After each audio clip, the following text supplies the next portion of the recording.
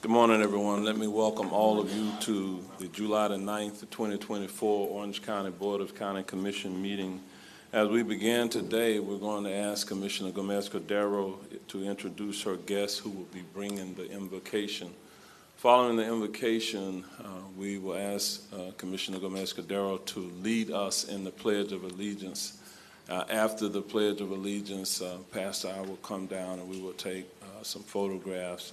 And following that, we will have several presentations that will be made this morning. Dr. Jeff Williamson will read proclamations recognizing Smart Irrigation Month and Lakes Appreciation Month, followed by presentations for the 40 Under 40 Award. One of our county employees was recognized recently with that. And then the National Association of Counties has presented numerous recognitions for Orange County's vast array of services that we offer, and we have one distinguished county department that will be recognized. And then we will hear a severe weather plan update. You all know that we've been experiencing greater than normal heat across the U.S., and certainly here within our community. And so for those who may be disproportionately exposed to heat exhaustion, we do have a plan of how we will take care of those within our community. And you're going to hear a brief update before we get into the formal part of our meeting after that. And with that, Commissioner Gomez-Cordero, you're recognized at this time. Thank you, Mayor. Good morning, everyone. Buenos días a todos. Today we have the honor to, with his presence, Reverend Anthony Suarez. Reverend Anthony Suarez is the president of Suarez Law Group and Legal Services Clinic of the Hispanic and Latinos community.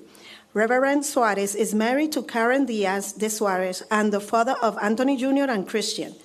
He received the calling to serve God and share the love of God with everyone.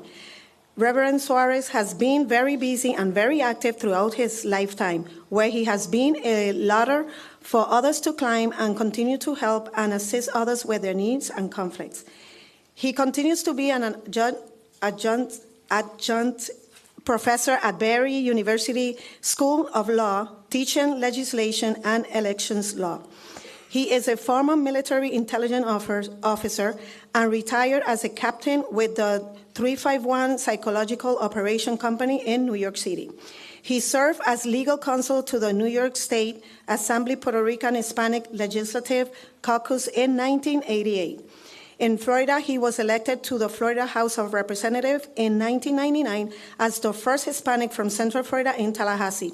Reverend Suarez served 2 terms with the Judicial Nominating Commission for the 18th Judicial District. Reverend Anthony Suarez has dedicated his life to serve. He currently leverages his extensive experience as staff minister at the Greater Orlando Center of Spiritual Living.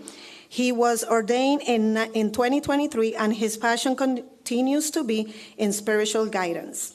Reverend Suarez fosters spiritual growth within the community through his outreach ministry role.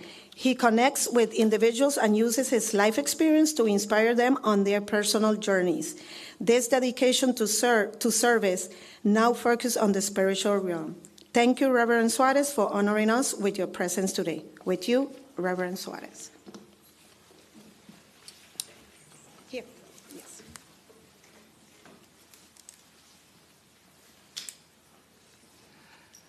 First of all, I'd like to thank you to all the commissioners and Mayor Demings.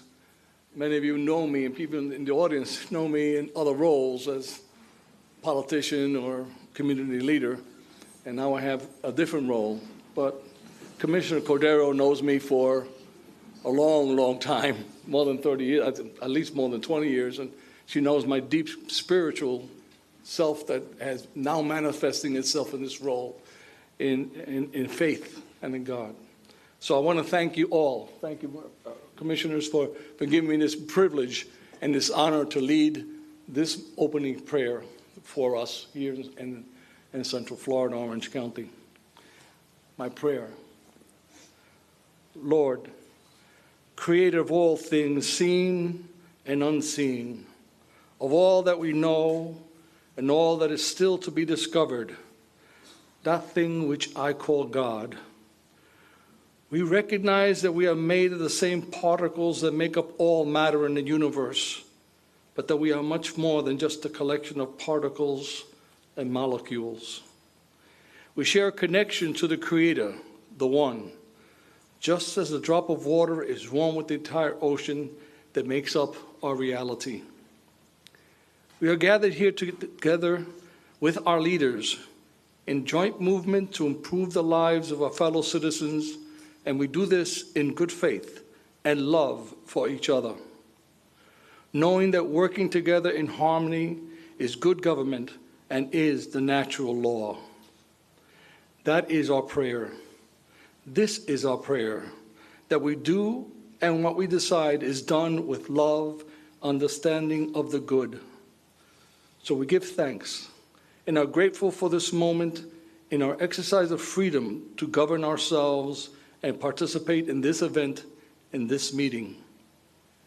We speak these words knowing that what we say can and will manifest itself in our work. That is what we say we hold true in our minds.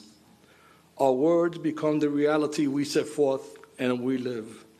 And this we can all say, amen, and so it is. Thank you. I pledge allegiance to the flag of the United States of America and to the republic for which it stands, one nation, under God, indivisible, with liberty and justice for all.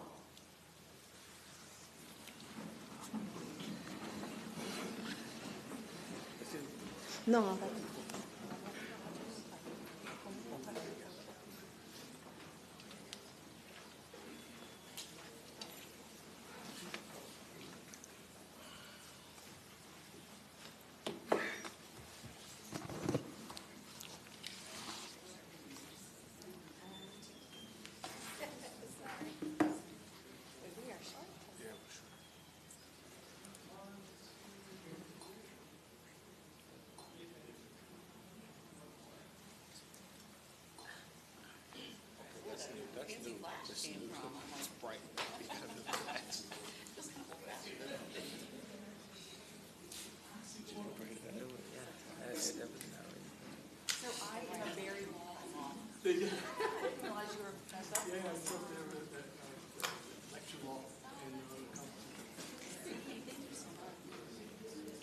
All right, thank you, Commissioner, and thank you, Reverend Suarez.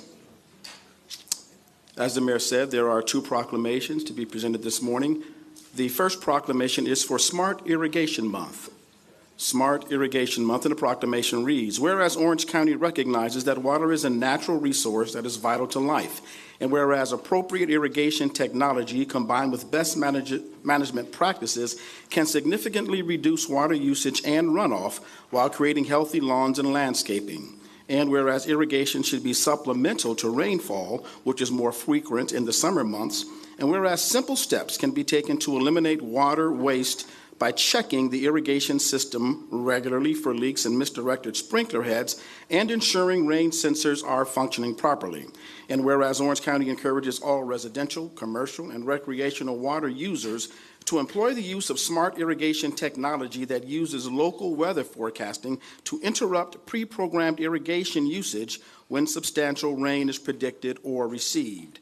Now, therefore, Jerry L. Demings, by virtue of the authority vested in him as Orange County Mayor, does hereby proclaim the month of July as Smart Irrigation Month in Orange County, Florida, to increase the awareness of the value of water use efficiency and encourage residents and businesses to adopt smart irrigation practices to further improve water usage. Done and ordered this 9th day of July, 2024, signed by the mayor and all 6 members of the Board of County Commissioners. Receiving the proclamation is Matt Blowers. Matt Blowers is the Environmental Programs Administrator for the Orange County Utilities Department. Mr. Blowers. Good morning, Mayor Demings, Commissioners, County Administrator Brooks. As he said, my name is Matt Blowers, and I lead the conservation section at Orange County Utilities. Thank you for the opportunity this morning to highlight the importance of smart irrigation technology. We know that more than half of all our potable water is used in Orange County to irrigate landscaping. The growth and progress in Central Florida require the diligent water resources management to support our community. Improving the efficiency of our water usage standards and how we use it, it's the most economical and effective solution to ensure the long-term sustainability of this invaluable resource. With the support of this board, Orange County Utilities continues to be a leader in water conservation. In 2009, we began a long-term study in partnership with the University of Florida to determine the real-world savings of smart irrigation technology.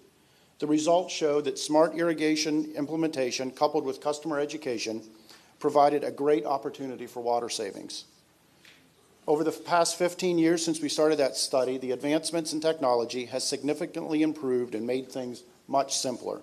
A smart irrigation timer can now be easily programmed and controlled from your smartphone, which everybody has one in their pocket. It makes it much more accessible and easy for the average customer to be able to keep track of their phone.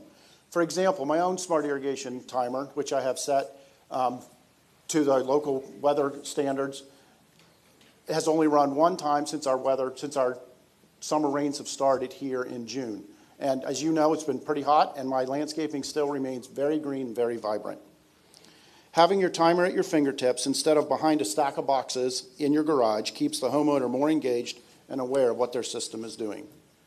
Orange County Utilities has a robust residential smart irrigation retrofit and education program, which we call the WaterWise Neighbor Program. Thousands of customers have been able to participate in that program. I'm pleased to say that this summer we awarded 2 cost-share grants that are going to allow us to extend that program to our commercial customers as well. Thank you for your continued support and the chance to highlight smart irrigation today.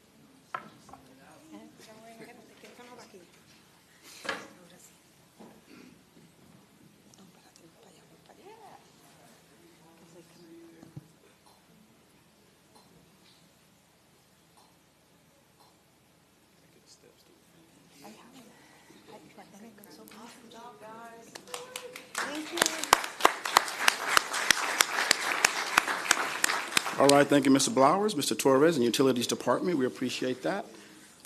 Our second and final proclamation is for Lake Appreciation Month. Lake Appreciation Month, and the proclamation reads, whereas Orange County has over 600 named lakes that provide a wide range of recreational opportunities for residents and visitors, and whereas clean and flourishing lakes offer countless benefits, including drinking water, outdoor activity, scenic beauty, and habitats for wildlife, and whereas Orange County participates in the volunteer lake monitoring program, Florida Lake Watch, which provides residents with hands-on participation in managing Florida lakes, estuaries, rivers, and springs through monthly monitoring activities. And whereas Orange County government continues to lead by example in conserving, protecting, and enhancing the environment for current and future generations. And whereas it is the desire of the Orange County Board of County Commissioners to recognize the many important cultural, financial, recreational, and ecological benefits related to clean and healthy lakes in Orange County. Now, therefore, Jerry L. Demings, by virtue of the authority vested in him as Orange County Mayor, does hereby proclaim the month of July 2024 as Lakes Appreciation Month in Orange County, Florida, and encourage all residents to visit and enjoy the many lakes in our great county. Done and ordered this 9th day of July 2024, signed by the Mayor and all 6 members of the Board of County Commissioners. Receiving this proclamation is Renee Parker. She is the manager of the Orange County Environmental Protection Division. Renee.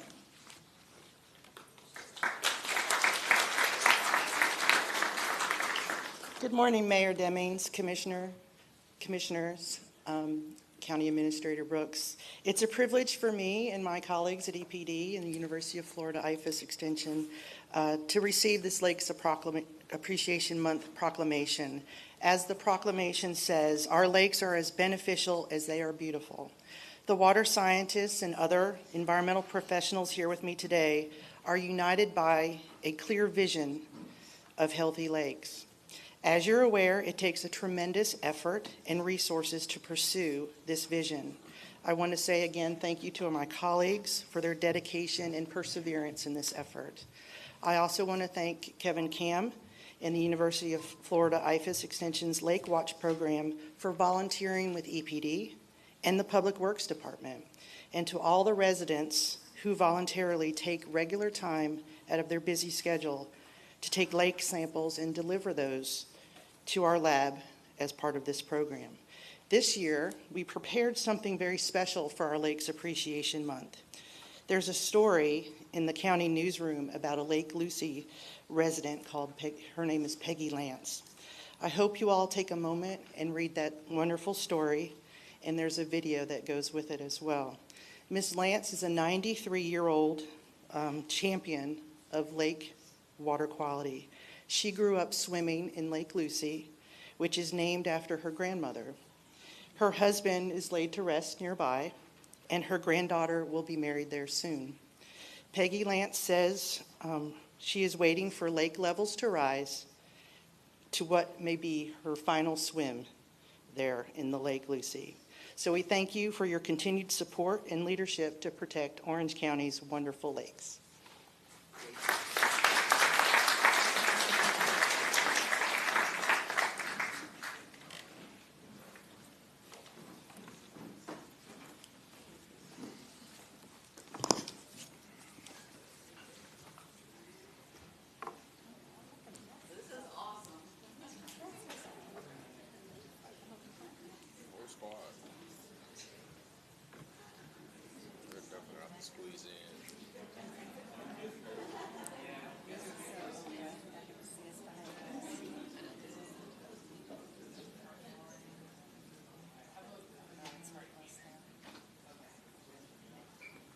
All right, squeeze in, everyone. Squeeze in, everyone.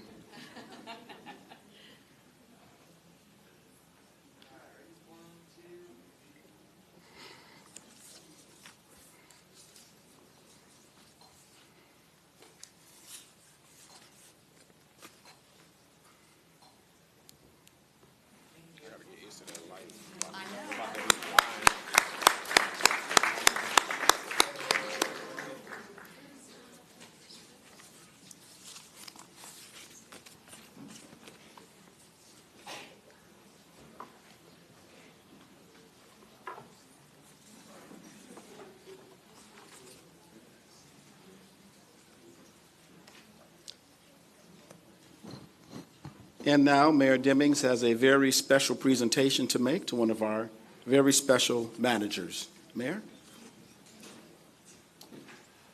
All right. We're here to recognize one of our employees. Orlando Business Journal each year recognizes 40 under 40 individuals, and they present an award. And this year, from our county, we have Carrie Black, our Chief Sustainability and Resilience Officer.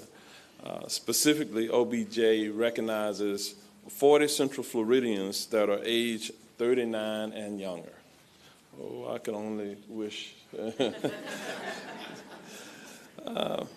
These individuals are successful in playing key roles shaping our community within Orange, Seminole, Osceola, Lake Volusia, or Brevard counties.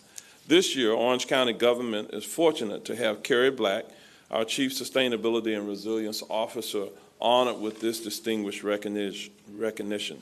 Carrie joined our team in September of 2022 and hit the ground running. Carrie worked collaboratively to lead our countywide efforts surrounding sustainability and resiliency. We are grateful to have a team member of this caliber working in our service to this community. The Orlando Business Journal recently presented this award to Carrie Black, and we wanted to take the time to officially recognize her today.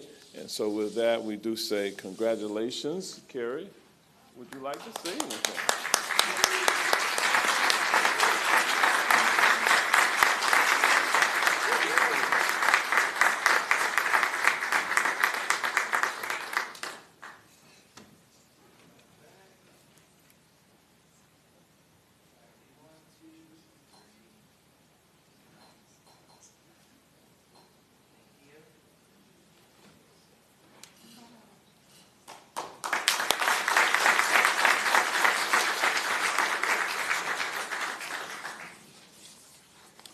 thank you very much, Mayor, and congratulations, Carrie. Much deserved award. And now Jane Wattrell, Orange County Communications Manager, will recognize recently received Orange County NACO awards. Jane. Thank you, Jeff. Mayor Demings and Commissioners, it is my honor and privilege to bring your attention to some of our amazing public servants.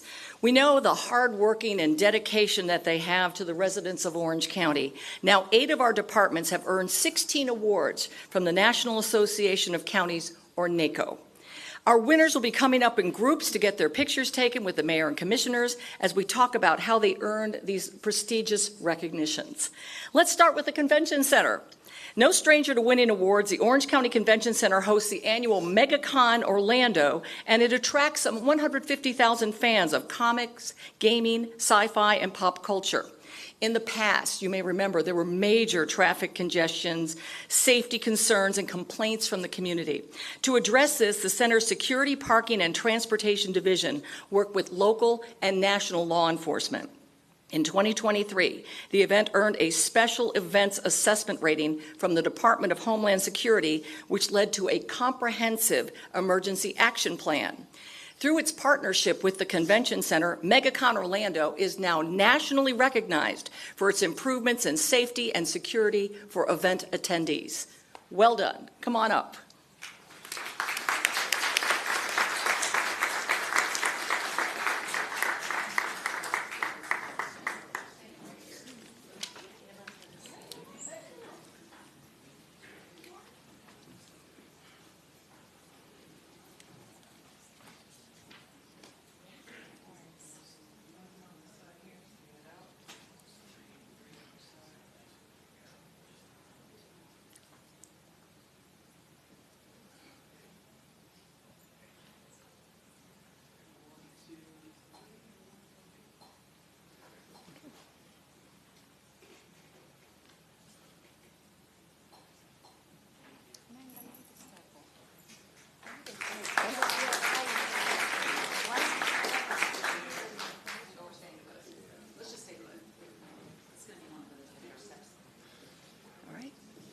Thank you. All right, next up is our communications team. In response to the challenge of low unemployment rates, businesses along the International Drive tourism corridor sought solutions to address worker shortages and enhance recruitment and retention. The iDrive Community Redevelopment Area Advisory Group recognized a need among employees to improve their English language skills. As a result, they proposed language classes to support workforce development. After a successful pilot program, our communications team developed a comprehensive strategy to get buy-in from hospitality leaders. The program has now been expanded so more workers can learn English and improve their employability and their interactions with guests. Congratulations, team.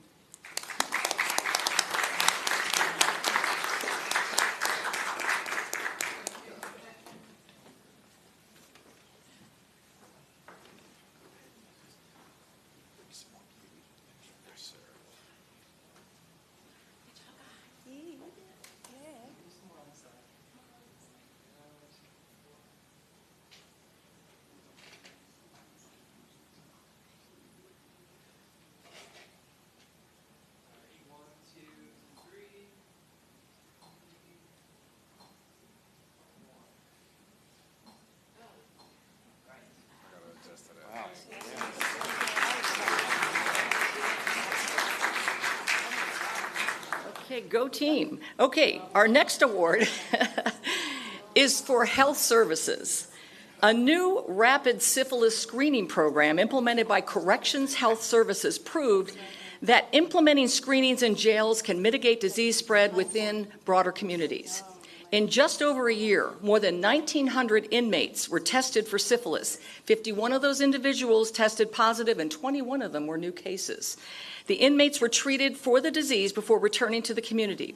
The program was a collaboration between the county, the National Association of County and City Health Officials, Hope and Help, the Florida Department of Health, and the CDC. Well done. Good. All right. Dr. Pino in here? Okay. All right.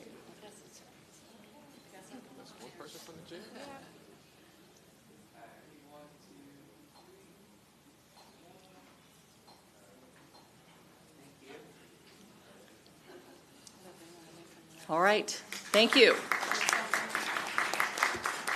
Our next award is for our very robust Utilities Department. Orange County Utilities was recognized by NACO for its commitment to finding innovative solutions to sustainable operations. The department used an existing retention pond at its Southern Regional Water Supply Facility to create the largest floating solar array in the southeastern United States. This array reduces operational costs at a high energy consumption facility, and it provides an example of the benefits of floating solar arrays for the public and other utilities. Congratulations.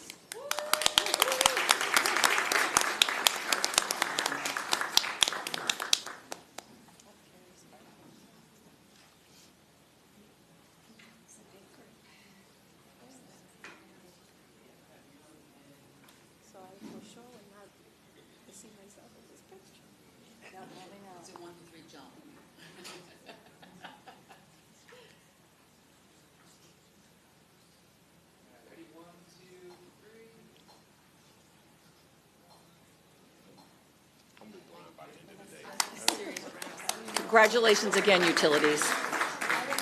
Out this way. Go exit the, yeah. Exit to your left, ladies and gentlemen. To your left, thank you. All right. Next up, I'm going to be introducing the departments that won 2 awards each, starting with the Planning, Environmental, and Development Services Department, or PEDS. Their first NACO award was for the Customer First Initiative and Team 400 program. Since its formation, the Customer First Initiative has catalyzed technology investments and launched the development of employee training programs. PEDS also established an annual Team 400 employee conference, and it set clear expectations for communication and collaboration with their customers. Congratulations.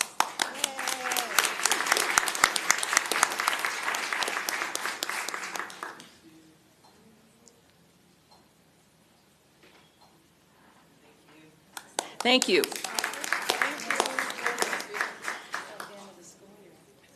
PEDS will also be getting another award for Orange County Development Services' highly successful and unique civic education and public information program.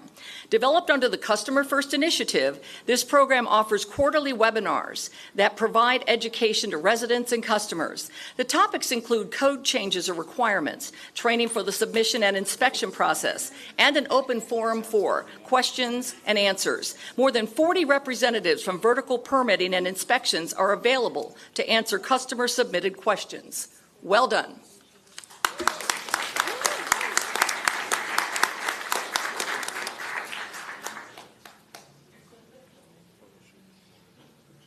One more person we're waiting for? All right.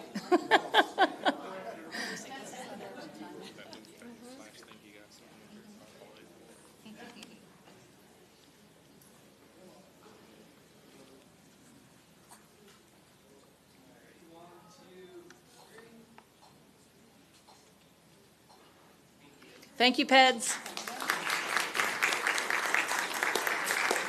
Also with 2 awards that'll be coming up in just a moment, Orange County Fire Rescue. First, the Construction Inspection Program, which was expanded after the Florida Fire Prevention Code required fire inspections in all existing buildings. This meant Orange County Fire Rescue needed to inspect more than 20,000 county buildings. To comply, the program's process was switched from a request for inspections to a schedule-based approach, which will reach all 20,000 buildings over a 3-year period. In the first few months, inspections significantly increased, along with the revenue that covers the program's costs. Congrats.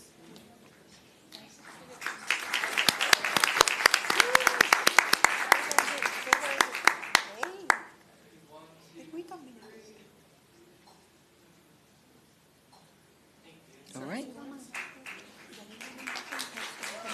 The second NACO award for Orange County Fire Rescue is about its response to a concerning trend of suicides within fire protection. 3 years ago, the behavioral health program was expanded to promote mental wellness. Initially, the program consisted of a single chaplain-led critical incident stress management team. It has now grown to 50-plus members, and it serves personnel and their families. Services include therapy dogs and an internal hotline that never closes. The team had more than 600 interactions in 2023, compared to about 30 just 3 years ago. The behavioral health program makes Orange County Fire Rescue a leader in supporting mental wellness in fire service. Well done.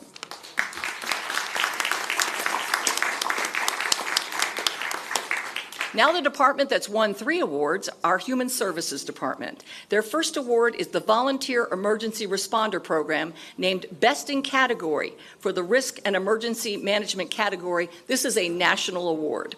This winning program creates opportunities for non-essential Orange County employees to gain certification in emergency roles, as well as the opportunity to train, prepare, and deploy during emergency activations. The team developed a staffing database of trained personnel to work alongside the Red Cross. More than 1,000 county staff have been trained and certified, which allows the county to better plan emergency responses and to implement robust preparedness measures. Congratulations to Karen Ross and team.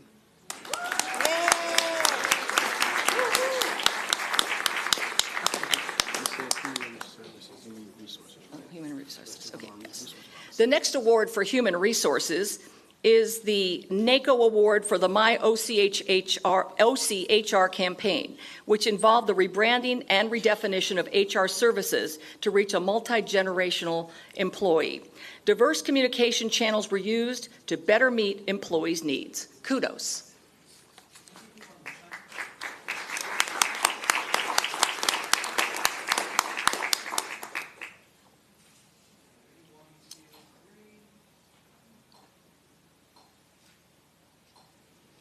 All right, the third award for human resources goes to the recruitment team for a mass interview method for entry-level jobs. This streamlined mass interview model was developed to optimize the screening process, allowing a wider pool of candidates to be included in an efficient manner. The mass interview model targeted customer service field representative positions in the utilities solid waste division. Well done. Keep going.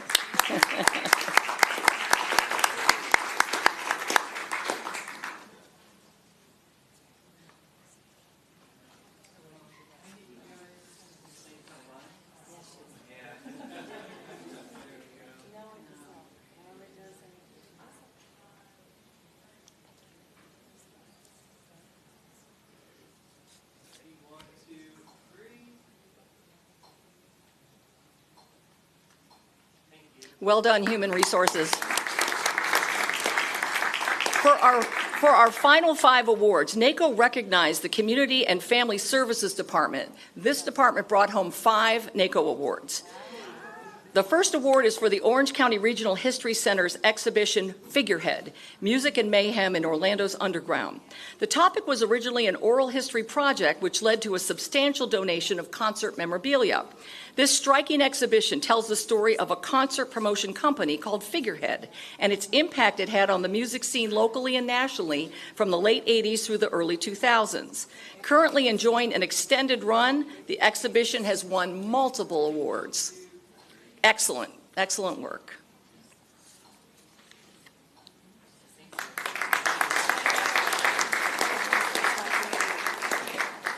The next award is for a program through Orange County's partnership with US IFAS called Strengthening Your Facilitation Skills. This program encourages better communication and efficiency in meetings through enhanced skills. It has demonstrated significant improvements in participants' knowledge, aspirations, and attitudes, and it established a new standard for professional development in the region. Congrats.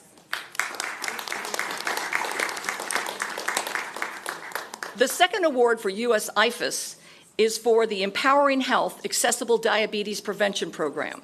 To combat the rising prevalence of prediabetes and type 2 diabetes, this program leverages evidence-based strategies that align with CDC guidelines. It's a free program that offers accessible lifestyle changes to residents and has achieved success in improving health outcomes and reducing healthcare costs.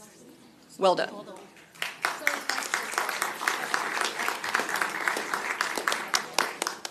Our next award is for something I know all of our commissioners are very familiar about, the Multicultural Center.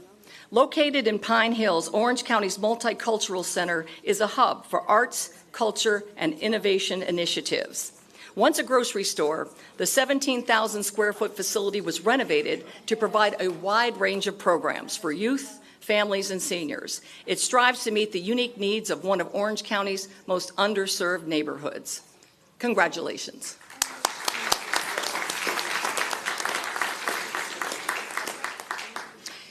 And finally, our last NACO award is for Parks and Recreation, who partnered with GIS. After hosting virtual meetings in 2020, GIS partnered with Parks Management to create a virtual tour with Parks properties. The goal was to apply virtual meeting room technology with enhanced GIS mapping and 360-degree photography. To celebrate the 100th anniversary of Orange County Parks and the Fort Christmas Historical Parks replica fort, that was the first featured site. So now there is a virtual tour, which includes the fort's museum and historic buildings. It's now accessible for exploring from anywhere in the world. Congratulations, Parks and GIS.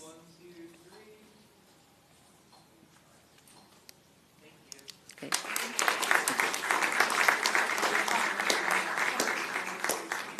So we want to congratulate all the recipients honored for their life-saving, life-changing, and life-affirming programs. Thank you for your dedication to serving our residents through innovation, collaboration, and inclusion. Mayor Demings and Commissioners, I turn the meeting back to you.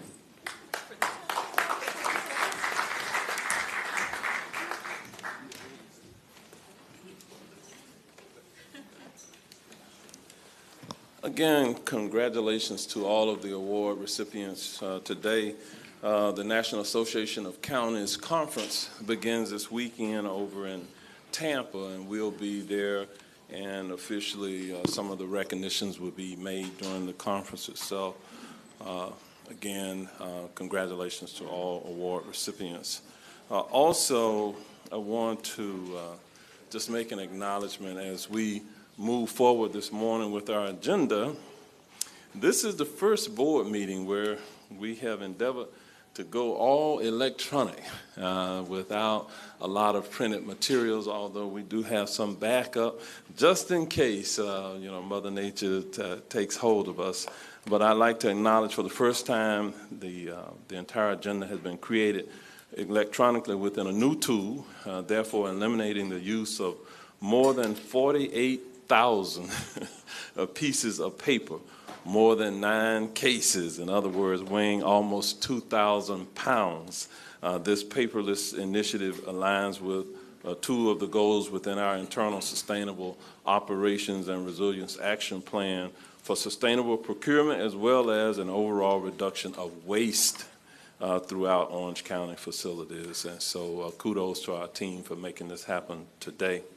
Also, I do want to recognize Orlando City Commissioner from District 6, Commissioner Bakari Burns, has joined us here today.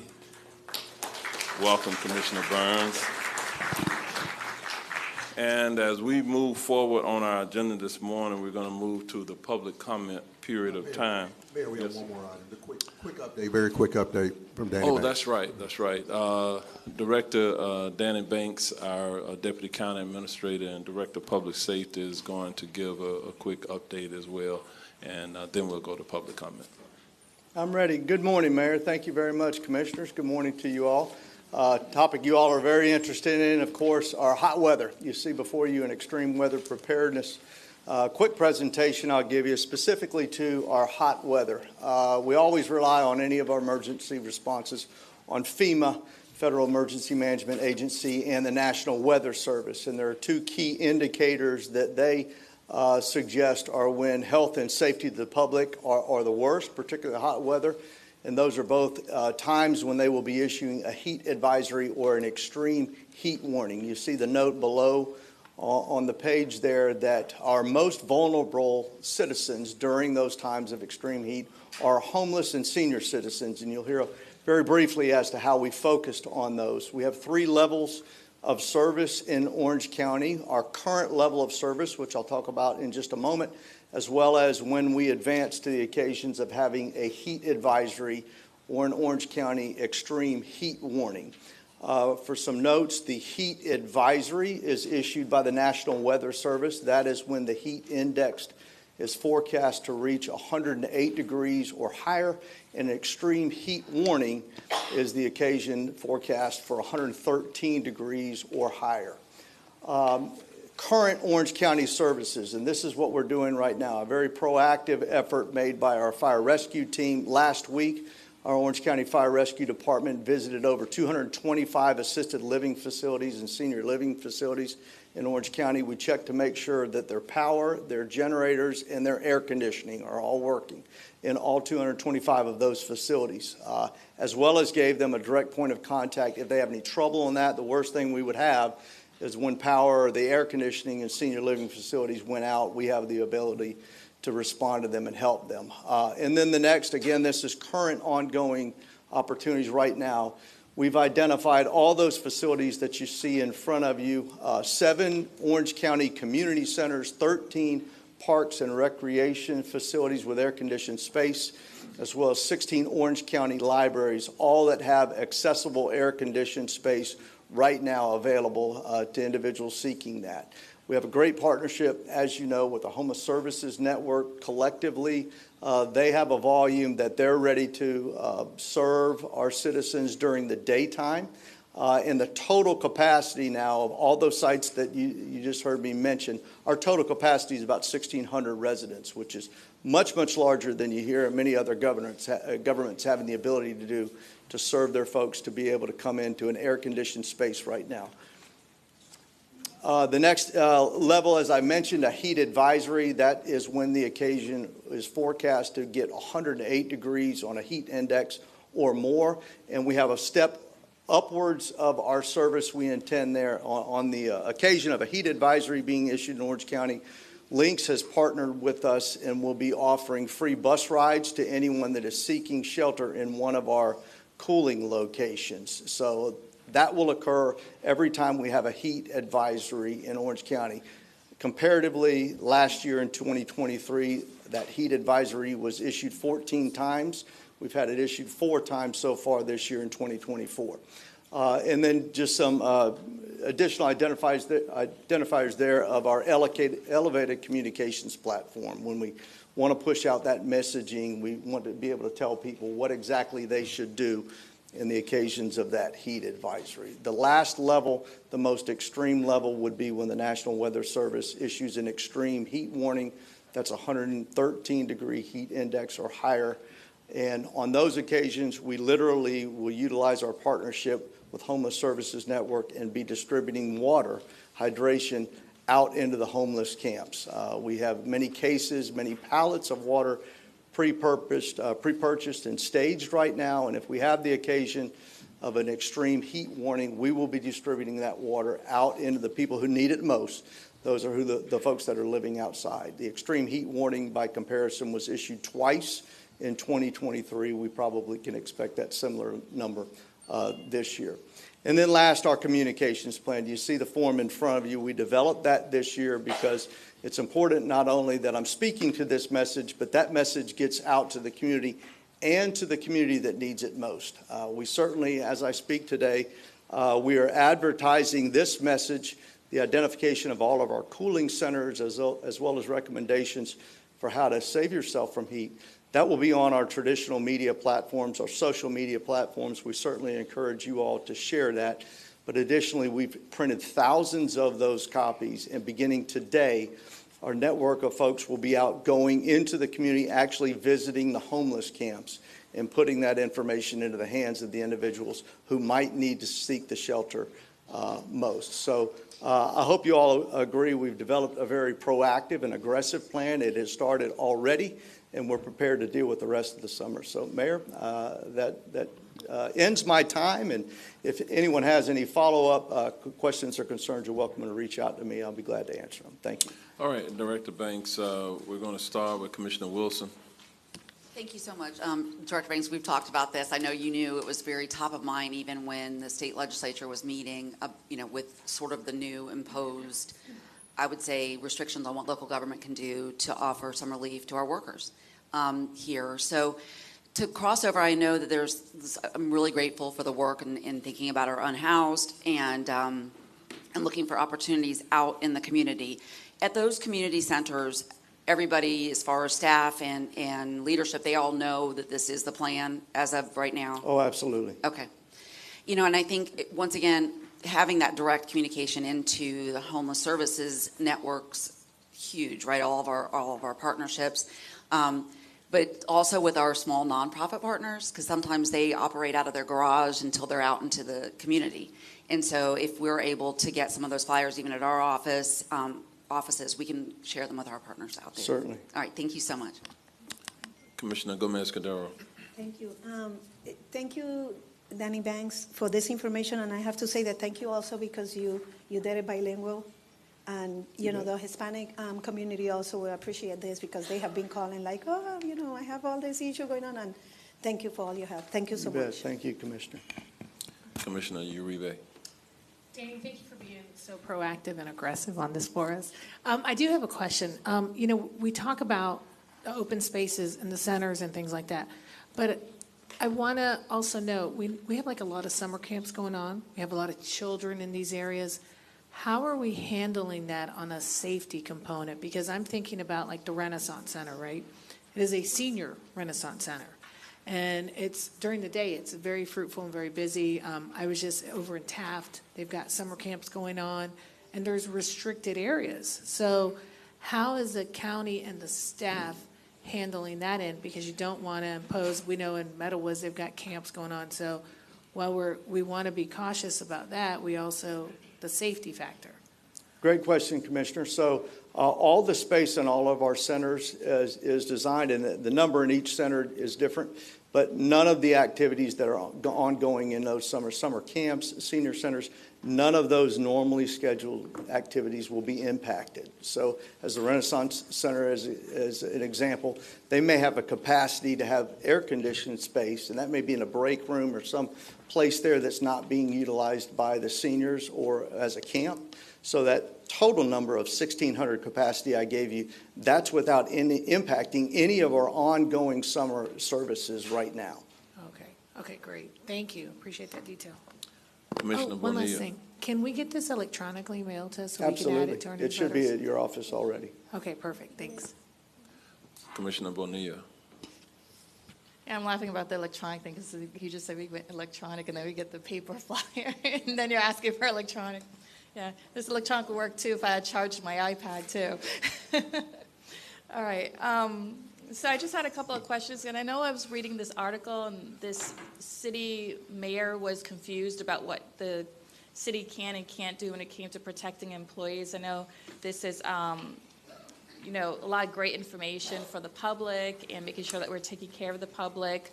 And I know we do a lot to take care of our employees. I just want to ask, is there any confusion with the state legislation in what we can and can't do, and what has changed, if anything, at the county, and what are we doing at the county to protect our employees and our contractors as well who work for us and do work for us? I'm not sure I understood your question. I got it, Danielle. So with respect to our employees, we have always been very aggressive about reminding them about the weather, shifting work hours when appropriate, but constantly putting their health, their welfare first and foremost. The contractors, that's the issue that the state legislature addressed. So we can't require them through our contracts. We can't require them to do those things. We hope they are being good stewards of their workplace, but we don't have that ability to require our contractors to do the things that, like, give breaks and water bottles. Again, we don't know. We aren't saying they aren't doing it. We just can't require it. But our employees, we are pushing that message out. We're ensuring we have water, put out extra water places, spaces, and so forth. Okay, so now I see where there's a little bit more confusion, because most of our work is done by contractors. Like most of the outside work, we contracted, for road jobs and different things like that. So, but we have no control over what they do. And I guess it's a legal question. I don't know if you know the answer. I mean, aren't there OSHA regulations, though, to protect employees? And yes, in fact, because of some of this activity around, we understand that the federal government is and may have recently, Kelly, I think they may have either be considering a new bill or recently passed a new bill to give more instructions and a little more direction with respect to the OSHA, because in Florida, they made reference to OSHA guidelines already being in place. So I understand the federal government is taking a look at either strengthening, they may have already passed it. I'll check with Kelly Teague and get that answer if they've already passed it or it's a pending legislation. All right, great, thank you. Commissioner Scott. Thank you, Mayor. Good morning. Director Banks, how you doing? Great, thank you. Good morning. Appreciate everything that you've done. You've seen in the news certain municipalities and county governments across the country appoint individuals to do heat work or heat officers. And so I guess right now for us, you're the special agent in charge of heat.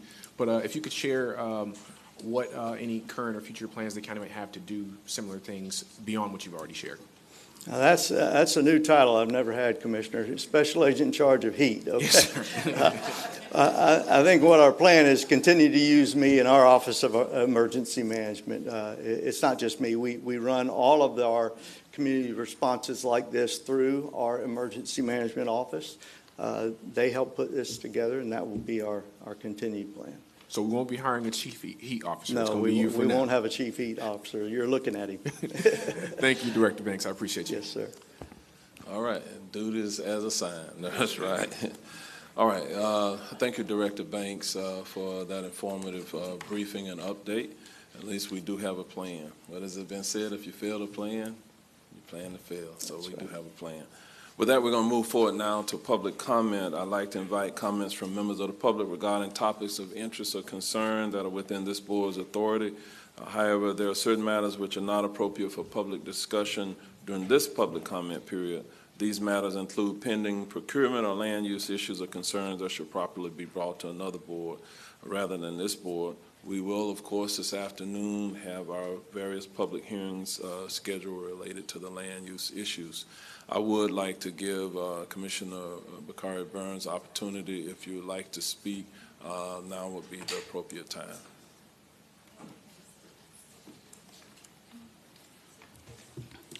Well, good morning, Mayor, Commissioners. And Commissioner, normally we give 2 to 3 minutes for public speaking, but I'll give deference to you. Long as it's Thank you very much. Unless you're good. All right, I appreciate it. Well, again, good morning, Mayor, Commissioners, Administrator Brooks, as well as Comptroller Diamond. I'd like to say first, thank you for all that you do for the residents of our great county. And as we grapple with, and excuse me, I haven't spoke on this side of the dais in a while, so excuse me. But as we grapple with the housing and homelessness crisis in our region, first I'd like to just applaud you all for the investments that you all have made, the establishment of the Affordable Housing Trust, and the key investment of the $10 million a year, because it's those types of investments that, while we are dealing with this huge issue, that will continue to move us forward. And as a city commissioner, I'm proud to have a partner in the county commission. Again, while I serve as city commissioner, I come before you today as the president and CEO of the Healthcare Center for the Homeless, where we do business as Orange Blossom Family Health, providing medical, dental, mental health, substance use disorder, case management, and pharmacy services to people experiencing homelessness who are uninsured or underinsured. So I'm coming to speak in support this morning of item C15, 24-593, permanent supportive housing contract with the Homeless Services Network. Also item C16, 24-594, the rapid rehousing program contract with the Homeless Services Network. And as I stand here, I reflect back on 2015, when our region embraced the Housing First model, which is a permanent supportive housing model designed to address homelessness and moving chronically homeless individuals directly from the streets into housing and surrounding them with support services, more focused at intensive case management as well as peer support. And during this time, our region, it was led by Orange County and the city of Orlando. And as we embarked on this Housing First project, We did that to demonstrate the effectiveness of the permanent supportive housing approach. And the key to this permanent supportive housing approach is the supportive services, the intensive case management, and the peer support. While the housing vouchers were provided by HUD, Advent Health and Florida Hospital at that time stepped up and committed $6 million over 3 years for the supportive services to support this Housing First project. At the end of those 3 years, that pilot project proven to be effective, resulting in a 96% housing retention rate, meaning that 96% of the individuals that entered in the Housing First program remained housed for more than a year. Following that 3-year pilot program, Orange County stepped up and began funding the supportive services. And I would like to, proud to announce that currently, over the last 6 years, there's about a 90% housing retention rate for those individuals in that Housing First model. So there are roughly 196 chronically homeless individuals who've exited homelessness and rely on this program for continued support. So again, I ask you to continually support this investment that you've made to ensure that these individuals remain housed and continue to remain their quality of life to improve. The second contract that I'd like to speak in support of is the Rapid Rehousing Program funded by the county. And this is another effective initiative that allows families to exit homelessness faster because of the rental assistance and supportive services.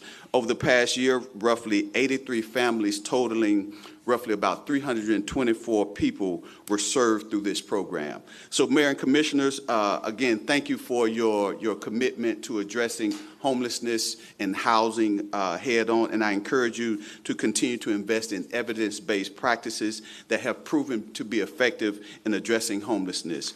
And also to note, I'd just like to mention that your investment allows the Homeless Services Network, our local continuum of care, to draw down roughly about $15 million annually of federal funds. So your investment, your continued investment is key to us being able to leverage these federal funds. And also I'd just like to give a shout out to the Homeless Services Network, Martha R. I'm sure she may be in the audience, but they, in 2022, they were recognized as having the highest national application for a continuum of care. So we're proud to have such dedicated, competent organizations providing these much needed services. Thank you very much for your time.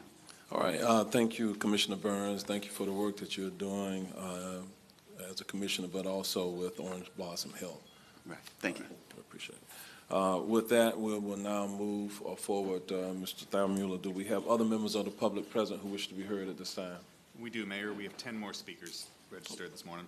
Okay. All right. So we're going to give each one of those speakers a couple of minutes to speak. All right, folks. When I call your name, please approach the podium. Start with your name and address for the record, and you'll have 2 minutes. Our first speaker is going to be Rebecca Leninger.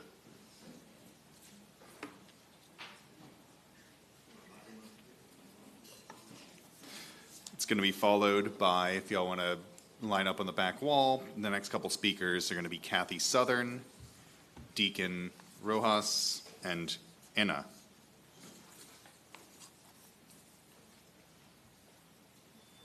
Okay, Ms. Leninger, you're recognized at this time. Good morning. My name is Rebecca Leininger, 200 Whittier Circle, Orlando 32806, just down the street, easiest commute of the morning. Good morning, Mr. Mayor, Commissioners.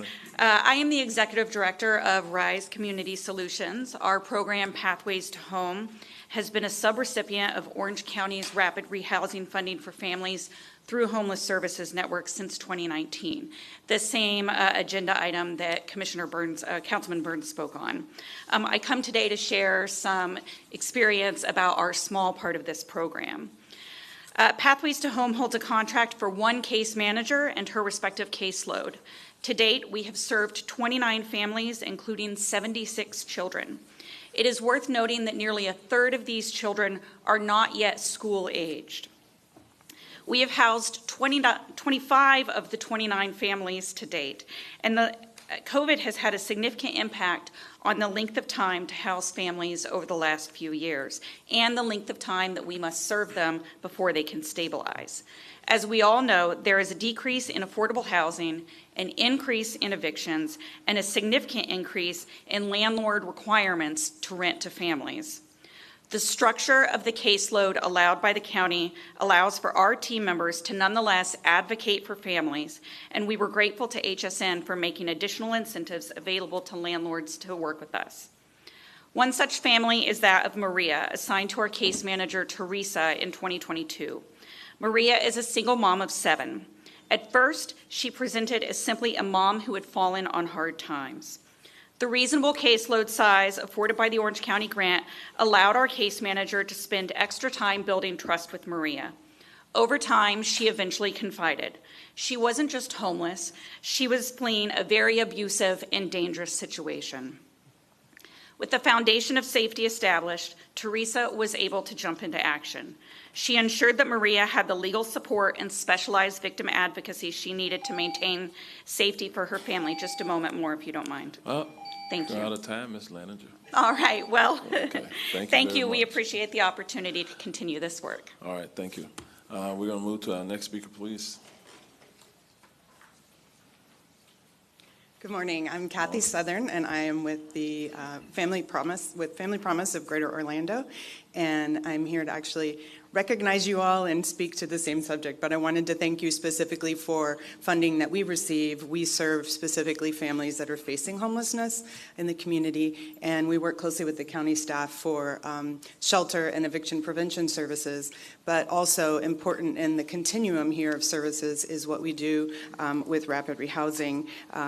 And I wanted to make sure that you knew this funding allows us to serve roughly 60 to 70 families annually, and we've been doing that for 9 years. It's a great investment because we have over 86% success rate, as well as over 90% are remaining housed for at least 2 years.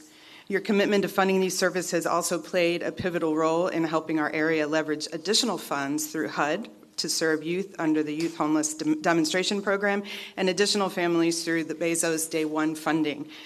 Your investment has helped contribute to over $10 million additional dollars, specifically that have helped us expand those rapid rehousing services.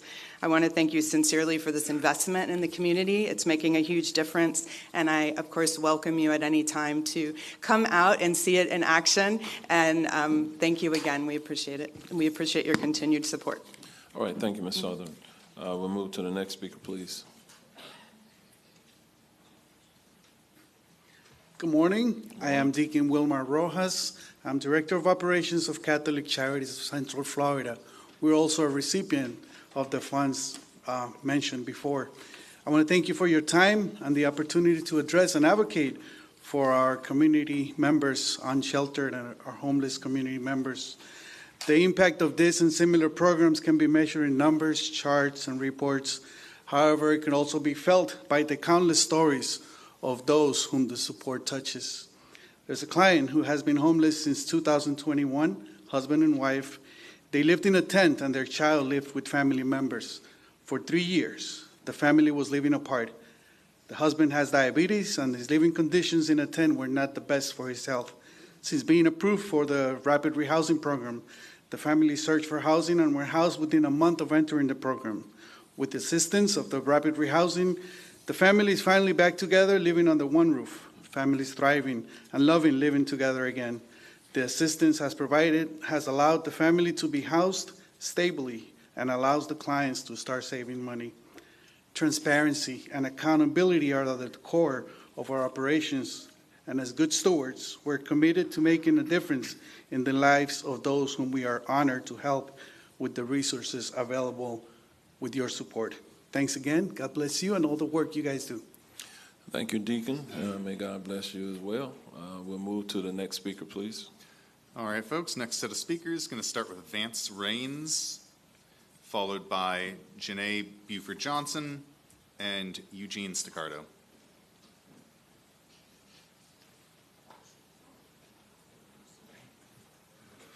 Good morning. Good morning. My name is Vance Raines. I live at 1201 Hardman Drive in Orlando. I'm here to speak again, along with others who have spoken, regarding the permanent supportive housing and rapid rehousing funding received through the county via the Homeless Services Network. When a person experiences homelessness, one of the first places they usually turn is a place of worship, like mine. Unfortunately, in most cases, we lack both the resources and expertise to offer the help they need so much.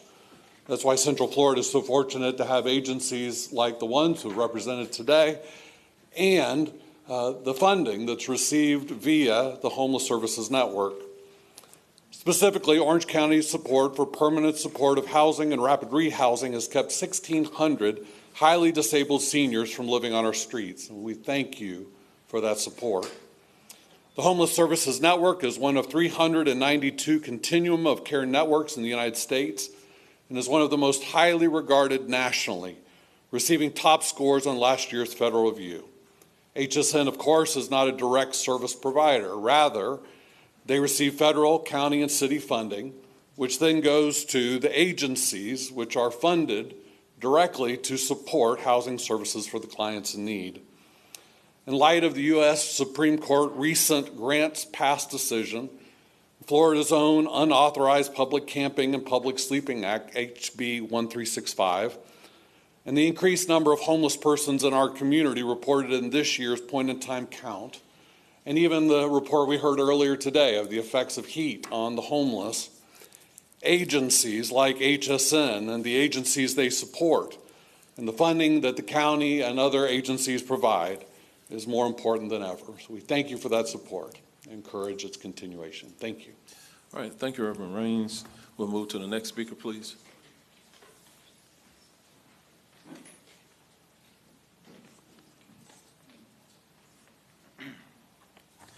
Good morning. I'm representing myself, not the CRC. I'm Eugene Staccato, 331 Roswell Avenue. I'm here again to advocate for the rural boundary amendment that we had passed back then, to unfortunately preempt it, and we are to be moved to the BCC. Thank you very much for addressing the rural section of that charter amendment and considering later this month. The second part of that Exhibit B is the annexation part, and that's a 1-2 punch type situation that will give you guys and the council in the future ability to implement Vision 2050 more effectively. So I'm hoping that we can continue moving forward on that. There is a fear out there that our legislature might do something if you guys do something. Well, I'm sure they're going to do something. So it better do it now than later, because they might take the right away from local authorities even more. So they have not hesitated, as you all well know, and they will continue doing that. So please, let's put it to the voters and allow us to vote on that Exhibit B of the rural boundary. Thank you. All right, thank you, Mr. Cotto. We'll move to the next speaker, please. Janae? Yep, you're up.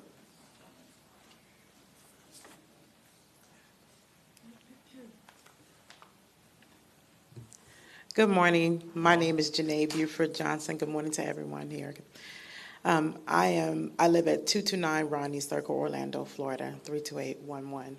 I am an Orla Vista resident, and I'm coming here today because of the Orange County Mitigation Program, which was the home rehabilitation program, and all the red tape that goes along with that. I was on the listing. I was actually the first person in our area to sign up for it, and I've got several other people to sign up for it as well. And all of us have had issues to where the funding didn't come through, or there's some other, we don't have a person to work on the home, or there's something going on. And at this point, even Maricel, who was my neighbor across the street at 234, her home, she still lives in her shed. And at this point, she's about to have another surgery from having been in this hurricane and all these different things. But they were supposed to start on her home last year. And we're now at, it's been so many times that it's been going to happen, and it still hasn't happened. And I found another organization that's going to help her. But now that the other organization is going to fix her roof, Orange County has told her now that they're not going to work on anything for her until they fix it. And she has to start the process all over again. I want to know, and hopefully there can be something where we can cut out all these different red tapes and different things to truly help people who are in these situations to know for their own. If this is going to help, if they're going to do it instead of keep changing. As soon as we get to a certain point, you change the schematics once again, the paperwork or whatever. Her paperwork has been in place for over a year. Thank you. All right, thank you, Ms. Buford Johnson. I'm sure there's some other details that's relevant there. Ms. Carla Bell Johnson is one of our deputy county administrators right here on the front row.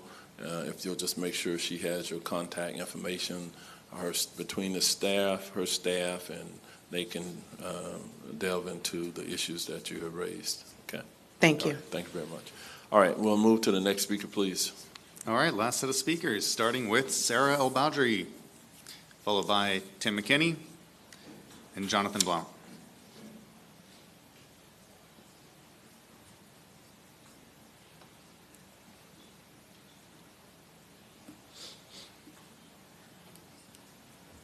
Good morning, Sarah El Badri, 617 North Magnolia Avenue.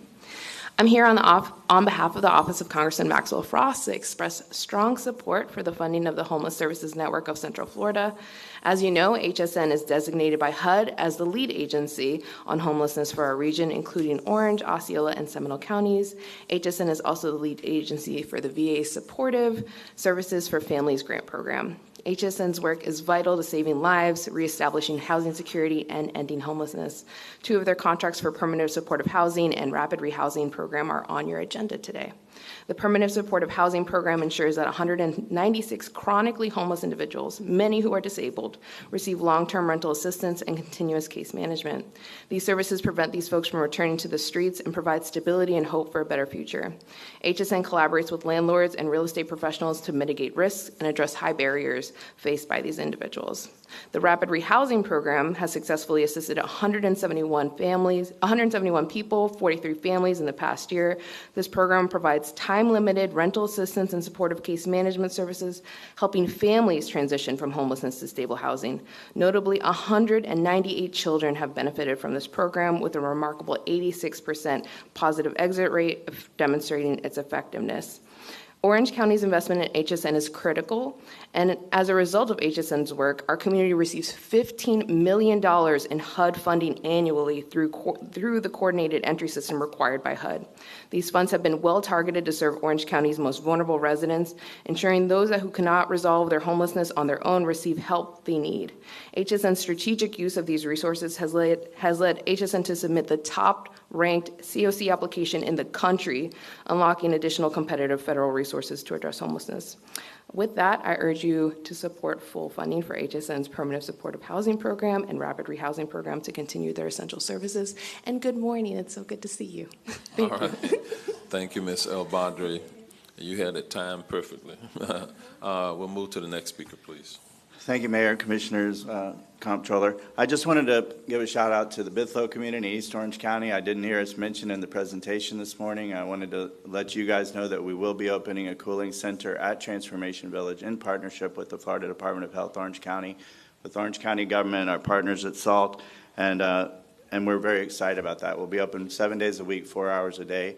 But this is hurricane season, and for the last 2 seasons, in spite of meeting with Mr. Banks, we still seem to open a center at Timber Creek High School, which last time I checked, there were no trailers and there were very few unsheltered homeless. So I plead with you to move back into the Bithlo Community Center, which we've historically used, which is perfect for our needs, and it's centrally located for our most unsheltered population with least likely access to transportation. Also, I'm excited that the cooling center is not the end of the game. It's just the beginning, because we'll be adding a full-time shower trailer. We'll be adding locker services. We'll be adding other things that will allow our unsheltered population to come out of the woods, to come to Transformation Village and be one step closer to our newly opened medically assisted treatment center to address substance use disorder and behavioral health issues, which the end game is to get people out of the woods, into treatment, and into housing, which we're excited that Orange County is going to partner with us on the housing component soon, I hope. I also want to give a shout out to the Homeless Services Network. I had the privilege of serving on the board for 6 years, most of those years as board treasurer. These are unsung heroes in our community that are in First United Methodist Church, not getting the accolades of those that are out on the street or in the news. And so I really encourage you to support the contract. Our COC is working. It's operating at a high level of efficiency, and I'm proud to serve on the Commission on Homelessness Board with you, Mayor, and also on the Managing Board with Carla Bell Johnson. We're doing a great job. Let's fund these contracts. Let HSN keep providing the great leadership that they've been doing. Thank you. All right, thank you, Mr. McKinney, for the work that Timothy you are McKinney, doing. 415 East Pine Street. Thank you for the work you're doing there in Bithlo. All right, next speaker, please.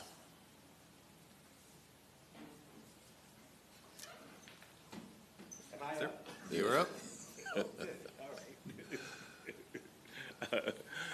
God bless you and good morning, Jonathan Blount. Mayor Demings, you know that I continue to praise you and all of the engagement that you have publicly.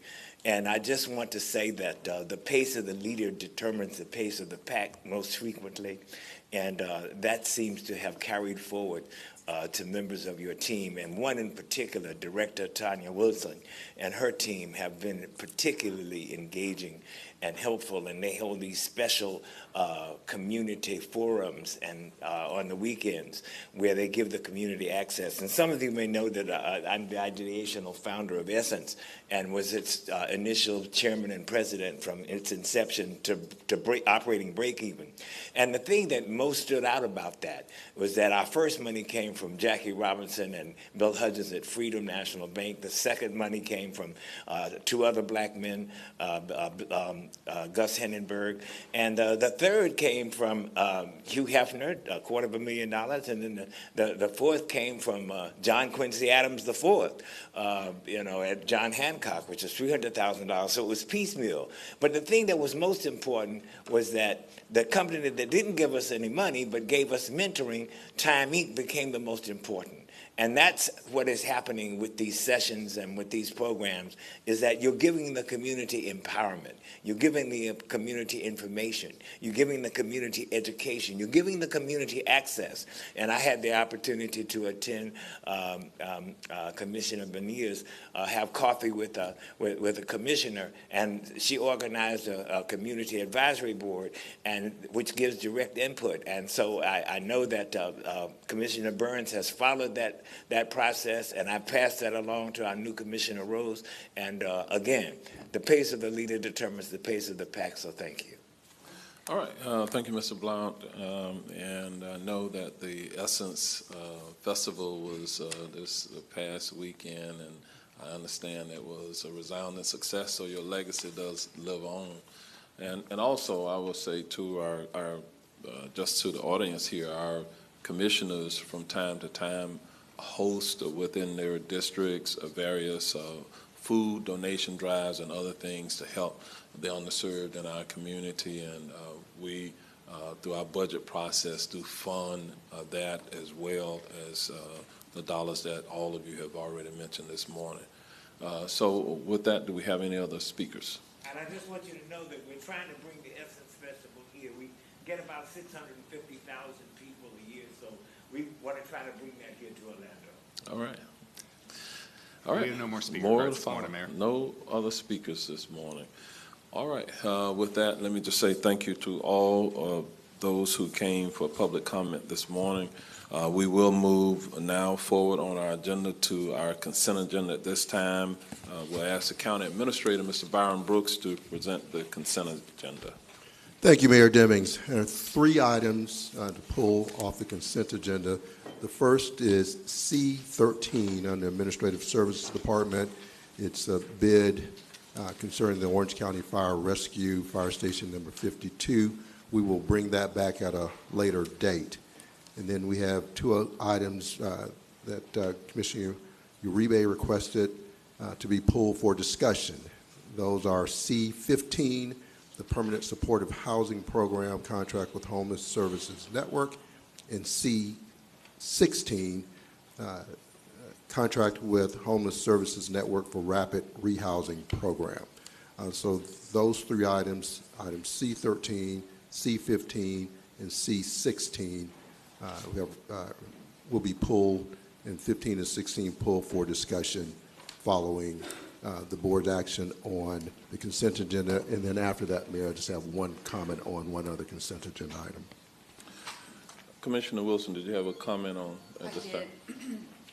I just want to express, first of all, the intent of, I think, going paperless, incredible. I'm very supportive of it. I think I even tried to do this my first year here when we came and learned we had an application for iLegislate.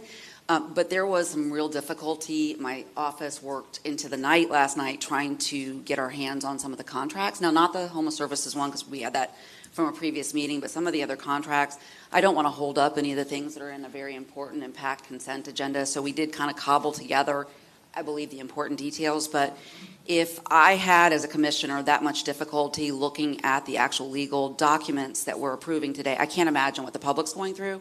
And I think we can do better. We can do better for our own review. We can do better for our transparency and accessibility for the public. It's something I was always really proud of for Orange County, was how much was available online and how much we could get to. It is not easy right now.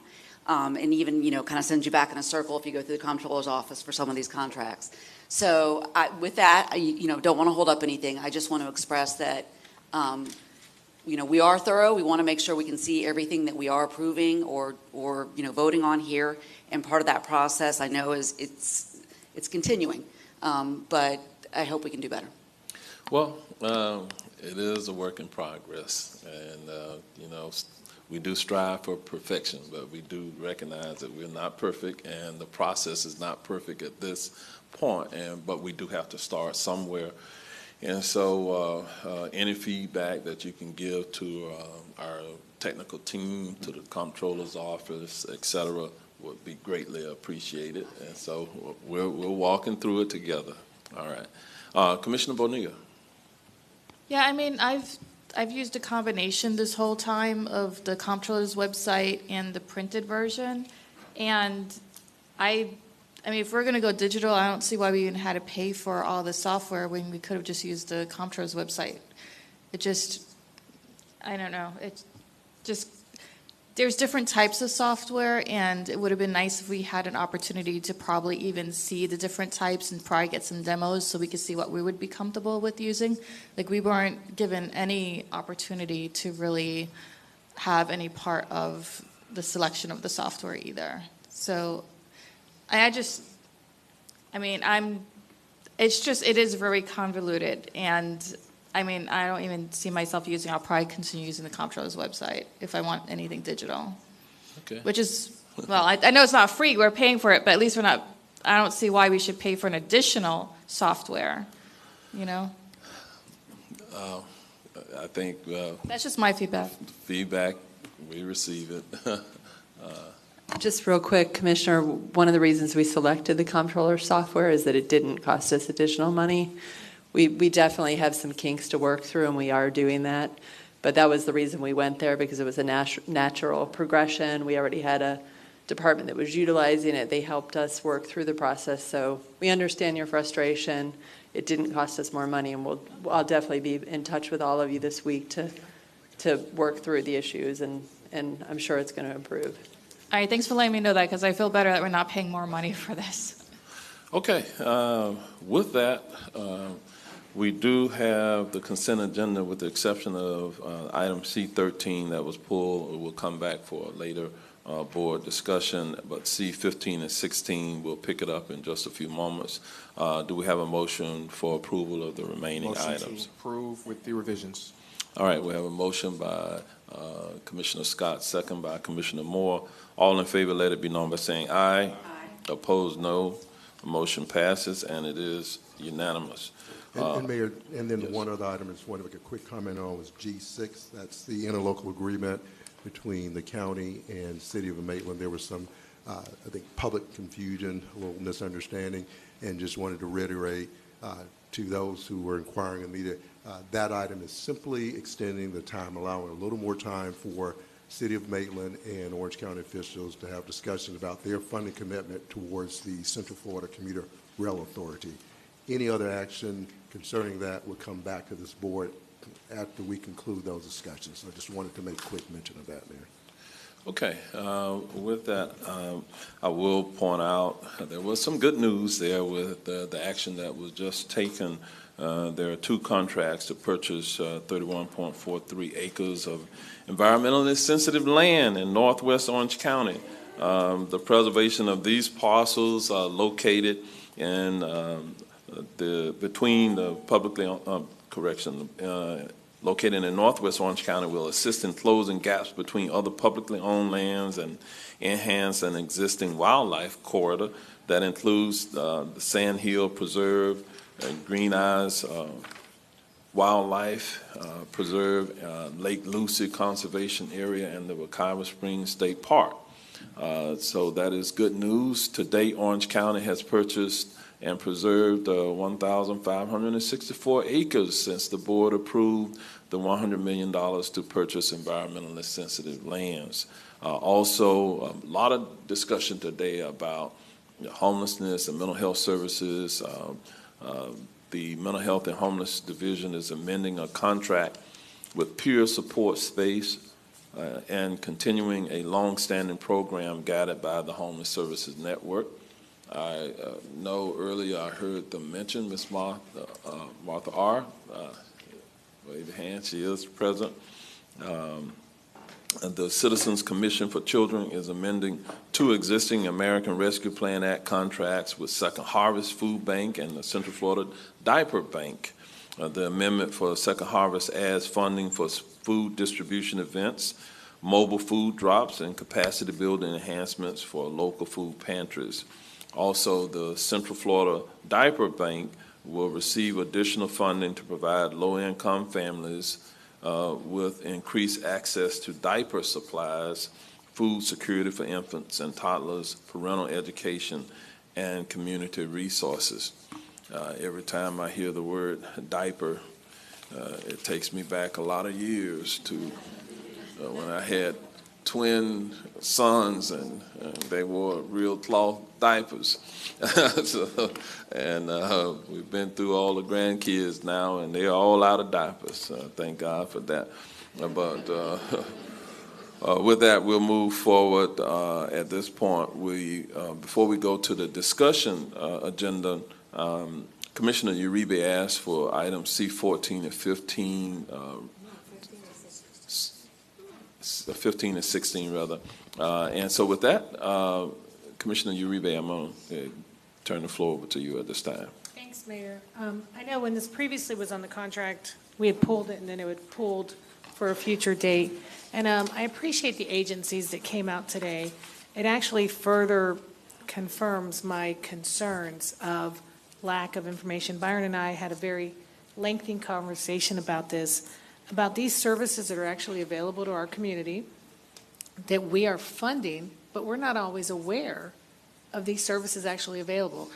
There was one, I believe it was C7, the mental health one that we are funding almost to the tune of $500,000, which I don't know if any of you guys know. It's an organization that actually, as long as you are not Baker Acted, can receive mental health services in an inpatient facility up to a week that we fund. And while I also appreciate all the agencies that came out today, I am concerned of the agencies that have reached out to me where I think this is more on the county who are part of the HSN window, like these folks that came that aren't being paid in a timely manner. And I know we discussed that too, because these agencies supply and agree to. And I do want to, we had our homeless update 2 weeks ago, I believe, or 3 weeks ago. And Martha R. came in, Isabel came up. And I have requested more immediate crisis information. And I know all of you've gotten those calls of, we're going to be evicted, we don't have anywhere to go, we're living in someone's couch. And we just recently had a woman who had a job at the airport, was living on a sofa, and was trying to get help, and we were able to get help to help her get into an apartment. She had a job, she just lacked on the credit. And there's an organization called Second Chances, I don't know if you all know about it, that actually help work with you if you can't get an apartment. And it goes back to the whole point is, one, these agencies need all the funding they can get. I think us as commissioners, we sit here and approve and fund all these incredible programs. And I'm just going to speak on my behalf. I don't always know all the programs and services that we offer. And I've been advocating for this for over a year, that we should know what we're directly funding so that when we meet people who need help, we can try to help them get that help. But lastly, I think it's very, very important that I know HSN is working on their response time. I end up sending people directly to an agency instead of HSN because they're not capable of handling them in a day. It's gotten a lot better, and I want to commend the improvement. But when I heard people tell me it took 2 weeks to get a call back, that's startling to me. Now it's a couple days, but it can get better, and I just want better. We do need the rapid rehousing, and all the agencies and all the work that you've done, great work. I know what Catholic Charities does. I know what a lot of them do, Salvation Army, Samaritan Village. But we also need to make sure the agencies get paid on a timely manner, and we need to have access and knowledge of who these agencies are. This is a significant amount of funding, and things are only going to get more difficult with the requirements that the state is putting and imposing on us. So I really think that we approve all these things, but we never have a real robust conversation. And we weren't able to have one yesterday because of technicalities with our sunshine. And I enjoy those. For quite a few who have come, we actually get to have a discussion as opposed to just say a comment and move on. We actually get to discuss, share our feelings, share our thoughts. And hopefully what we have done is looked at improvements from colleagues where Commissioner Scott has brought valid things to the table that we weren't always thinking, and we talk about it. Commissioner Bonilla, Commissioner Cordero, I know even Commissioner Wilson, and it's such a wonderful opportunity. And this, we know things are bad out there, and we know that things are getting, unfortunately, worse. And you know, even seeing Second Harvest here, I mean, they were with us when we gave out food 2 weeks ago, and the need is very real. What we're seeing firsthand is very real. To see people come up with strollers and putting their bags on the stroller, and multi-families living in a unit. And all I want to accomplish with this is an open dialogue of, one, making sure we are supporting our agencies that are getting funding through HSN, just like Tim. I think Tim left. McKinney, did Tim leave? Okay. Just like the Salvation Army, just like Samaritan Village, where these agencies waited months and months and months to be reimbursed the services they gave out. Secondly, that we have a little bit more open dialogue and knowledge of the agencies that are out there offering these services so that we can essentially work together. And how do we become most efficient in trying to help people? Because the calls are coming, the need is coming, and they're never just the same. It's a very gray situation. It's not black and white. We wish it was, hey, I have the money, find me a place, or hey, I need food, just give me food. The mental health aspect, and that one contract, I believe it was C7, to know even of these mental health services that are available right now that we're contributing to, I never even knew. And I've had calls where people, and I've had even desperate calls of people willing to go to the hospital or other things to get mental health help. And we know that we're working directly with the sheriff's office and how their program is working. But I mean, I've had extremes, and I don't know if Tracy's here, where a mother was willing to say her child was a runaway to be able to qualify to get help because her standards are existing. So what I'm attempting here is an opportunity for us to talk, an opportunity for us to become better, and an opportunity for us to stop working in silos. I feel like we are a silo. The agencies know each other to an extent and how they work together. But ultimately, making sure those agencies are getting funded timely so that they can keep maintaining and offering the services they do.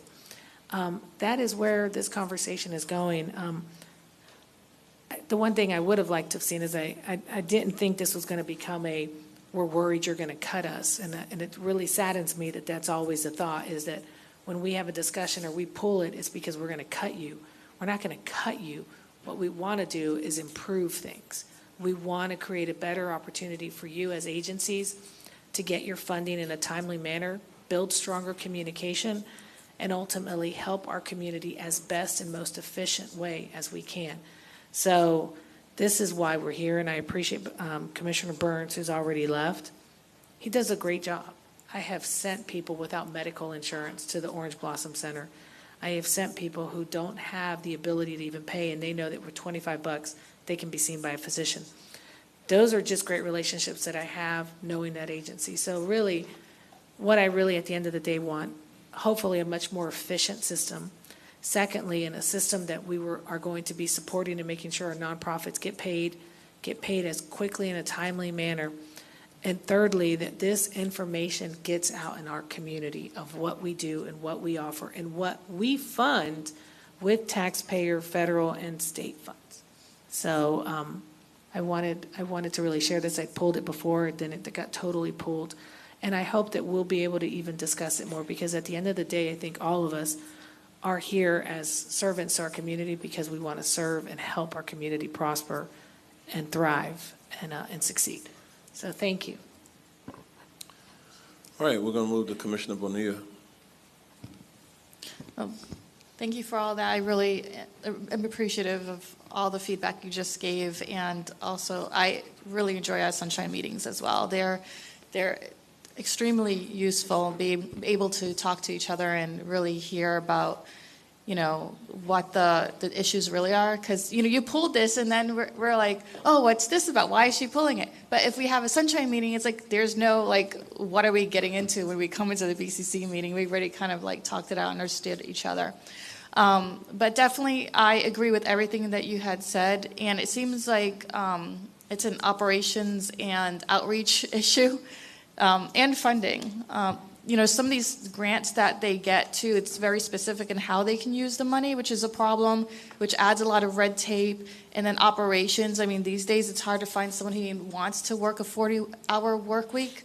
So, people are struggling out there with staffing. And then outreach.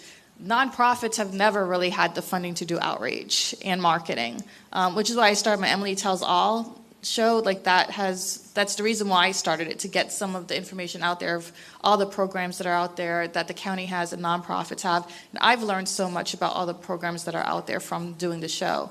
But yeah, I think we could definitely work on, we have The Source, which is we have a printed version and there's a version online, but it's missing a lot of stuff that could probably be added to that. I know 211 has a list of nonprofits to go onto the website and search, but it's definitely an operations situation technology. Maybe we could work on that and get some ideas to really make it in a way that even us, if we have something, problem, someone comes to us, then we can just kind of search it. I know in my office, I have a system for constituent services, and I try to put something together where it's easy for my staff. If there's this issue, here's who you contact. But it's really hard to do that on my own. And if we could definitely have something at the county that would make that easier. Yeah. And I want to give kudos to Byron and the division out here, because we had a very lengthy meeting about this. And I know I've been working on this under a year, but Byron finally said, okay, I got it, Commissioner.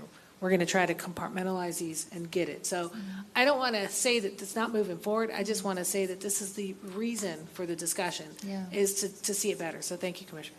Yeah, and the outreach definitely. I guess, Mayor, if our communications can maybe help with some of the nonprofits, I don't know if that's something that we're able to do, as since they can't afford to supply their own communications, probably we could, highlight some nonprofits here and there or something. I don't know. I'm just throwing ideas out there, but definitely, operations outreach and the funding.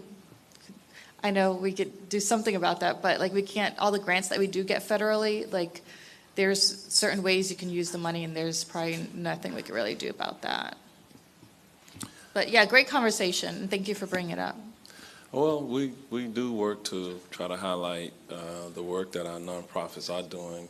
I'm very intentional about when we give the state of the county, where we talk about the good, the bad, and different, and we try within the limited period of time to highlight the great work that is being done in the community. So, again, we'll continue our conversation.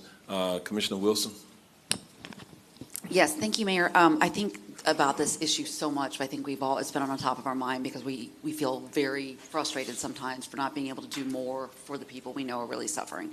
I do think that HSN and the continuum of care that we do here, it's something that because of the federal government and that structure, it is established as a way to get that matching funds and get the most funds. If you look at what Orange County and Martha's team has done in comparison to their apples to apples continuum of care agencies across the country, it is remarkable. I know it doesn't feel like it scratches the surface, but it really has been very impactful. I think the difference right now is the level of acuity, the people who really are being, I think sometimes for life in these necessary supportive areas, very disabled, mostly senior. So I agree with the observation that sometimes it feels disjointed between some of our smaller agencies and what we know we want to put people into, but as a separate agenda item to make sure that we're doing what we need to do to leverage every penny that we can get from the federal government and from whatever those other grants are. I think it's critical to move this forward. Again, it wasn't about not moving it forward. Commissioner Uribe, I don't want us to go back and forward. Commissioner Gomez-Cordero, you have the floor. Thank you. Thank you, Mayor. I just want to say something. I have been in the other side of that, where they are right now, where Martha is and everything, and I know and I understand everything that my colleagues are saying, but I have to give it to them. The volume of needs out there is too much. So I heard about, phones not being answered at a time matter. I mean, how many times we have been saying that we need more case managers and, it's too much. And then, I know that, the agencies are taking advantage of that money that is coming in. I have to say it because I know. I see it, but I visit them. I go straight to up there and get, through to see what services are not being provided. And beside, there is some organization that are not following through, and we have to say it because the truth is the truth. But there is the ones that receive the funds that goes out that are trying that those services get through. It's very hard. I have to say that it's very hard. I have been talking to, case managers and so that they are, working Saturday, Sunday. I mean, it's too much. They want to serve. We want to serve the community, but it's a lot of need and volume of phone calls and so on. It's not only, they don't only go to, oh, you homeless, you need a house. That's not how it works. Before you get a house, we need to check what is happening, what exactly took you to being homeless. And that's a process. We need case manager, we need counselors, we need, maybe they have a medical health problem, mental health, and that's a process. And then if you go to the other side, we don't have that many houses either. They are there. Let's have, we have 100 here. Let's put these 100 homeless there. That's not how it works. And I know because I go to the woods with people and with security and so to visit them, to take them water, food, whatever. It's fine. We can do that. But, we all here united. I have to say thank you, for the management and the staff and all the people in Orange County that have been, all the money that have been coming in for the people in need. And we continue and all, private, public, whatever. But I have to give it to our agencies, top people that have been, I'm a pushy, and I call and I go straight and I say, wait, why is this not happening? Oh, wait, because I have been in that side and I know what is serving the community. So, thank you all, of the commissioners that have been approving, these funds for the agency to continue providing that. Thank you, Mayor, for you being open as well to, because we know that the need is out there. I mean, we want to serve everything in one day, but that's not how it works. But anyway, thank you, staff. Thank you, everyone. Thank you. Thank you again. And if you need me for anything, I'm here. Thank you. So thank you, Commissioner Gomez-Cordero. Since HSM is you are here, I don't want it to appear that we're having a conversation all around, what is on the board agenda today. So, Ms. R., if you would like to come forward to address anything that has been said, if you think that there's a misunderstanding or inaccuracy, or you want to highlight something that you think is positive about what is happening within HSN, I will give you that opportunity at this time.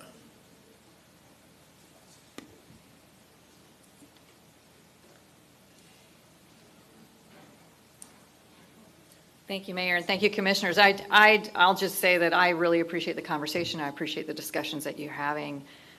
You're absolutely right. The need is escalating significantly, and every agency is feeling really overwhelmed that the resources are not keeping up with the demand, and that's a painful place for anybody to be in, but it's particularly painful for those people who need the services.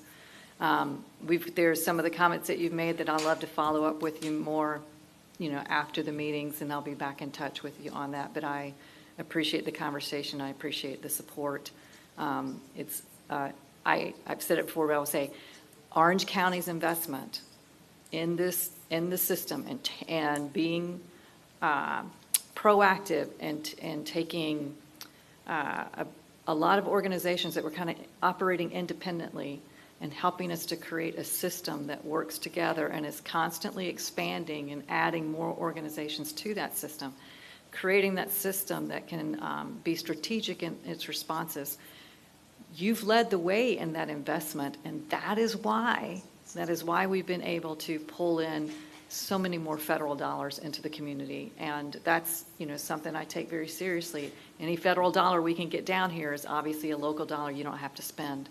And so that is why we've gotten the YHDP, the youth money. It's why we've been able to continue to increase just our HUD competitive dollars.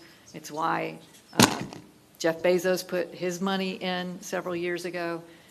You've led the way in that, and I remain grateful for all that you've done. Well, thank you. You're really kind, but actually, Martha, you and the team, the board, you have led the way. We have been leaning into these issues as a community now for, it didn't just start, for at least a decade or more at this point. And sometimes I think it's easy to point out what's wrong with something. It's probably more fair if you point out what's wrong, point out what's right. And what I do think is right about our community is the great community collaboration that we do have, where we're willing to work with grassroots organizations at the granular level to deliver the services. We have increased the funding, and we are now working with community-based organizations who are truly out there meeting the needs. Now, in terms of the payment and some of the sub-recipients not getting paid on time, I think that there's somewhere within the processes we can look to perfect that, but I can tell you whenever you deal with federal funds, you deal with state or county funds, the paperwork has to be in order, and sometimes I think it's the genesis of why there's a delay is because until those checks are cut, there's something that is missing in the process, some type of documentation is missing. This is not free money. These nonprofits are being held accountable for the expenditure of the funds, and contractually, if they are contracted with Orange County or sub-recipients, our elected comptroller, the only elected auditor in the state of Florida, is going to make certain that everything is decent and in order with the paperwork, and that requires a process. And so let us not get so frustrated that we become the obstruction to why we're not progressing as a community. And so to those who are here today, take the feedback that you have been given constructively. Look for those opportunities to inform different commissioners who have questions or concerns.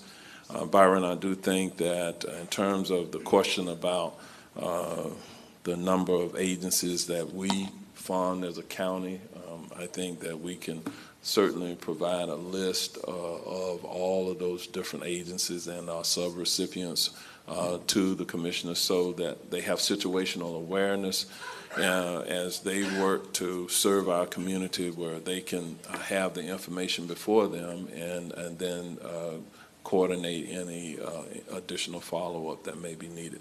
But to all of you who are present, all of those who spoke from the different agencies and providers in the community, thank you for what you're doing. I can tell you that when we have these conversations at the national level, we do have shining examples. If you think we got some problems, I hear some of the issues across the nation and across the state with other localities, and I'm thankful that we don't have the kinds of issues and challenges that they have. So with the upcoming budget work sessions, you're going to hear from our various departments and divisions and subunits within the county about the work that they're doing and how we have to live within our means, but within the existing budget.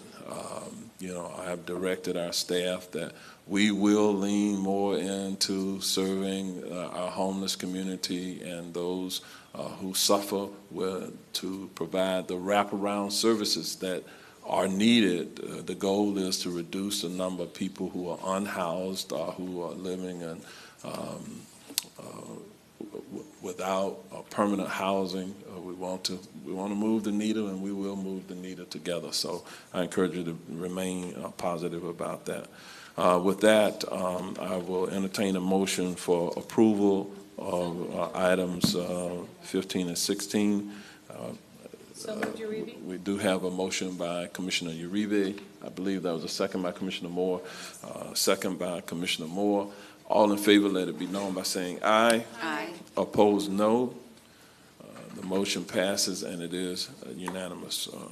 Thank you. With that, we're going to move forward on our agenda. We're going to have Ms. Vicki Landon, a relatively new Administrative Arts and Cultural Affairs Office, come forward. She will be presenting the fiscal year 2025 State of the Arts. This is general information. No action is required on this at this time. And so those of you who are leaving, please leave quietly as we will move now to the presentation. And with that, Ms. Landon, you are recognized. Good morning. Thank you, Mayor, Commissioners, Administrator, Controller. I'm so happy to be here this morning for our annual State of the Arts presentation for Orange County Arts and Cultural Affairs.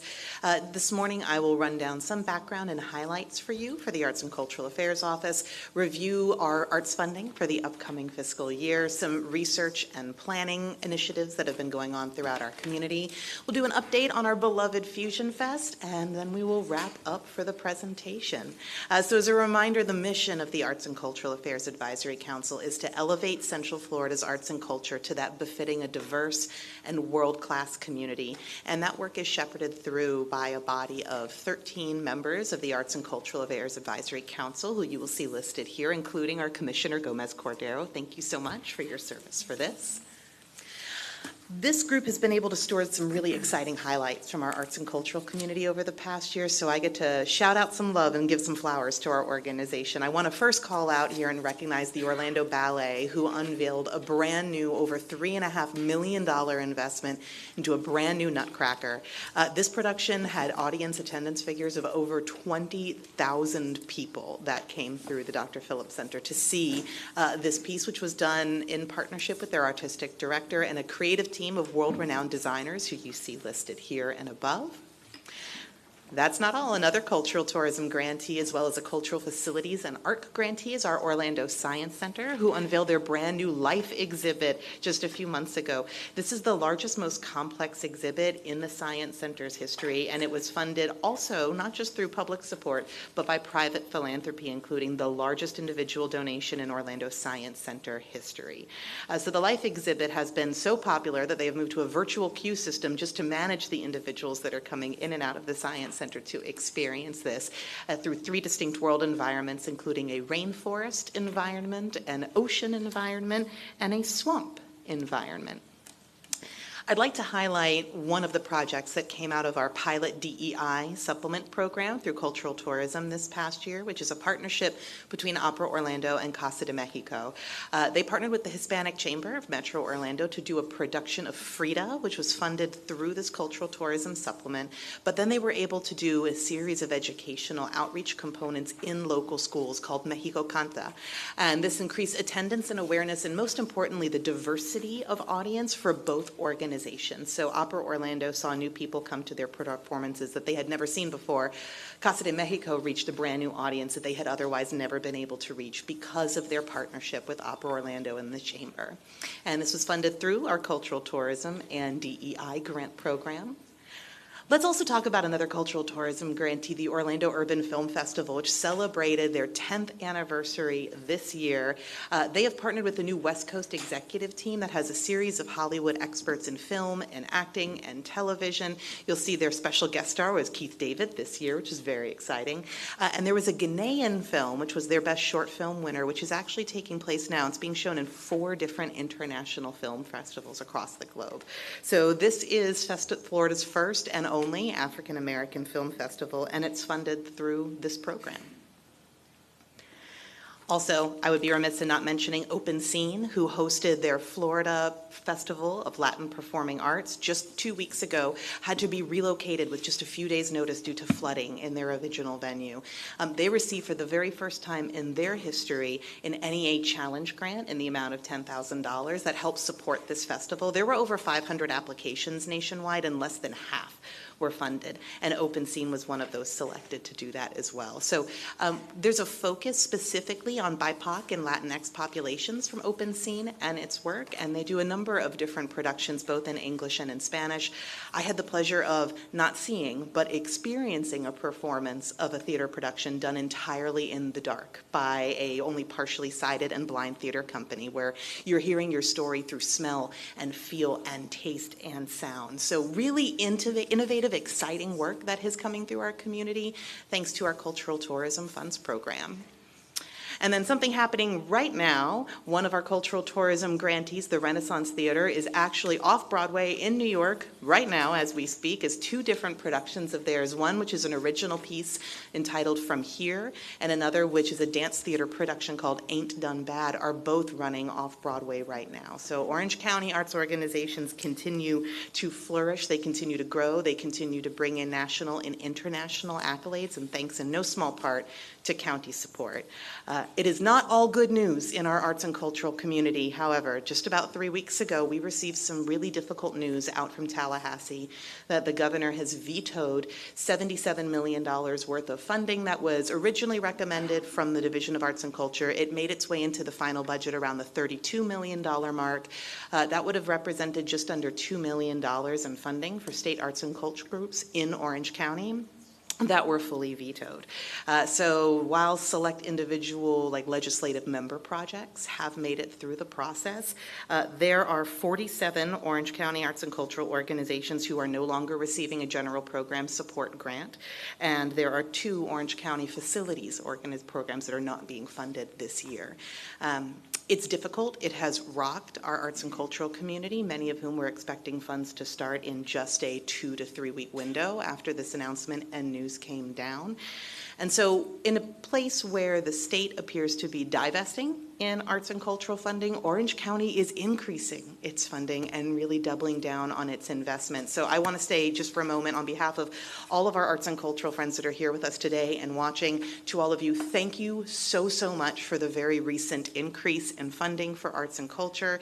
Our Arts and Cultural Affairs Office now gets to oversee 5% of the first 4 cents of our TDT tax, which is up from 3% where it has been for ages, as well as a fixed $2.5 million TDT investment per the plan and $1 per capita out of the general fund. And those general fund dollars are so critical because many of our more emerging arts organizations, those that are more community-based or led, just don't yet have the size, the capacity, the marketing reach yet to really be eligible for TDT funds. So the general fund dollars that we receive are prioritized specifically for grant programs to help those organizations as well.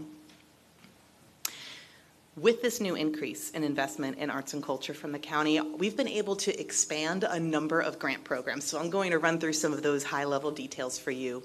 Our cultural tourism grant, which is one of our flagship grant programs and one of the original grant programs for the office, had 2 new supplement grant opportunities that were piloted last year. One focused around diversity, equity, and inclusion, and another focused around sustainability, and that can be environmental or economic sustainability.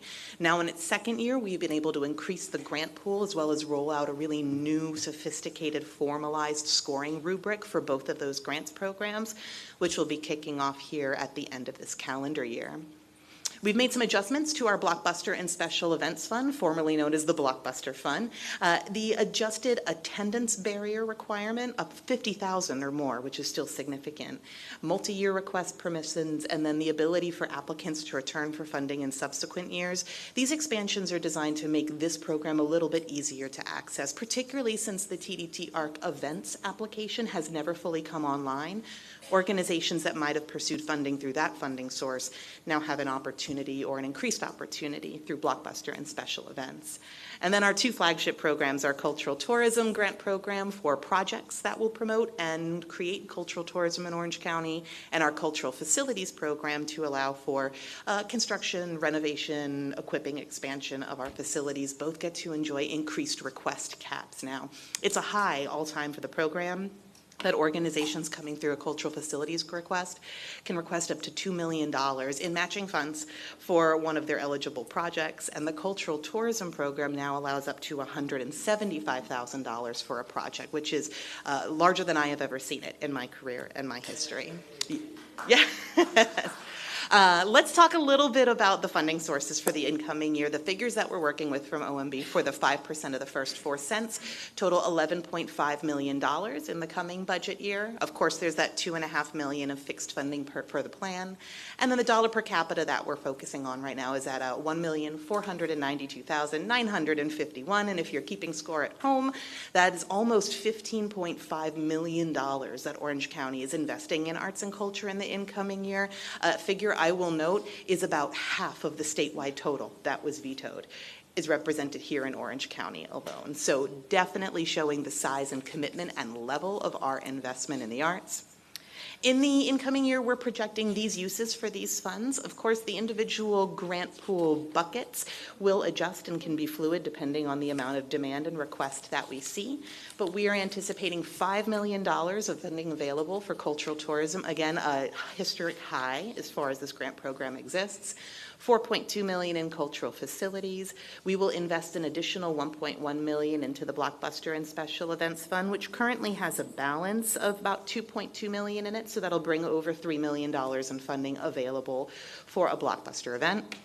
The DEI and sustainability supplement programs have their pools increased. Last year they shared a $100,000 grant pool. This year they're receiving a $100,000 grant pool each on their own.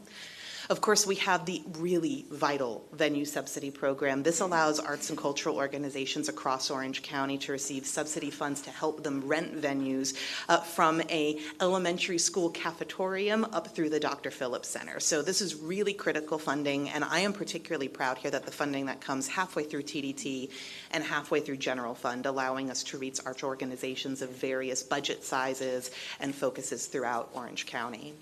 Of course, started a few years ago that when the United Arts Collaborative Campaign, and we have members from United Arts of Central Florida here today, when over 24 arts and cultural organizations across our community come together and raise funds. If we are able to secure $500,000 or more in new or increased donors, that unlocks a $500,000 challenge grant from Orange County to the campaign. And United Arts has been able to successfully secure that challenge grant every year that it has been offered, because donors are motivated by a challenge match, and so that continues to be incredibly significant.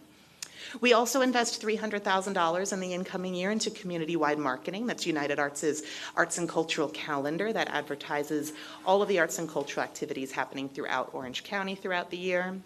And then we have additional funds coming into the grant support line from United Arts. These are their diversity, equity, and inclusion grants, their program grants, individual artist grants, and you'll see that there are pools of fund both from the general fund and the TDT. So again, this is that really vital investment into organizations that might not be able to meet the barriers that TDT requires. Lastly, there is a percentage calculation for what we pay United Arts to be our fiscal agent in managing all of the grants and all of the contracts and all of the reports and all the payment requests and the check cutting and the reconciliation work. And they are worth very much more than that, and we are grateful for them and their work. We are in a season of research and planning in arts and culture in Orange County, so I will touch very lightly on 4 different research and planning efforts, some of which have already completed. The Orange County Arts Ecology Study was conducted about a year and a half ago by the DeVos Institute of Arts Management at the University of Maryland in partnership with the Edith Bush Charitable Foundation, United Arts of Orange County, as well as the Dick and Betsy DeVos Family Foundation. And this survey researched 80 different arts organizations and 150 different community and arts leaders, specifically comparing the Orange County and Orlando MSA to cities of comparable population and that were competing for cultural tourism as well. What they found is that our arts and cultural community is above average on government support. This is great. We get an A+ for those of us in this room. But we are low on private philanthropy. We're low on organizations that are by and about minority communities. We are lacking a national profile that our quality deserves. And so United Arts has released a series of recommendations in response to that, including capacity building and strengthening for organizations in their development and marketing skills. We've talked a bit about communications and the ability to market today. Programs to strengthen the arts and cultural sector, as well as broadened marketing and awareness.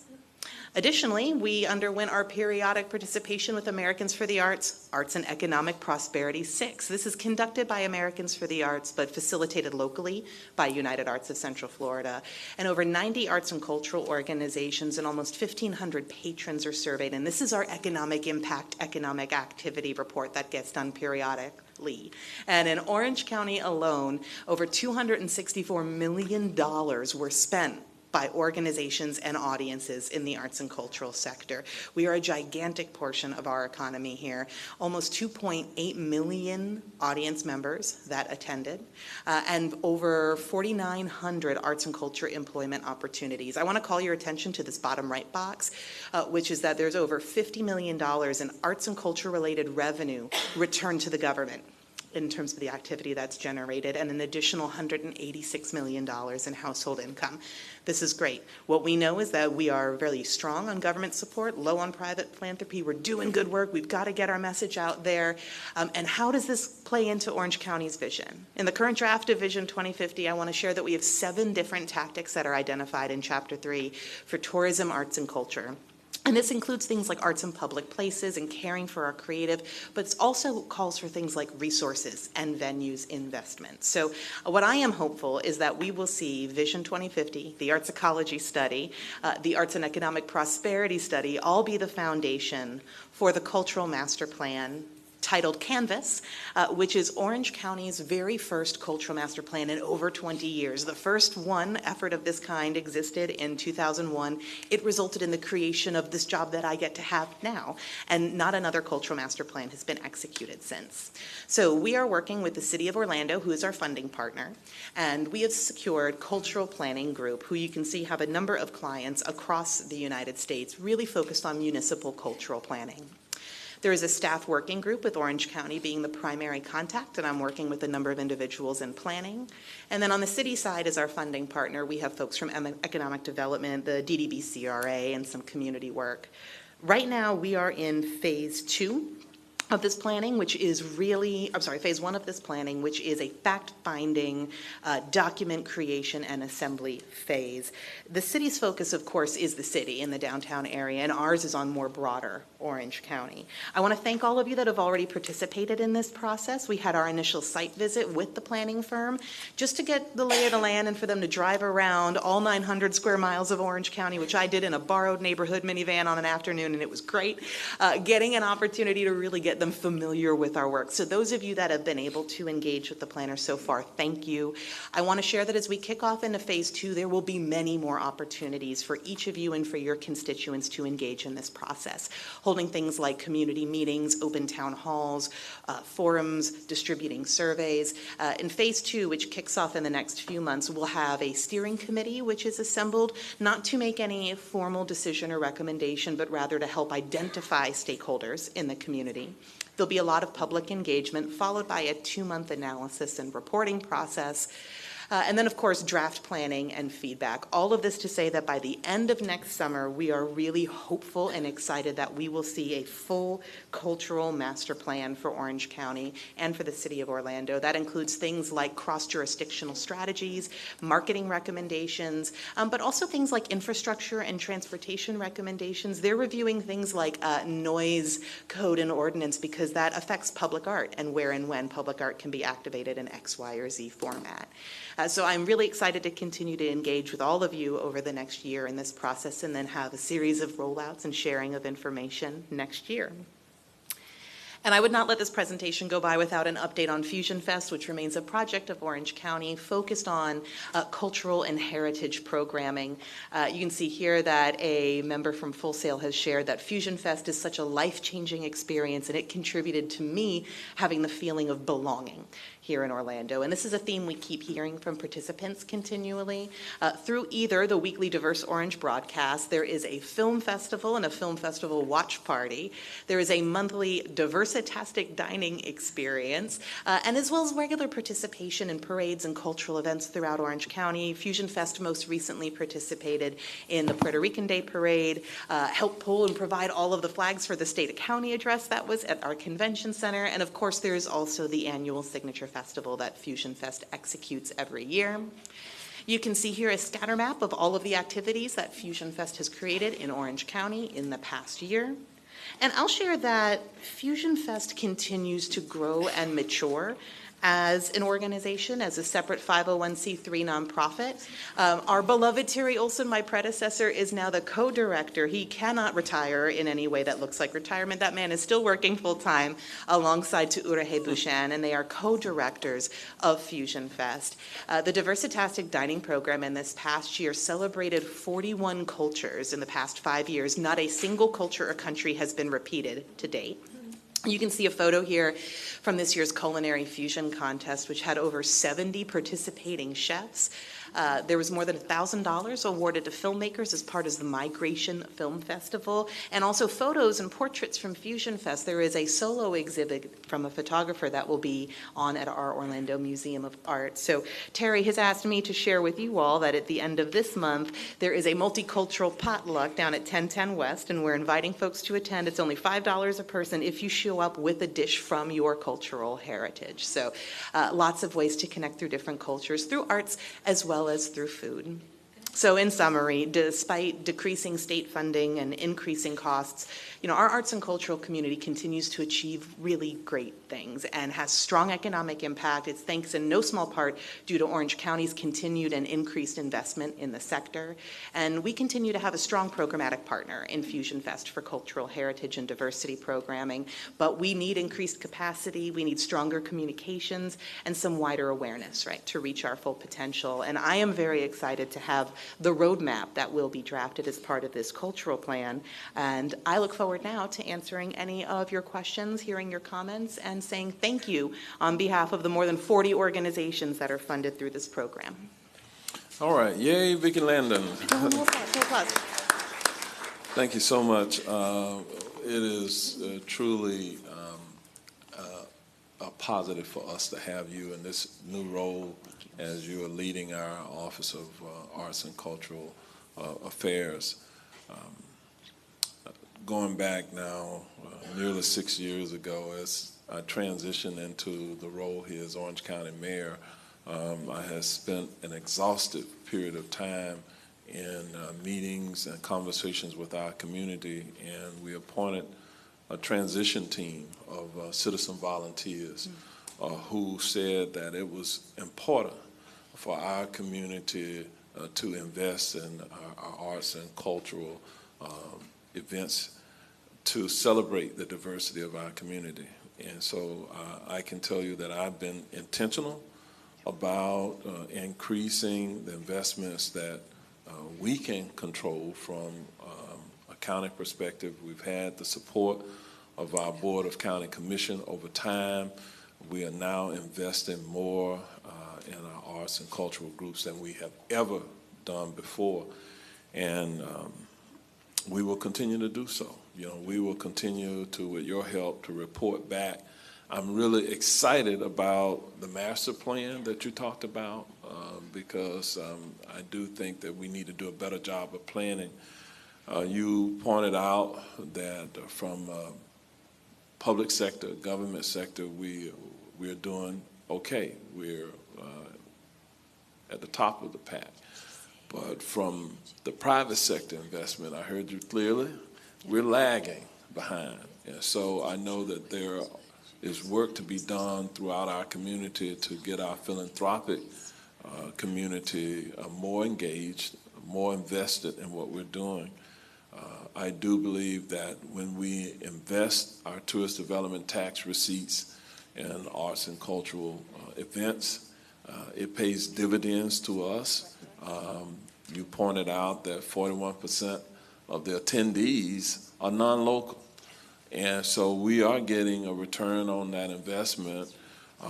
But I can tell you that when I had those initial conversations with leaders in our community within this space, I said to them and to the various boards of directors that we were not going to create an environment where those boards would get lazy on us, because those boards have a responsibility to help raise funds for the different organizations. And so we came up with this concept of having the challenge grants, and that is to make certain that we are not just giving them a fish to eat for a day, but we are teaching them that they should be fishing, and that way that their organizations could feed for themselves and thrive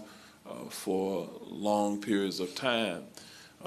I think we need to continue working with those boards to be all that they can be. And so this master plan will help us as a community. So I do encourage our board members as well as members of our community to participate in that process so that we can get the best plan that we possibly can going forward. So I do thank you. I'm going to open it up at this time for members of our board to join in and make some comments. And the last thing I would say is that, when we do the state of the county, we have been intentional about making certain that we do elevate our arts and cultural community. We make them part of the narrative, the story that we are telling about how we are progressing as a community. And so I know that under your leadership and your board members, Commissioner Gomez-Cordero gets to serve and represents our board in that effort. Thank you, Commissioner Gomez-Cordero, for your willingness to jump into this space as well. And so with that, I'm going to go to Commissioner Wilson, then Commissioner Uribe, then Commissioner Gomez-Cordero, and then Commissioner Scott. Commissioner Wilson, you're recognized. Vicki, thank you so much. Thank you for spending time with me, and thank you for everything that you do, hitting the ground running, the enthusiasm, the energy. And it's so important, right, because seeing what the state's done, the investment that this board has made, that our community continues to support, it just continues to be even more critical every day. I would love to maybe consider an idea of, I can't call it a pub crawl, because I'm not saying we're going to be drinking, but some way like a passport program.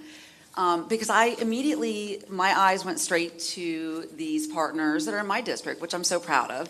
But then I thought, oh my gosh, some of these I've never been to, and I've been to lots of them, and I've been here for 30 years. How have I not gotten to every one of them? And how fun it would be for us, even as a board, to be able to do that. I hope that everybody that paid close attention to the TDT discussions is seeing what those decisions and this investment is doing for our community. And I want to say also, if there's an opportunity when those the Fusion Fest dining experiences come, and you see them in a district, throw the district commissioner a note, because I will tell you, I didn't even know I had an Ethiopian restaurant in my district until the Fusion Fest, the dining experience there. And it was extraordinary. I mean, it's kind of a tucked away in an area, it's an little strip mall, but it was an unbelievable experience. And then just as a quick note about sort of the way that we continue to do, as we continue to play in Vision 2050 and look at this in a broader, down the road looking, it would be really cool to have some kind of a navigator. So a lot of times I'll get a call from a partner that isn't necessarily an arts partner, but they want to do something in that space. They're looking for some kind of a mural for their nonprofit, or they are considering taking their Montessori school over and doing a theater program. And how to help them navigate, right? They have got some talent there, they've got an idea, but then what next? And sometimes y'all get these emails from me because I cast these wide nets, like, hey, does anyone know where I can help send this person? And maybe a simple navigator, because we do have such great partnerships, and sort of that mentoring of an experienced organization, of a brand new first toe in organization would be super exciting. So thank you. All right, Commissioner Uribe. Vicki, I know we've had extensive conversations, and I'm so happy that you're part of the team and your love for arts. I think all of us have agreed, and that's why we all actually supported putting more funding from the tourist development tax into arts, because I firmly believe that people travel and come and visit because of arts and plays and concerts and all those great things that make us who we are.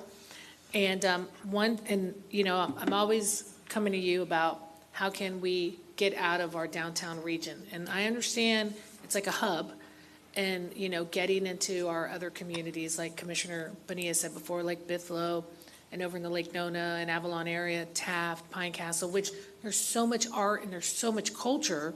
I mean, we have historic homes and all that. So we really want to see that. And you've already answered that, so we're going to deviate from there. What I do want to ask you is, a couple years ago, I was involved in an arts meeting where they were getting feedback about like arts and where it's going and young people. And I know that the Dr. Phillips Center does these student engagements where we all get to bring schools and students.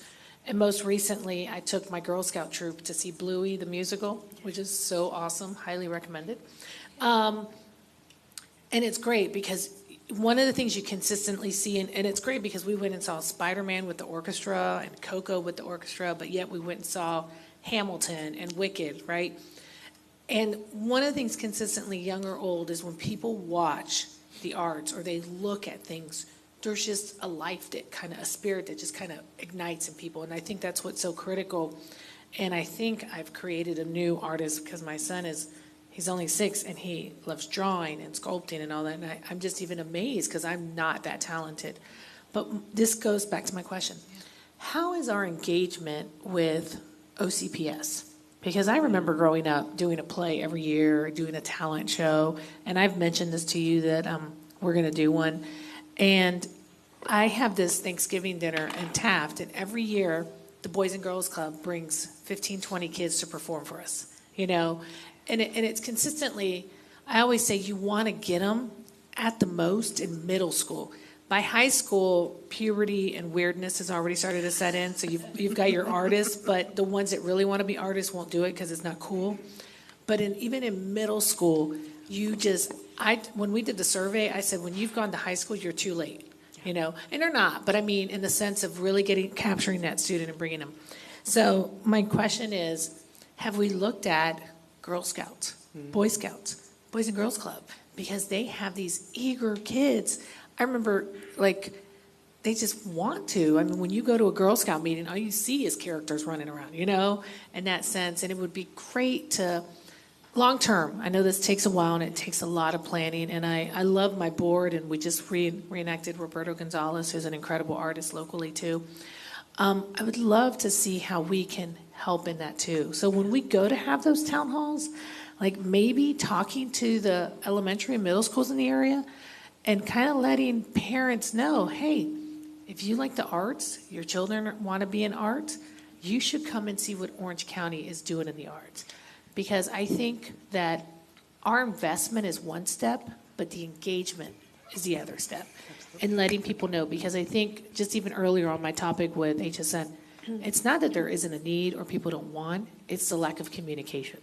And we are limited. As much as you are running the arts, you cannot run a PR team at the same time, and nor do you have the funding for a PR. You are the PR team, you know? So I would love for us, and I'm happy to help. I have 25 elementaries, 6 middle schools, and 4 high schools in my district. I have visited every single one of them. And consistently, I am seeing the want to be engaged, you know? And of course, there's limitations on resources, but I think that we should bring them to the table, because I think we have an opportunity to build that next generation who's going to be us, to make sure we're protecting the arts and investing in the arts. And I will just say consistently, when I meet people, you know, people complain about taxes and this and that, but consistently when I do meet people, I hear, thank you for investing in the arts. And I think that means a lot, because people realize how important it is to not only our culture, you know, who we are as self-being, and the spirit of what we are as a community. So great job, Vicki. You're doing a fantastic job. Thank you. I'll share that, of course, we have the Young People's Concerts at the Dr. Phillips Center, where our 2nd and 3rd graders get to see the ballet and the Philharmonic. I'm thinking particularly of Orlando Family Stage, who's in the house, who has a No Empty Bus fundraising program specifically to give Title I schools free and reduced field trips, which is great. And then United Arts has had a long-standing partnership with OCPS for an arts access program. But I think something that you've mentioned that I think has been a blind spot are those more civic and not necessarily educational institutions. So outside of OCPS, like the Girl Scouts and the Boys and Girls Clubs, and that's a fantastic idea. Thank you. Commissioner Gomez-Cordero. Thank you, Mayor. Thank you, Ms. Vicki, for this presentation. I have 2 questions. Based on what Commissioner Uribe said, do we have in the board any representation from OCPS? On the council? The board. Not in its current iteration. Scott Evans, who is the most recent outgoing fine arts coordinator, has previously served. And Jason Locker, his successor, is interested in joining our advocacy committee, but that transition has only just happened in the past month or so. So I don't believe anybody active today. Yeah. But historically, yes, and in the future there will be. I think since it, you know, we should bring somebody from OCPS to be part of the board. And my other question is, Ms. Vicki, with the venues subsidy program, how many times can an organization apply for this subsidy, for this fund? I believe, and I'm going to look to United Arts and this, make sure I'm not telling a lie, that it's 1 time a year that the application opens. So it's typically due in October-ish of every given year, where an organization can come forward with any quotes or contracts that they have secured for upcoming venues. And so it is a once-a-year process. This year there was a secondary funding round, because in the course of this grant program is when the increased TDT allocation came through. So we were able to make some groups whole whose requests were not able to be fully supported in the first bit, but it will be a once-a-year program moving forward. Okay, so for example, it's just because, you know, it's not a lot of money, but it's needed because, you know, in the board we have discussed this. But for example, if this year, with the funds we have 5 organizations and they got, you know, help with the subsidy, but then next year the same 5 come again. Absolutely. Are we going to consider those new coming as well? Because it's important that we spread, you know, the money and help everyone. That's a great question. So the way that funding's allocated for this program, when there's not enough dollars to support all of the requests, is everybody shares that burden equally. So with the exception of a small group who's asking for an like maybe a $1,500 grant award, they might be made all the way full. But organizations can request up to $45,000. So if there's only enough funding for 2/3, then everybody's getting $30,000. And so there is opportunity then to accommodate new organizations. And I would love to see the program continue to grow in its funding pool in coming years. But the organization method is appropriate too. Awesome. Thank you so much. Yeah. Thank you. Thank you, everyone. All right, so again, that's where we can lean into some of these philanthropic organizations in our community to step up to the plate as well. All right, Commissioner Scott. Thank you, Mayor. Good morning. So kind of going along the lines of what Commissioner Uribe had said, and we talked about this before, working with the youth in the schools, just giving them hope, because if you think any number of conversations are going to be go to college, get a trade, or join the military, and while there are some conversations that say go into the arts, there aren't as many. And you think about mental health, you think about self-esteem and encouragement, We want Orange County to over-promote that we want our young people and even our young adults and just anyone, go be a creator. You know, you can make money singing, dancing, doing plays, doing arts. I think all of us at one time or another, whether it's our children or some family members have attended a play or a recital or some type of performance where we supported our young people. And so just continue to do that and find ways to expand our engagement with the school district, but also with some of these private schools here that have a good swath of kids. I mean, OCPS doesn't necessarily have a monopoly on all the kids, so looking at some of those other smaller schools that maybe have the resources to be able to do some of those programs or test some of those programs out before we approach the school district. But thank you for everything that you've done, even predating coming to the Orange County in this new role. But I'm grateful for you and the work that you do. Thank you. Thank you, Mayor. All right. Well, thank you, Ms. Landon, and for the work that you're doing. Thank you very much. All right. All right. All right. So thank you, everyone. We're going to move forward on our discussion agenda for this morning.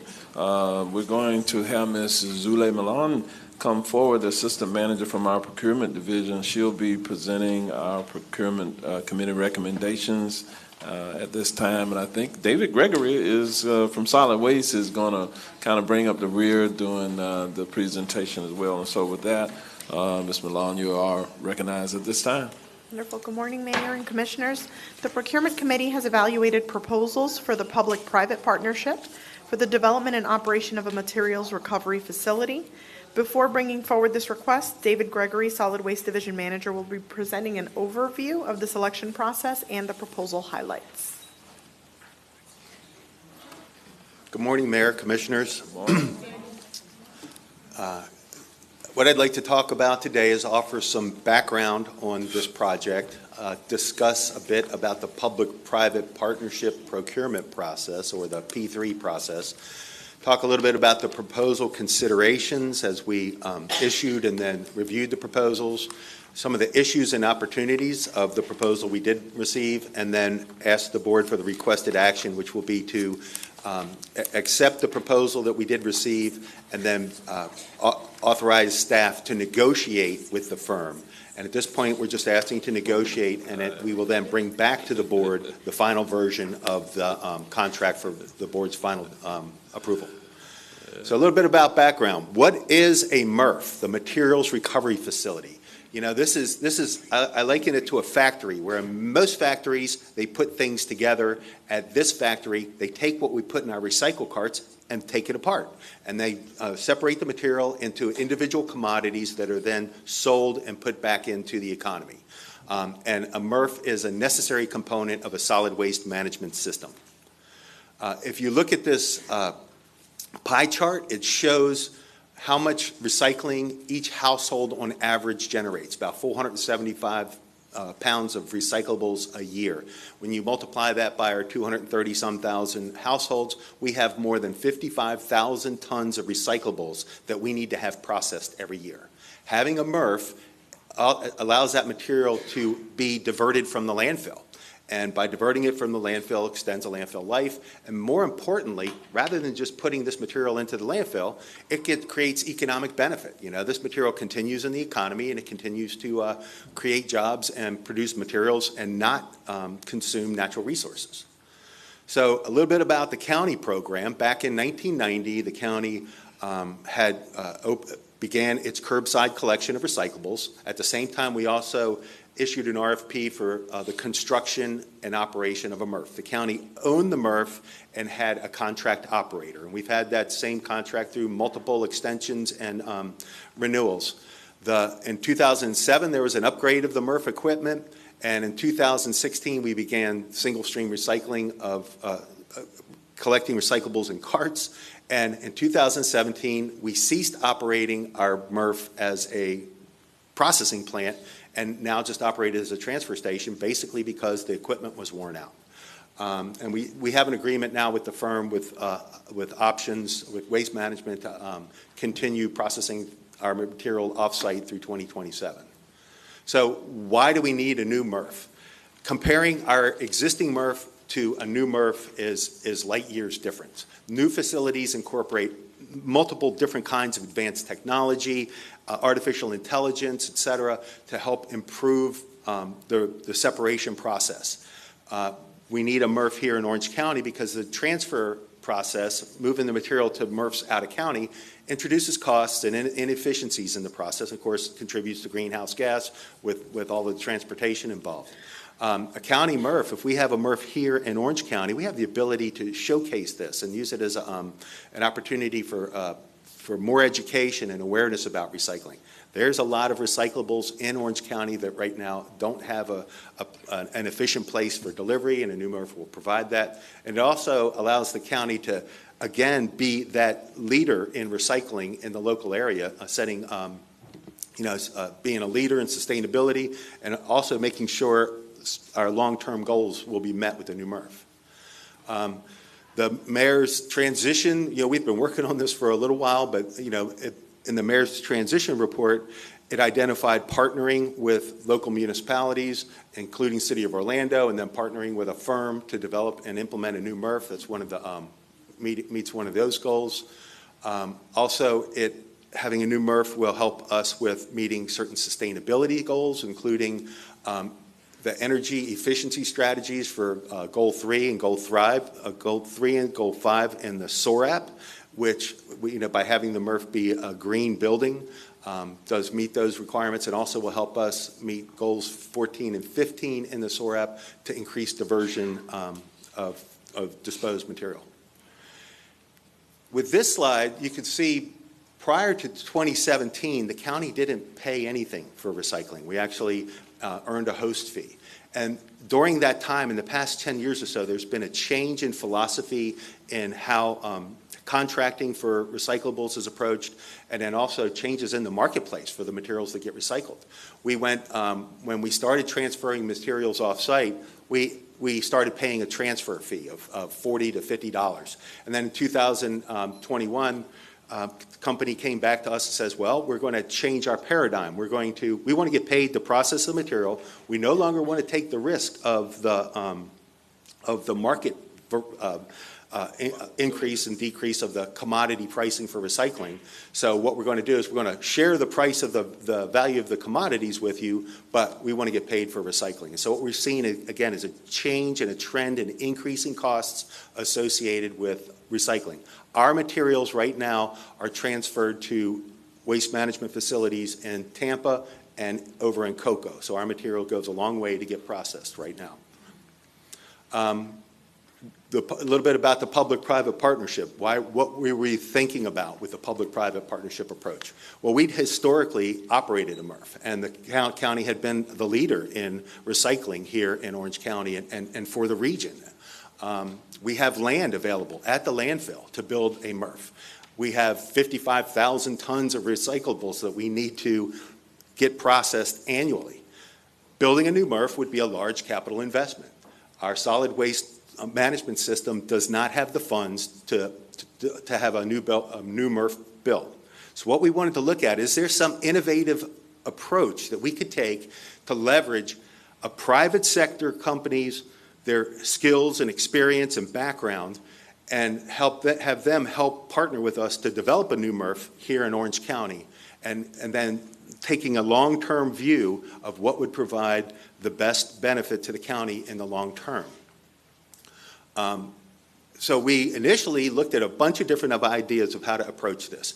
Could we take the existing MRF? Could we upgrade it? Could we have a land lease at the landfill? Could we have different approaches? Where we ended up settling on is because we wanted to build it at the landfill, use the county land to help offset the cost of the new facility, we needed to follow the public-private partnership that's described in Florida statutes. And so we proceeded down, once we had made the decision that we wanted to build it on county land and have the ownership with the county, then we followed the public-private partnership approach.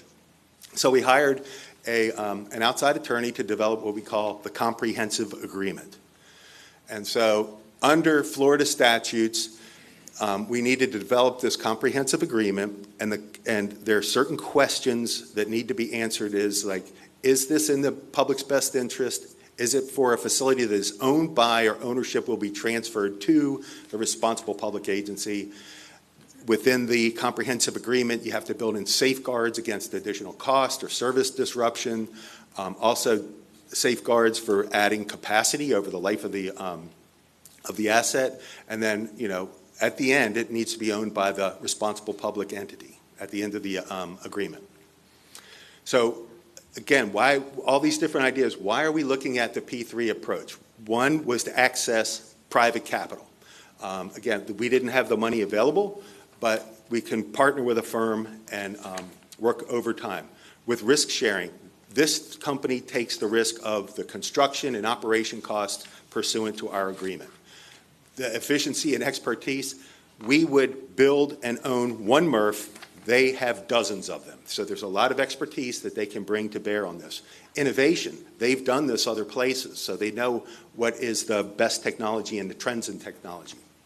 The improved service delivery with a performance-based contract. The contract describes certain thresholds and milestones that need to be met. Budget predictability, this then lays out what our costs would be for the next 20 years. Maintenance and life cycle management. I can't stress this enough. There's many lessons that we learned with our current MRF that we've made changes to the contract for this new MRF, including biennial inspections, and if by an independent engineer, and if the company doesn't make those suggested improvements, fixes, then we can withhold payment to them and make those changes ourselves. So that's one of the big things that was missing from our current agreement. Accountability and transparency, the cost is laid out through the procurement process, and importantly, we will own this asset at the end of the term of the agreement. There's some examples of where else public-private partnerships are pursued. DOT here in Florida, following the Florida statutes, has done a number of public-private partnership approaches, including the I-4 Ultimate. And in Texas, the FCC has undertaken a similar design, build, own, operate approach for the city of Houston and city of Dallas. And there is an error on this slide. I apologize. The city of Houston MRF was a lot closer to $25 million also. But that's a little bit different because that's under Texas law, not Florida law, but it's not uncommon in procuring a MRF, or has been done procuring a MRF through this process. So we knew this was a new approach for the county, so we wanted to try to generate as much awareness in the proposing community as possible, and we conducted 2 market sounding events where we invited people in to the equipment manufacturers, the companies that do the processing came in, told them what we were thinking about and what our approach was going to be. And we had 2 of those as we developed the process to try to get as much input as possible. We even took a copy of the draft RFP and a draft copy of the comprehensive agreement and put them out into the marketplace and said, give us comments, let us know what you think, and tried to make sure we're getting as much input and have a good approach as possible. And during the formal solicitation, we requested feedback and issued issued 4 addenda answering questions that different proposers were asking us during this whole proposal process. And the reason, okay. And again, why this P3 approach? To reiterate the point is, we wanted to go with a P3 instead of a conventional contracting approach because it would allow us to use the county land to offset the cost. It would allow us to own the plant and building at the end of the term. We would have more control over the processing approach, the sustainability goals, the education opportunities, all of that if we have the comprehensive agreement that we can move forward. And even if we were to conventionally contract for someone to process it and send the material to either coast or continue under the status quo, we would need to make a multi-million-dollar investment at the landfill to continue to operate the MRF as a transfer station. So we knew we had a number of reasons to move forward with this approach. We had the proposal committee, or the proposal review committee that was established. You can see here, we have a cross-section of individuals within the county, and even included Alan Morrison, who sat through everything. He just had to leave before this, who is the solid waste manager for City of Orlando. He also participated in this procurement process with us. In the end, we received one proposal. We received a proposal from FCC Environmental. Good news is we did get a proposal from an experienced company. We did get feedback in the proposal when we received the proposals from two firms. One and both of them raised concerns about their concern was not owning the asset at the end of the contract term. So, but the good news is we did get one proposal. With the proposal, in soliciting the proposal, we had some key points. Again, the comprehensive agreement was important. That was included in the proposal solicitation and the solicitation process. And the comprehensive agreement was to hire a company to design, build, own, operate, finance, and transfer at the end of the term the MRF that would be built at the landfill. The way that the county would pay for this new building and this new operating process would be to pay a fee for each ton of the recyclables that we send for processing. We would pay a fee, and then that fee would be offset by the value of the commodities that get recycled. All costs that the company is going to incur for the development and operation, we pay the processing fee. We don't pay any capital costs. We don't pay any site development costs. So they're responsible for the development of the facility, operating the facility, maintaining the facility, and we pay a monthly fee based on the number of tons we deliver to the facility. As part of the proposal that we put together, or the contract, it's a long-term agreement. It's a 20-year contract with a couple of extensions, and this is to allow the company to recoup its investment in the new facility. There is no termination for convenience so that the company can recoup its investment. We put together a tiered pricing structure to share the risks of development, but also the benefits of having more tons. If the more tons that go through the facility, the lower the price that the county pays. We also have the ability within that contract for partners, for other government agencies to piggyback our contract, get the same deal that we get, to be partners in this new MRF. And additionally, the county can bring in additional tons from other private activities, from grocery stores or other companies, and bring in through that MRF, all of which helps bring down to lower that price as more tons move through the facility. And in the agreement, we are guaranteed the best price of any customer that moves material through the facility. The good news is, like I said, we did get a quality proposal from FCC, just a handful of the MRFs that the company operates, several MRFs in the United States, but many more across Europe and other parts of the world. As part of the evaluation process, we brought them in for an interview and had back and forth and an opportunity to ask a good number of questions. They put forward a very experienced team. The company, as I said, a good management team, a good sub-consultants on the project. They're proposing a state-of-the-art facility with the education center we asked, and importantly, the other thing they mentioned is this facility will be designed to handle the high level of contamination that we're seeing in our incoming recycle stream. I'm sure you've heard me talk about before. So this specific proposal is pretty neat. The company offers to provide turnkey provision of the building, the processing system, and the operating expertise, offering a good-sized building with the building life of more than 30 years. And again, I have to reiterate that there are provisions in the comprehensive agreement to make sure that the building is maintained and that we have the ability to make repairs ourselves if they're not keeping it up to snuff. Their preliminary schedule was a little more than almost 2 years, and then the value of the site development, the building you see, and the processing system for the total initial construction value of $77 million. Highlight again some of the benefits are the education and outreach right there at the new MRF. With this facility, we'll be able to bring in school groups, we'll be able to bring in convention goers from the convention center that are interested in sustainability, all of which we'll be able to showcase at this new MRF. High integration of automation and a lot of flexibility in the processing system. As I say, if you look at what your site recycling looked like 20 years ago versus what it looks like today, that recycling stream continues to change and evolve. So the equipment needs to be designed to be flexible into the future.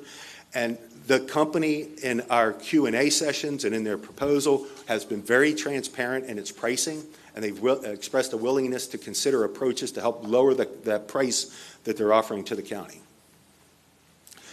Provide a couple of examples of this is the designs of what they're proposing at the landfill. So it could be a very, very nice looking facility with very well thought out, well executed preliminary designs. With all, and as I mentioned, all costs are covered by the monthly fee for the tons that we deliver. With this partnership approach, the more tons that move through the facility, the lower the cost. The price that we pay is broken down by a fixed fee, which has them recover their capital cost, their return on investment, et cetera, and then an operating fee. And each of those is a tiered pricing based on the number of tons that move through the facility. This example shows that, our 55,000 tons a year is roughly 4,600 tons a month, which would be a processing fee of $280. The City of Orlando, if we were to add their tons, that'd be at 5,430. So, and you'll see these numbers repeated in a little bit. So some of the issues, some of the opportunities. The opportunities are we're currently contracting to transport the waste out of county. We don't really necessarily have long-term price stability at this point. The current facility where we're operating to transport material from needs significant investment. So regardless of this approach or any other approach, we would need to make investments in the MRF. And then FCC is proposing to provide a significant capital investment to build, own, and operate the new MRF. And the company has global experience, U.S. MRF experience, and FCC is one of our local haulers, so they're familiar with Orange County. Orange County was FCC's first customer in the United States in the solid waste collection area. And so again, what we're looking at is what does this agreement provide is price stability over the long term with a 20-year agreement, the potential to lower our prices as more tons are delivered to the MRF, allows the county to be a leader and demonstrates our leadership in sustainability by recycling locally.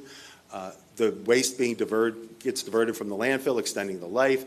I can't stress enough how important I think the educational opportunities will be with a new facility.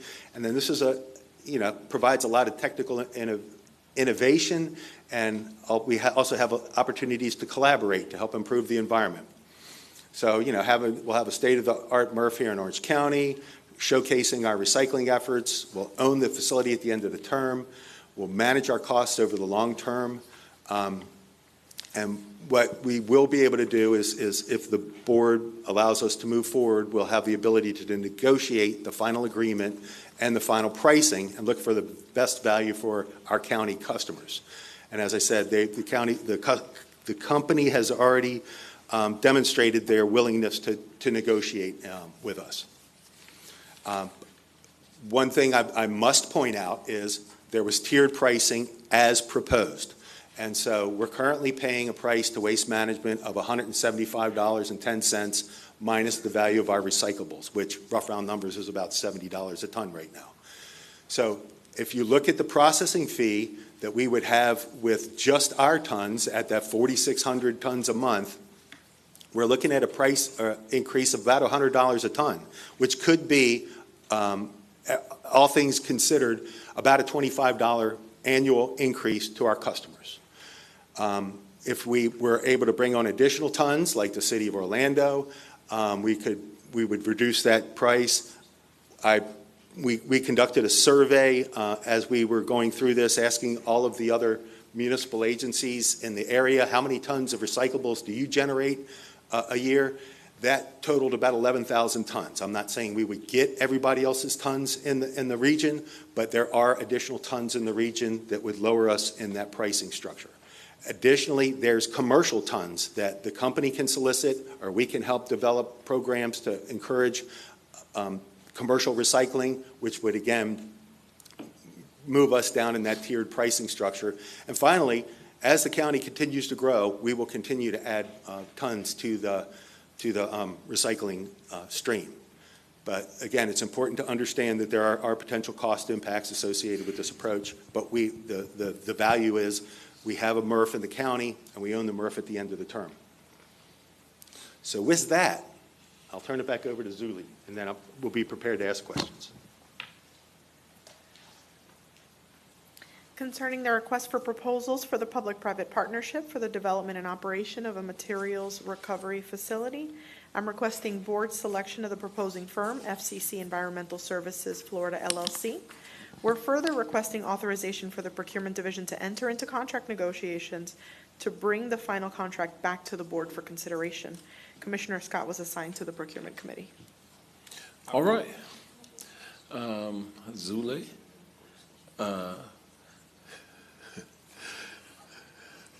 Commissioner Bonilla, you're first.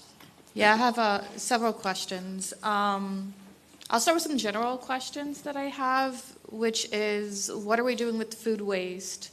And we used to have compost and mulch from the yard waste. What's going on with all of that? We do not have a dedicated food waste program, and this is not targeting food waste, of course. This is targeting what's in the recycle bin. But we are monitoring very closely a company that's looking to construct an anaerobic digester in Orange County, and that project is moving forward, and that's going to offer us some great opportunities to potentially partner with them, as we are currently have out for solicitation our collection contract.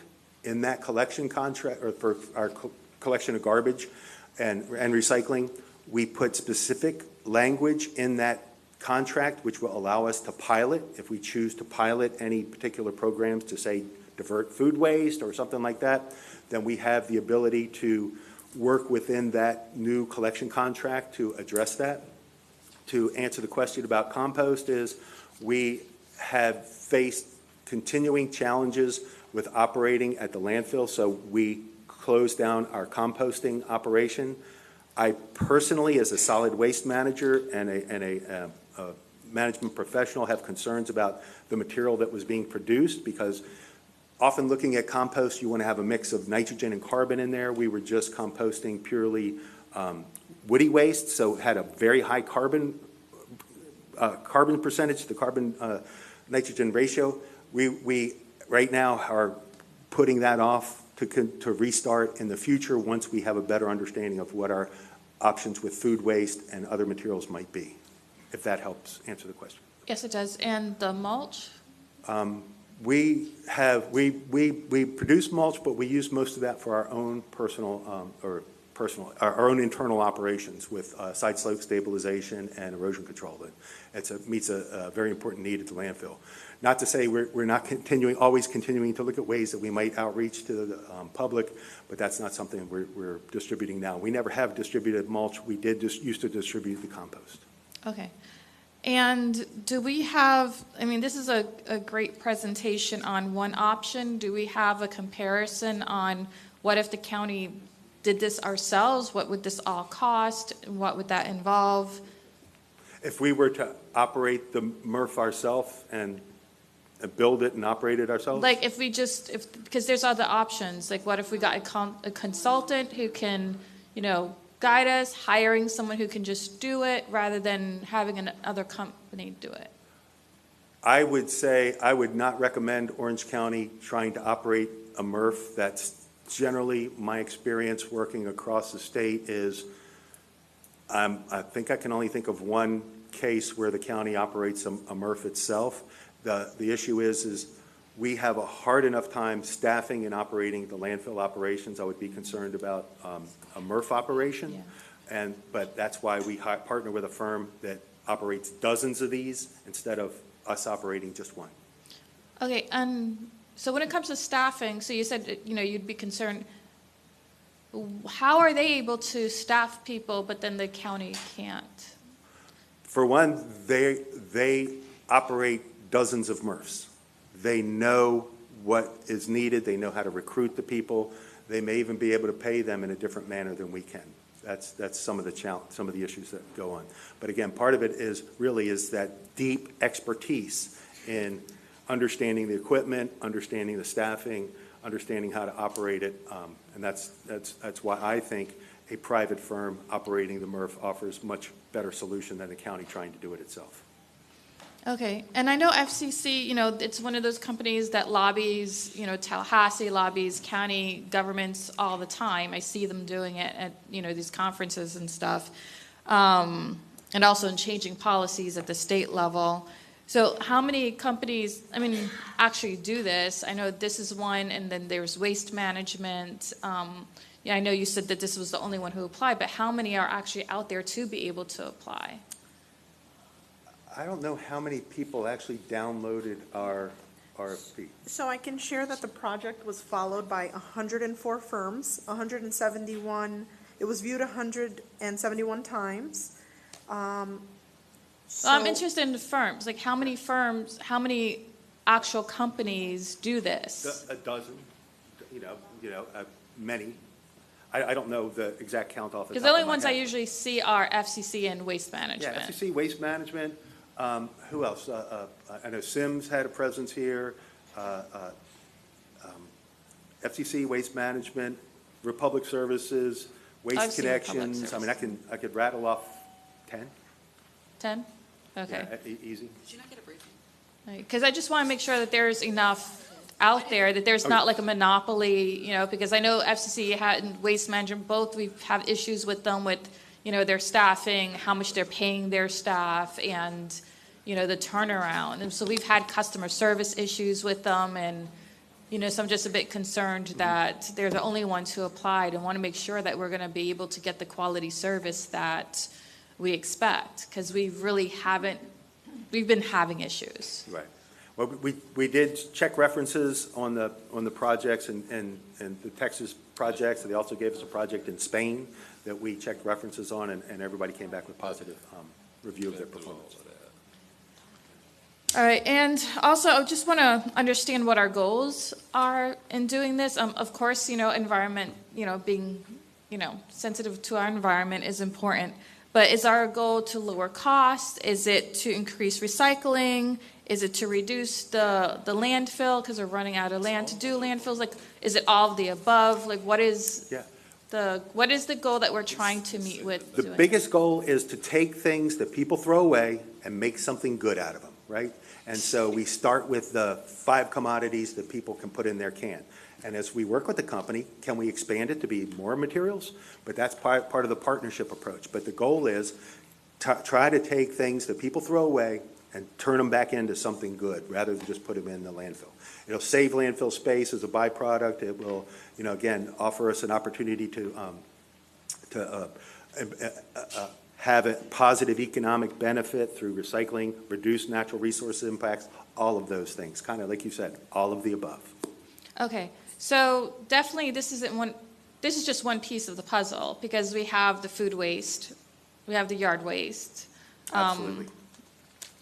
Recycling and other stuff.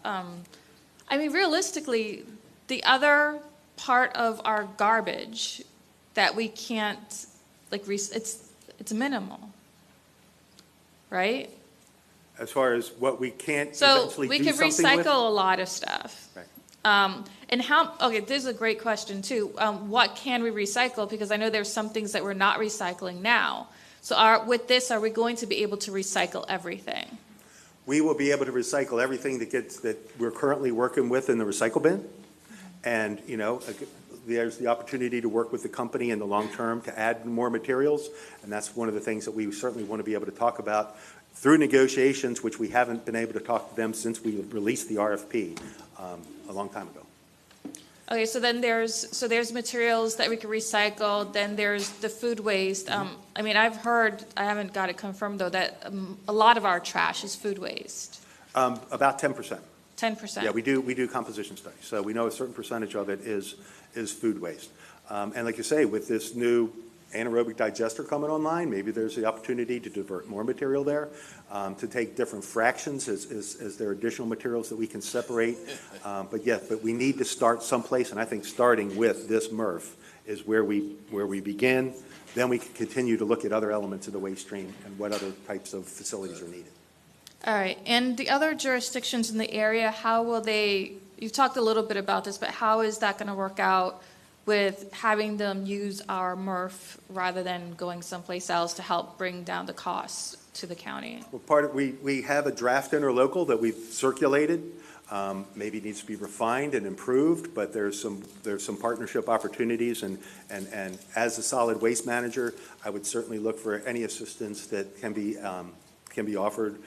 But I talk to my peers in the garbage sphere, if you will, about opportunities. And so again, part of it is we need to move somewhere first. Somebody needs to move the first chess piece on the chessboard, and I think having the MRF in place helps us begin and have a good discussion and have a good solid reference point that they can then talk about an interlocal agreement with.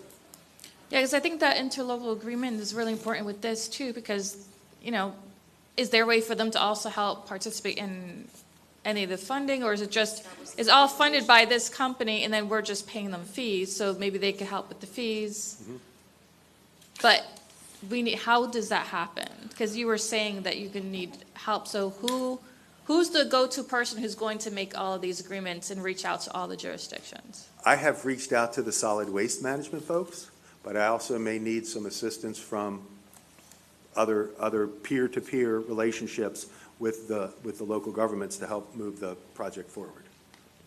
Okay, so don't want to, put you out, but would that be the mayor? The county administrator, the mayor? We do that, Okay. That's what we do. We have regular meetings. I have meetings with the city managers, administrators at many different levels. We have a lot of interactions with those, but there's a great group with the solid waste managers that's already in place. But we that's part of what we do and would be doing.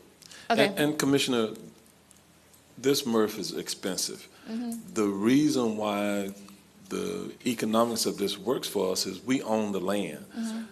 And then we'll own the building at the end of the... And we will own the building at the end. But trying to locate a landfill anywhere is a very difficult proposition. So it's not likely that the city of Orlando or the others who will use this will, what would be attractive to them is, one, the pricing, two, the distance is here within our county. They couldn't replicate this really very easily. And so this is a good thing, and I think that is what will motivate the others to want to recycle and do the things and use this facility. They got to do it somewhere. Why not here? And my last question is, you said the building life will be 30 years, but the agreement will be 20 years? So then we'll just have to renegotiate an agreement, or what's the plan after the 30 years when the building is, are we just going to, I guess, upgrade it, maintain it? Hopefully we don't have to build another one. Like, how's that work? Yeah, hopefully we don't have to build another one. We'll have the envelope. We'll have some processing equipment, and it will likely need to be upgraded. You need to upgrade this equipment every 10 years. That's how long it lasts. So there's at least one planned upgrade in the term of the agreement, and if it's been a good partnership, there is the opportunity for extensions by mutual agreement of the contract. So in 20 years, we'll either look at that, or if we've had challenges, then there's the opportunity that, just like other counties do that own their own MRF, Lee County, Palm Beach County, they would resolicit an operator and a equipment supplier to upgrade the facility and change the operations going forward. Okay, and sorry, I did have one more question. So is this an opportunity to encourage people to recycle more, because the more tons that's going in, the lower the price goes? Absolutely. And if we can bring school groups in for tours of the MRF and get the children involved, or get community groups to tour the MRF to see it and lay eyes on it, that's where I think it's very important to have our own MRF. Okay. All right, thank you. All right, Commissioner Wilson. Thank you so much for staying the course. I know we've had a lot of MRF conversations over the years, so this is going to be short for me. One of the things I did not bring up during our briefing yesterday, but it popped in my head later, since we were out at the Disney's glass pulverizer, what the opportunity might be, and this could, I guess, fall into the commercial side, to get the theme park business in their recycling efforts. Right. And that would be something where we can outreach to them I don't know what's going on with Disney, to be honest with you, or how approachable they would be, but yes, that's in the mix. I was going to say, it gives All me of some those. great hope. Thank you. All the big hotels, all the big operators, yeah.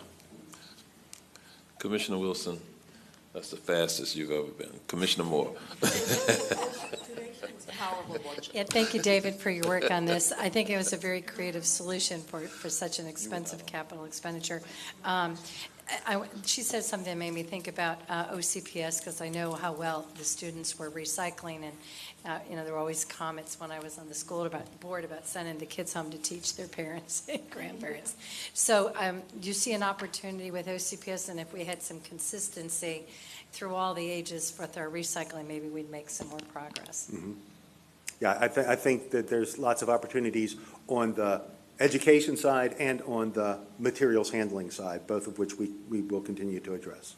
Oh, that's exciting. And then just one financial question, and I'm still a little fuzzy on with the financing. Once this facility is up and operating, do you initially see an increase for our rate payers, and then it would go down as we recruit others to participate? I'm just a little concerned about for our folks. Yes, and that is something we're going to have to model, and in the 2 years it's going to take to contract and design it, is to try to be outreaching to people to see if we can't create some partnerships. But I would think that there is the potential for there to be an increase in cost to the residents, and there might be an increase in cost if we were to contract another way also. So. Well, keep us in the loop, because that's, we didn't get elected by not knowing people, so we would love to help you develop partners so that we don't have to pass this on to our folks. Great. All right, thank you.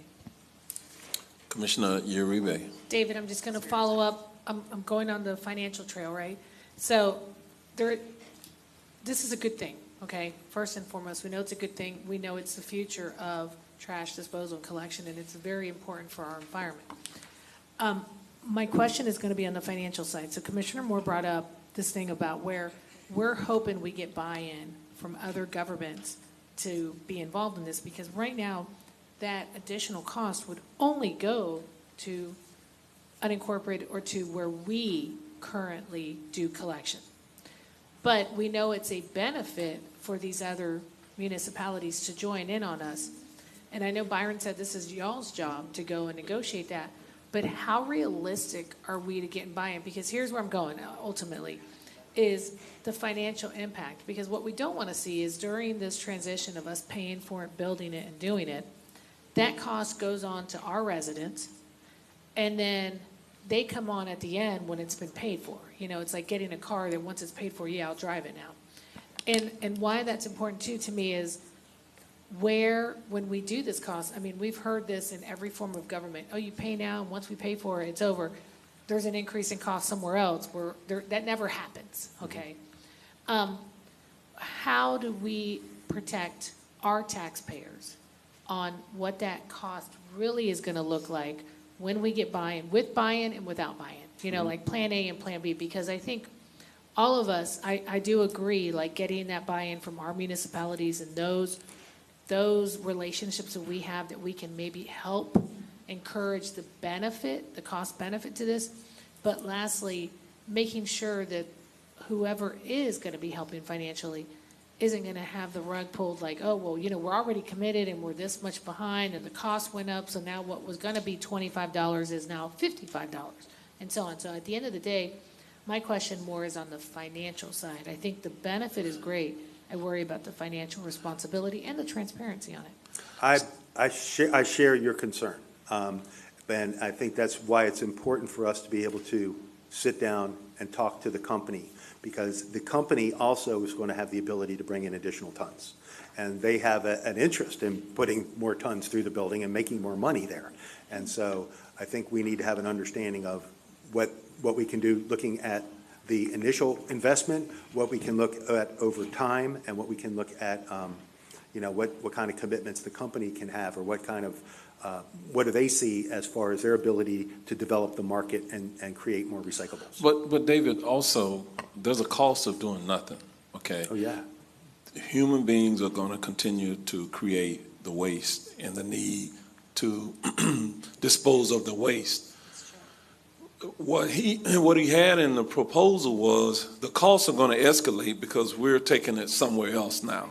And that cost is expensive to transfer it somewhere else, and it will continue to go up, and our consumers will, and that, what he pointed out was, that's unknown.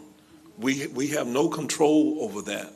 In this scenario, they negotiate with this company, and they establish some controls in there where we know definitively what that cost is, but he accentuated the opportunity because there are a few of the municipalities and others in the county who really can continue to afford that escalating cost to transfer that waste that they're producing to other localities. So what we're doing is, because we own the land, we can, in the total financial model, that is something that is significant because we own the land, and the proximity of the MRF to our landfill, there's some synergy there that all results in a cost avoidance. I'll put it like that. There's a cost avoidance that is involved here, and that is what we're trying to capitalize on. And what they're asking us to do today is empower them to go back and negotiate the final details. Through that negotiated process, that contract has to come back to the board. If through that process we find that the price point is something that is too costly, then they'll have to report back to us, and the board has to the opportunity to make that decision now. But I believe because of the way that others, municipalities and others who are now taking their waste to our landfill, they still will likely continue to do that. Am I right? My question, I think the benefit is there. My question is that we empower you to get the best deal you can get for the residents who live in Orange County. Mm-hmm. So that's ultimately what I want to make sure. And when Byron uses his power of influence on other folks, because like I said, we don't want them to come Johnny come lately. Once we've paid for it, then they come on board. Right. You know, and that's what I'm hoping that we can negotiate a lot stronger, so that we don't have to put all of that cost on unincorporated Orange County, that we share some of that, because the benefit definitely is there. Right. But, you know, hopefully we will empower you all, and with all the influence that all of y'all have over the years with every municipality, that we'll get buy-in so that they'll invest in this project. But great job, David. Yeah, and that's certainly one of the reasons why we built a most favored nation clause into the contract, where somebody can't come and trade on the incremental cost and get a better deal than us, because we've paid for it. Okay, I'm going to move approval. All right, we have a motion and a second. Commissioner Bonilla, do you have other comments? No, I was just going to say, like, I agree. The reason why I was asking all the questions, I was asking to make sure that we did look at everything, and we're getting the best deals, and we're moving along and understanding, you know, how everything is going to happen, and that, you know, we're getting the best deal we can. So thank you for all your hard work on this. All right, we have a motion and a second. All in favor, let it be known by saying aye. Aye. Opposed, no. Motion passes, and it is unanimous. Thank you, Zule and Greg. We're going to move to Brian Sanders with the Metro Plan. We do have a Metro Plan board meeting that's coming up, and he's simply going to go over the agenda and the expected items that we will see at that time. With that, Brian, you recognized. Good afternoon, Mayor, Commissioners, Comptroller Diamond. Going to try to make this brief for you. This is a Metro Plan Board meeting tomorrow morning. It's 1 hour earlier than normal, so at 8 o'clock. And that was done to get you back here for obligations after that. So the consent agenda will be the approval of the board meeting minutes from June 12th, the May 2024 financial report and travel report. The financial report for May indicated that no net differences were going to be reconciled, so that was a good thing. Travel report included Ms. Whittington traveling to New Orleans, Louisiana to attend the WTS conference. Ms. Balk traveled to St. Petersburg and Miami for Transplex and the NACTO 2024 conference. And Mr. LaChavo traveled to Hollywood, Florida for the FGFOA annual conference. Important action item is the approval of the TIP. It's a roll call vote. FDOT is requesting approval of the TIP and the resolution by the board before the July deadline.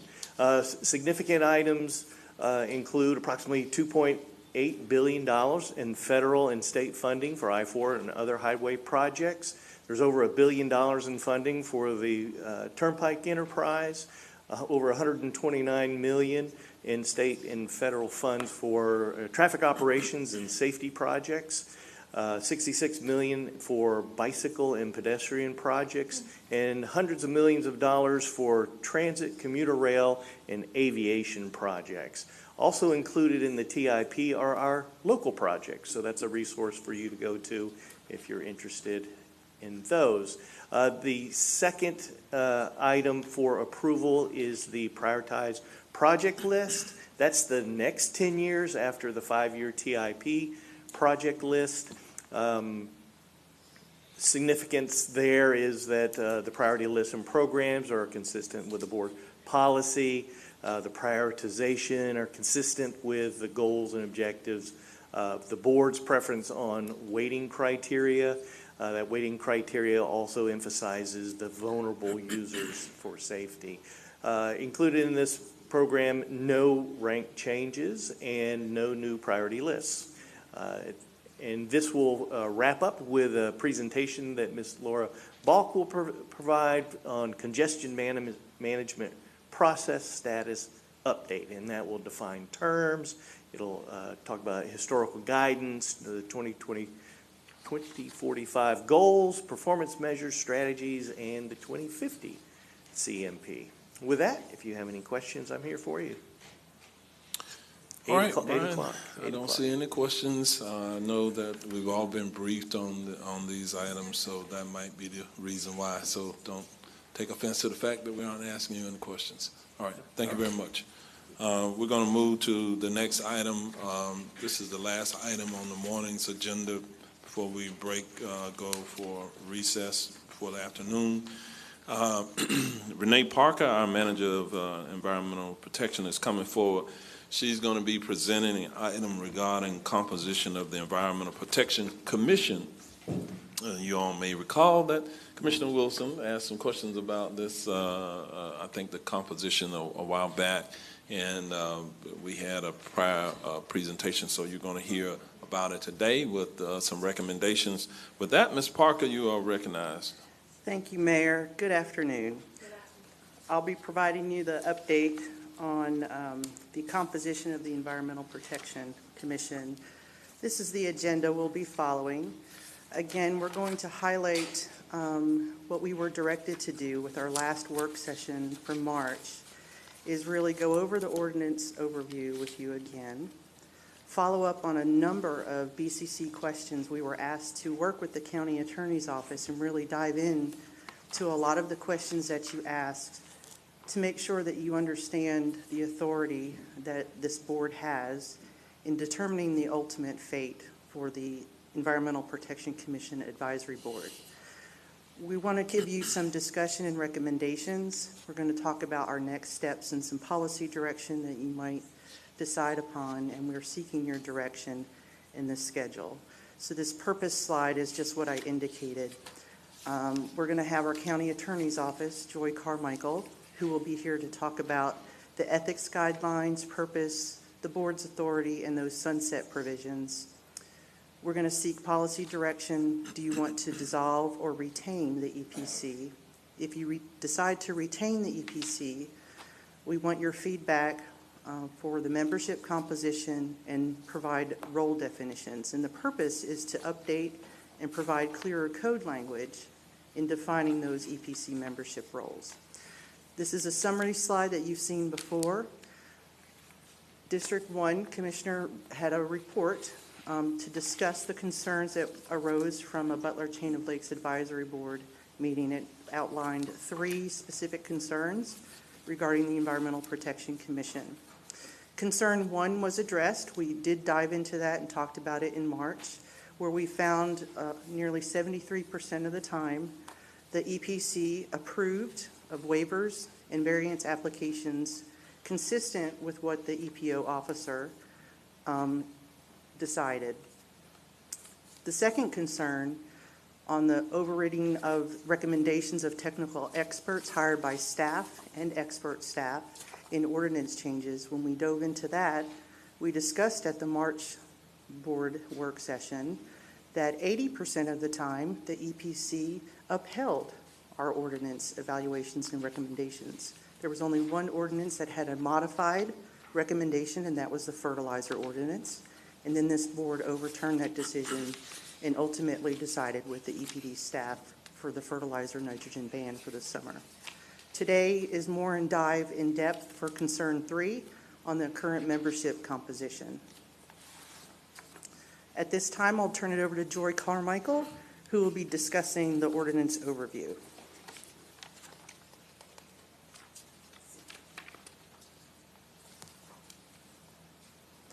Good afternoon, Joy Carmichael for the Orange County Attorney's Office, and I will discuss the history of the enactment of the Code of Ethics along with the authorization for Orange County to create what was formerly called the Orange County Pollution Control Board. The last time we met, we discussed a question on whether there were voting conflicts that occurred with decisions made by the members of the Environmental Protection Commission, and we discussed that aspect of the Code of Ethics and how each of the members, just as our other advisory boards, are trained on how to declare a conflict and how to abstain from voting if they have a voting conflict. Another related question pertained to whether the internal composition of the EPC presents a conflict of interest, because we have members who work in industries that are regulated by the EPC. So this presentation focuses on that aspect, that question, and I'll begin by going through the history of the creation of the Code of Ethics and the establishment of the Orange County initially Pollution Control Board to explain how we actually don't have a conflict of interest, although it appears to be one. So in 1967, the Florida legislature authorized the county to create the Pollution Control Board. And at that time, it would be composed of 5 members, and one member was required to be someone who was a representative of industries or businesses directly affected and subject to the regulation of, at that time, the Orange County Air and Pollution Control Act. And that's the act under which the Pollution Control Board would operate and make decisions. The legislature in that same year established a standard of conduct, which we have as the State Code of Ethics. At that time, it applied to public officers and employees of the state. It did not apply to counties nor to advisory board members.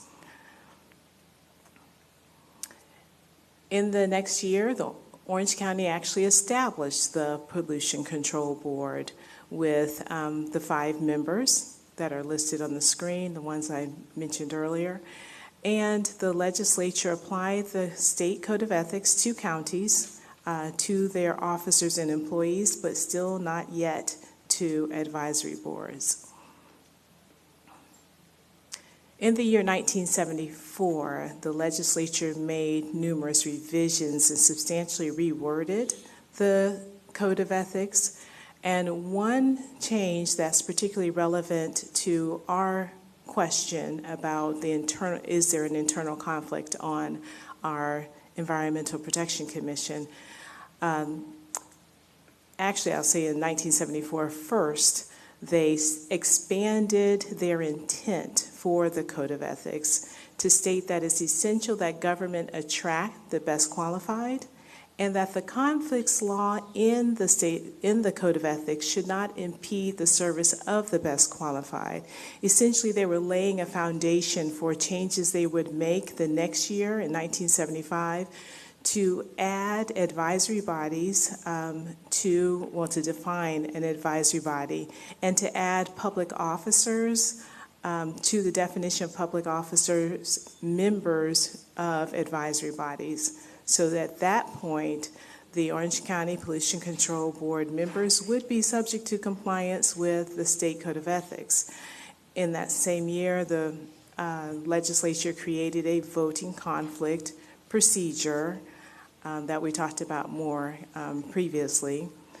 And they created an exemption for a member of an advisory board who occupies a position that an ordinance or other law requires them to have. For example, if, for example, in our EPC, we have two positions actually, but at that time it was one position where the composition of the Orange County Pollution Control Board required one of the members to be a representative of an industry directly regulated and affected by that code, the Air and Water Pollution Control Act. And so the legislature anticipated that in providing an opportunity for those who have technical expertise or a certain work experience to be on boards, that they wanted to create an exemption to allow them to serve on the board while also being able to practice in their profession or their occupation. So that allowed the membership of the EPC, of the Pollution Control Board, to continue as constituted without being in conflict with the State Code of Ethics, and that's still the case today, as we will see. So we have I added this additional exemption that's in the Code of Ethics. It does not pertain directly to this position we're discussing, or the positions on the EPC now.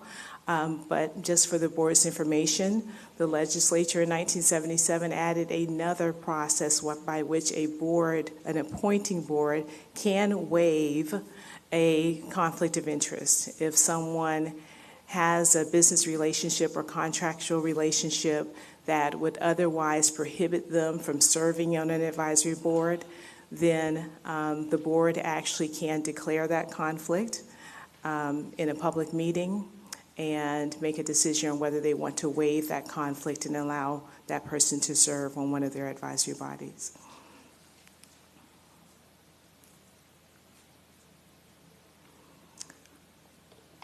Okay, this is just a continuation of what occurred in history to bring us to where we are, actions by the legislature and by the county. In 1983, the county changed the name of the Pollution Control Department to the Environmental Protection Department. And in 1984, the legislature changed the name of the Pollution Control Board to the Environmental Protection Commission. In 1986, our voters, by referendum, approved our county charter. At that time, it incorporated the State Code of Ethics to apply to county officers and employees. In the year 2008, we actually created our own local Code of Ethics. And in 1991, we passed an advisory board's ordinance that stated specifically that our advisory board members are subject to compliance with the State Code of Ethics, and that's incorporated into our code in Chapter 2. In 1996, your predecessors decided to expand the membership of the Environmental Protection Commission to include an additional position to be occupied by someone who's a representative of a regulated business or municipality. And as we previously discussed, that exemption would apply, and that person would not have a prohibited conflict of interest by continuing to practice in their profession or occupation. And the board added a recognized environmental conservation organization position. That is the current state of the board at this time. So I'll turn the program back over to the manager, Renee Parker.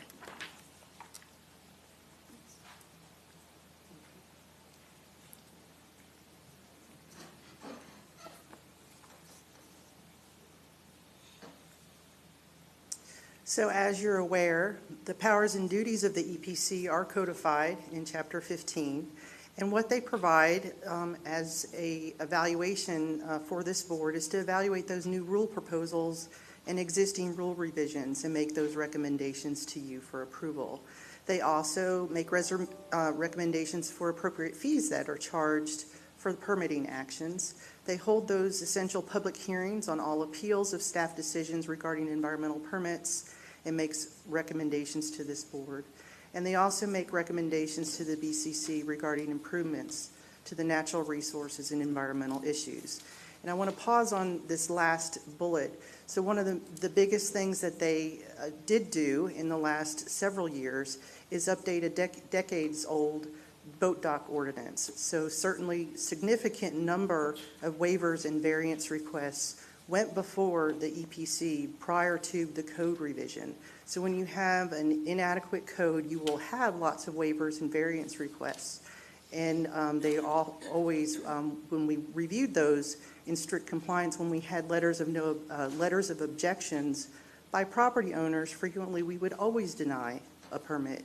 And it was up to the EPC board to hear those cases, evaluate those letters of objection, and then ultimately decide if it met code or not based upon the criteria of that waiver or variance request. The other significant accomplishment of the EPC was the wetlands ordinance that they helped evaluate a 2.5-year process to bring a better code development for all things in wetlands permitting. So they've done a significant amount of work, and their workload has drastically changed because of the new code updates. In the future, we are looking for this board to work with us to provide excellent recommendations to you for several ordinance changes regarding Chapter 8 water safety, for boats and water safety, for any updates for our air quality ordinance, and for the new special protection area code development for Shingle Creek and St. Johns River Basin. So the next series of slide is the summary of questions that we received during March work session.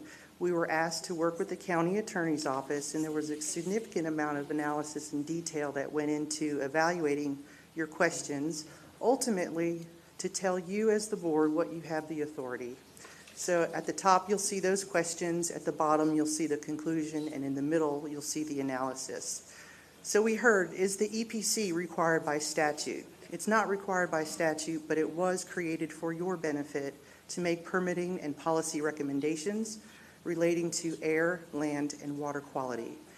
The EPC includes the word commission, and it's riddled throughout the code, but it is operating and serves as an advisory board pursuant to Section 210 in our code.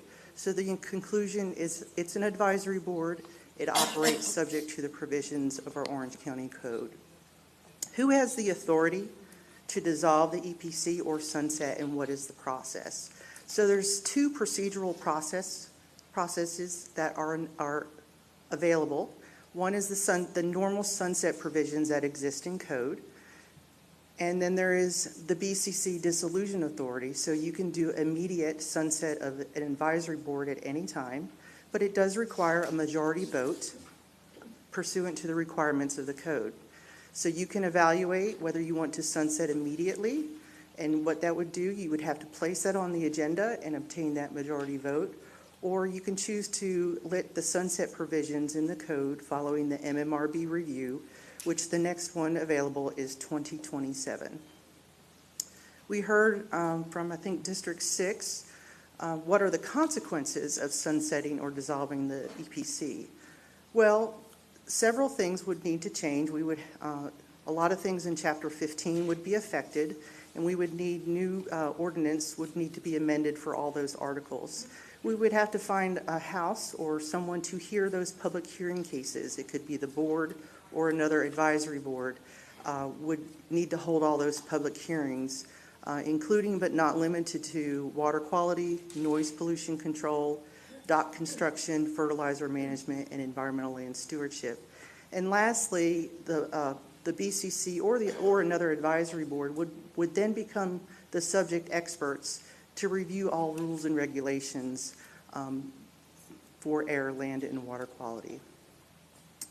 So I believe District 3 asked, can BCC appoint or conduct the vetting of members to the EPC rather than the Mission Member Review Board, and what's the process to make that change? The analysis is you have the complete authority to do that vetting process. Currently, it's done by the MMRB, and they provide those recommended appointments to the EPC for your approval. However, if the board decides to vet and appoint, we would need a resolution for that process. So we would also have to amend Chapter 2 and Chapter 15 with that recommendation. But certainly, you have the authority to vet. We heard significant discussion from many of you about what really is the definition of an agricultural business. So in our analysis, we indicated that the board has not defined or provided an intent for the meaning of an agricultural interest, which is a member role that serves on this EPC. We looked at the Florida statutes, and the statute broadly defined it to encompass all farming industries, related activities, property exemptions, and licensing.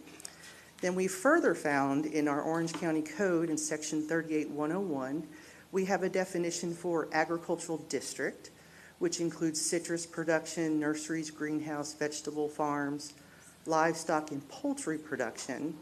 And then we also found in Section 1738 what a definition of an agricultural purpose is.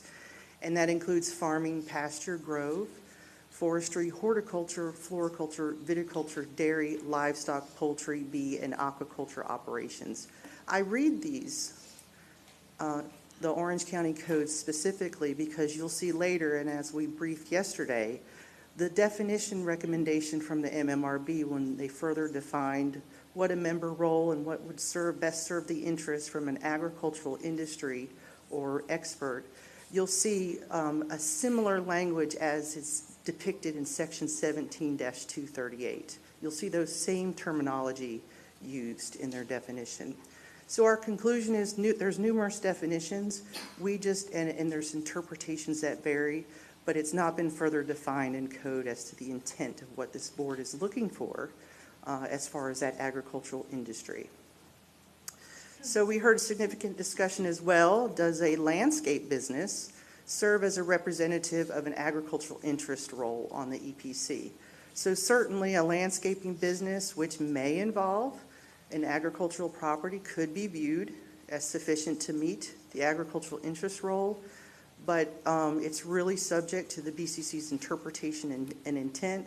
And I would further caveat that with the current definition, the MMRB does their best to try to vet that candidate to serve at what they think and believe is an agricultural industry to serve on this board.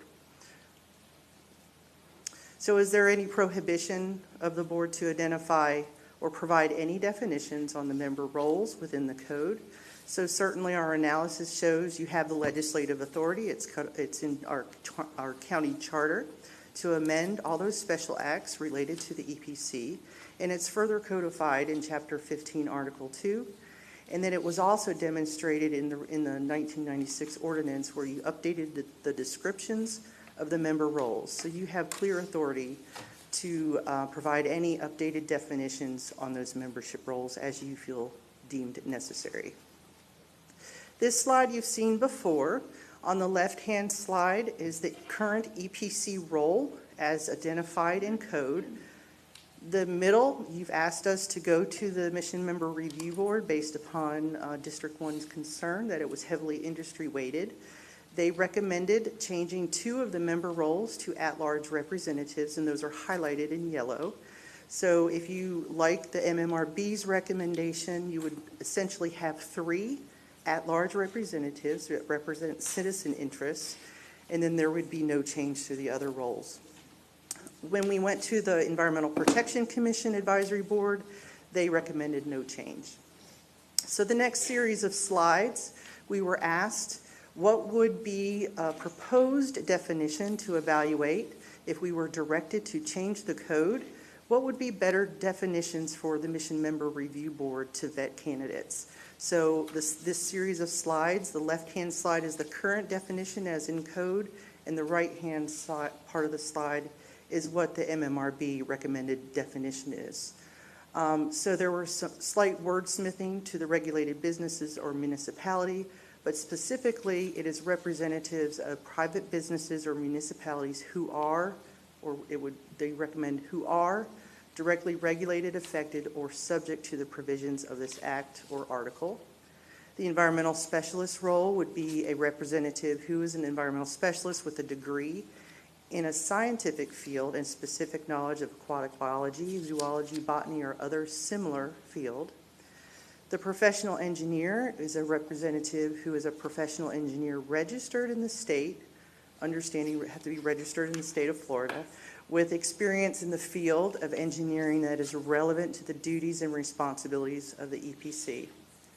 And your at-large representative had the most, not significant, but clarifying definition is a citizen representative of the interests and point of view of the general public for the effective and continuing protection of the environmental quality of the air, water, and land in the county, and who is not associated with a private business or other organization that is directly regulated or affected by the provisions of this act or article. So that's truly a citizen representative. And then your ag interest role, and this is where I told you, it very similar to that Orange County code where they've wordsmithed this. It's a representative of the agricultural industry actively engaged in agricultural operations such as, but not limited to, bona fide farming, pasture, grove, or forestry operations, including horticulture, viticulture, floriculture, dairy, livestock, poultry, bee, and aquaculture. So you see there's a pattern since it was already developed in code, in definitions. They felt comfortable if that meets your intent of who would sit from the agricultural interest perspective, this is what they recommend as vetting for that candidate. And then your recognized environmental conservation organization, just a few wordsmithing changes, a representative of a recognized environmental conservation organization. So this is just to summarize. There's a couple options that I wanted to go through. One, you could choose to have no change, maintain the EPC as a current advisory board. It's a 7-member advisory board with the existing rules and regulations, roles and definitions. Option 2, what was laid out was the Mission Member Review Board recommendation. Maintain it as a 7-member advisory board. Add those 2 at-large representatives by converting 2 of the member roles. And then there's also a BCC alternative recommendation, and that's what would be hopefully maybe decided today. One of the things that I was thinking about that I did not brief you on, an example alternative, if you did not have the consensus to accept what the Mission Member Review Board role definitions were that we just went over, an example alternative that could be developed in code language, you could say something like 2 representatives of private businesses or municipalities who are directly regulated, affected, or subject to the provisions of this act or article, or in the event that a representative with such qualifications cannot be timely appointed, 1 at-large representative. So that's a clear direction to the Mission Member Review Board to possibly, when we don't have candidates that apply for vacant positions and you may have more at-large representatives apply, you can vet those candidates. So our schedule, today we're here at our work session. If you direct us, and what we're asking you is to direct us, if you want to update the ordinance language, we would draft the resolution and have that back to you hopefully no later than August 2024. We would hold stakeholder meetings in August. We'd come back with the public hearing sometime possibly late October. And then depending on board direction to retain the EPC, we really want you to direct the MMRB to fill the current vacancies that currently exist on the board, or if you change the makeup of the role of the board, you may create some other vacancies. So currently we have 2 vacancies. We have an at-large representative and an agricultural interest representative, and we have 3 reappointments that were put on hold depending on the fate of what you guys decide is what is going to happen with the Environmental Protection Commission. Those 3 reappointments were the one regulated business or municipality, an environmental specialist, and a recognized environmental conservation organization. So for example, if the board decided to convert one of those roles, we'll pull out the environmental specialist role and convert that to an at-large representative. Thus, you would be creating yet a 3rd vacancy. We currently have issues right now with maintaining quorum. We have 4 members that are actively showing up, but if one of those members do not decide to show, then we cannot hold the EPC and do the business that the county needs them to do to make effective recommendations and processing the permits that we need your approval. So, last slide. The policy direction, the first question really determines the series of questions below. Does the board or the BCC want to dissolve or retain the EPC advisory board?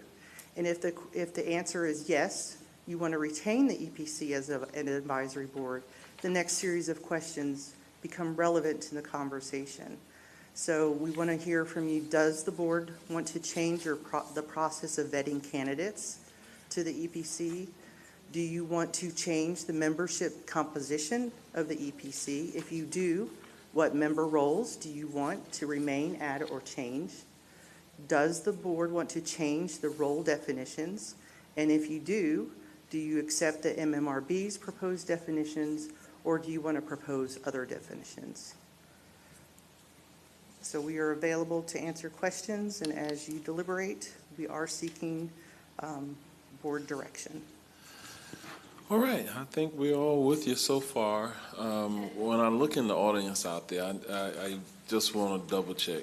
I don't think I see any members of the MMRB or the EPC present.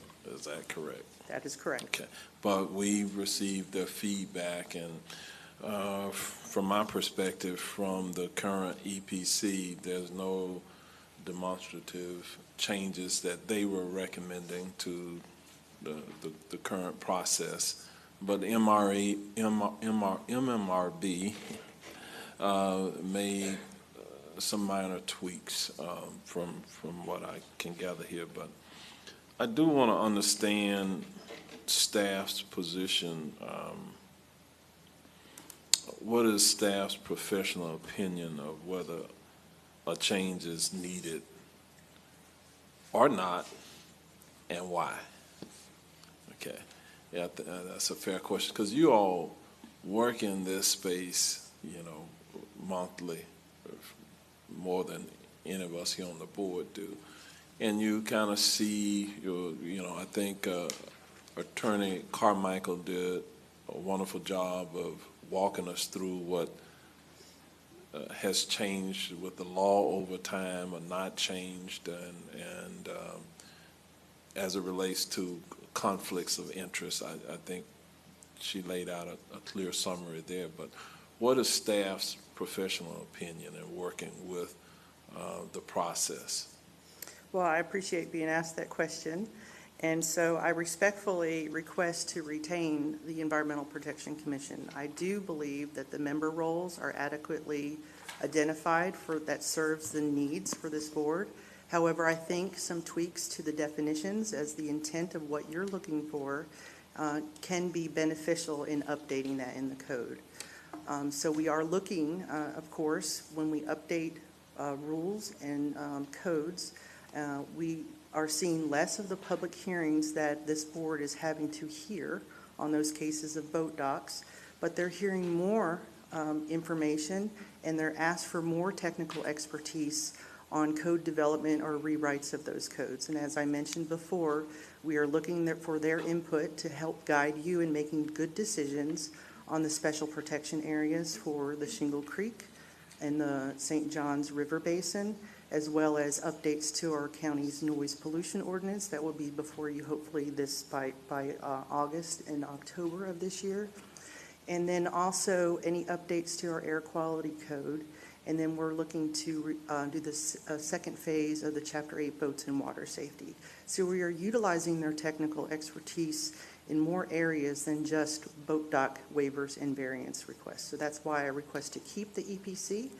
I would say we can reevaluate that on their normal sunset provision in 2027, and then see what the next 5-year or 6-year outlay is for what we need this EPC to help decide for all things air, land, and water for the environmental decisions that the next board has to face. Okay, so what I'm hearing you say is that you believe and staff believes that there's a useful purpose and relevancy for the EPC. Correct. Okay. All right, I'm going to open it up for members of the board now who may have questions. We'll begin with Commissioner Gomez-Cordero, then Commissioner Wilson, Commissioner Uribe, and Commissioner Bonilla at this time have pressed a button. So we'll start with Commissioner Gomez-Cordero. Thank you, Mayor, and thank you for the presentation. And it's not a question, it's just like a recommendation to the board. Based on what you mentioned that District 3 had also recommended, I don't know, but I would like to see if we have representation from each district in the board. Why? Because, for example, I have Moss Park, Narcoossee, Boggy Creek, and they are all professional, farmers, agriculture, engaged, every, day. And I would like to see that, at least my district, I want them to be part of this, somebody part of this board. Thank you. Okay. All right, Commissioner Wilson. Yeah, so thank you so much. I know, this came from a memo that I sent that had another issue. So I know it's been, sort of parsing it out and then looking a little deeper. It came to my attention, quite frankly, for the first time because of a board that is associated with the Butler Chain of Lakes, where every single recommendation that Chain of Lakes board made, the EPC overturned. And so I couldn't keep people on that board because they basically said, why are we're coming here and volunteering our time.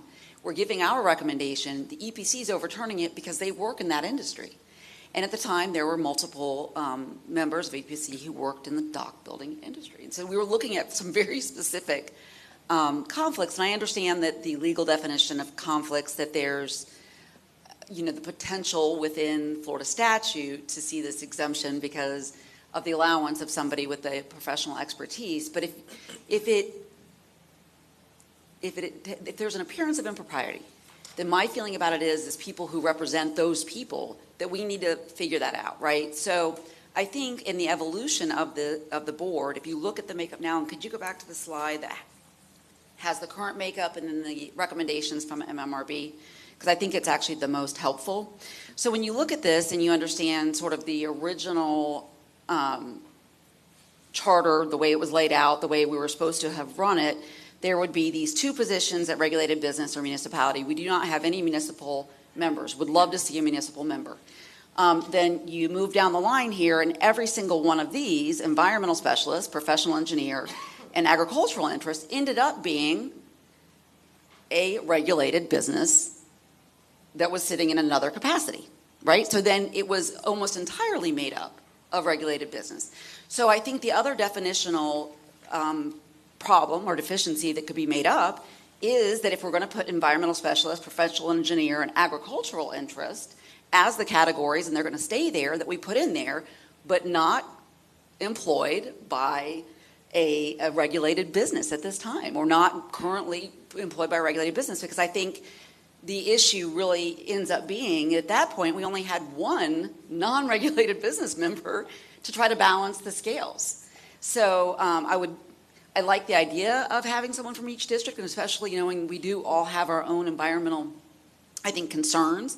But I also think it's important that if we look for specialists, which was what was identified as the need by our staff, that we're hearing them as specialists, not as representatives for their industry. And I listen, I get it. They need to represent their industry, and those are the most motivated people that show up. So I understand their reasoning, but then we need to know that up front. And if there's a way to get that disclosure really crystal clear, then I think the public has more comfort, right? We watched during the fertilizer hearings and public meetings that the data was overwhelming, that a full summer blackout was going to be beneficial, and the EPC returned a recommendation of not doing a summer blackout in direct contradiction to the science.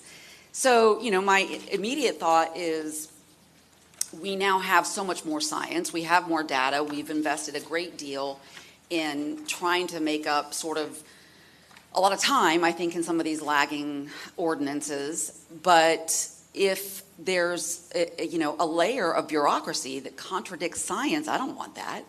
So I'm not saying to disband them. I'm saying let's get to what that means, right? And I think hearing that you find that level, the EPC's review, beneficial, and that the process is still beneficial, then I do think the recommendation of MMRB is a way forward.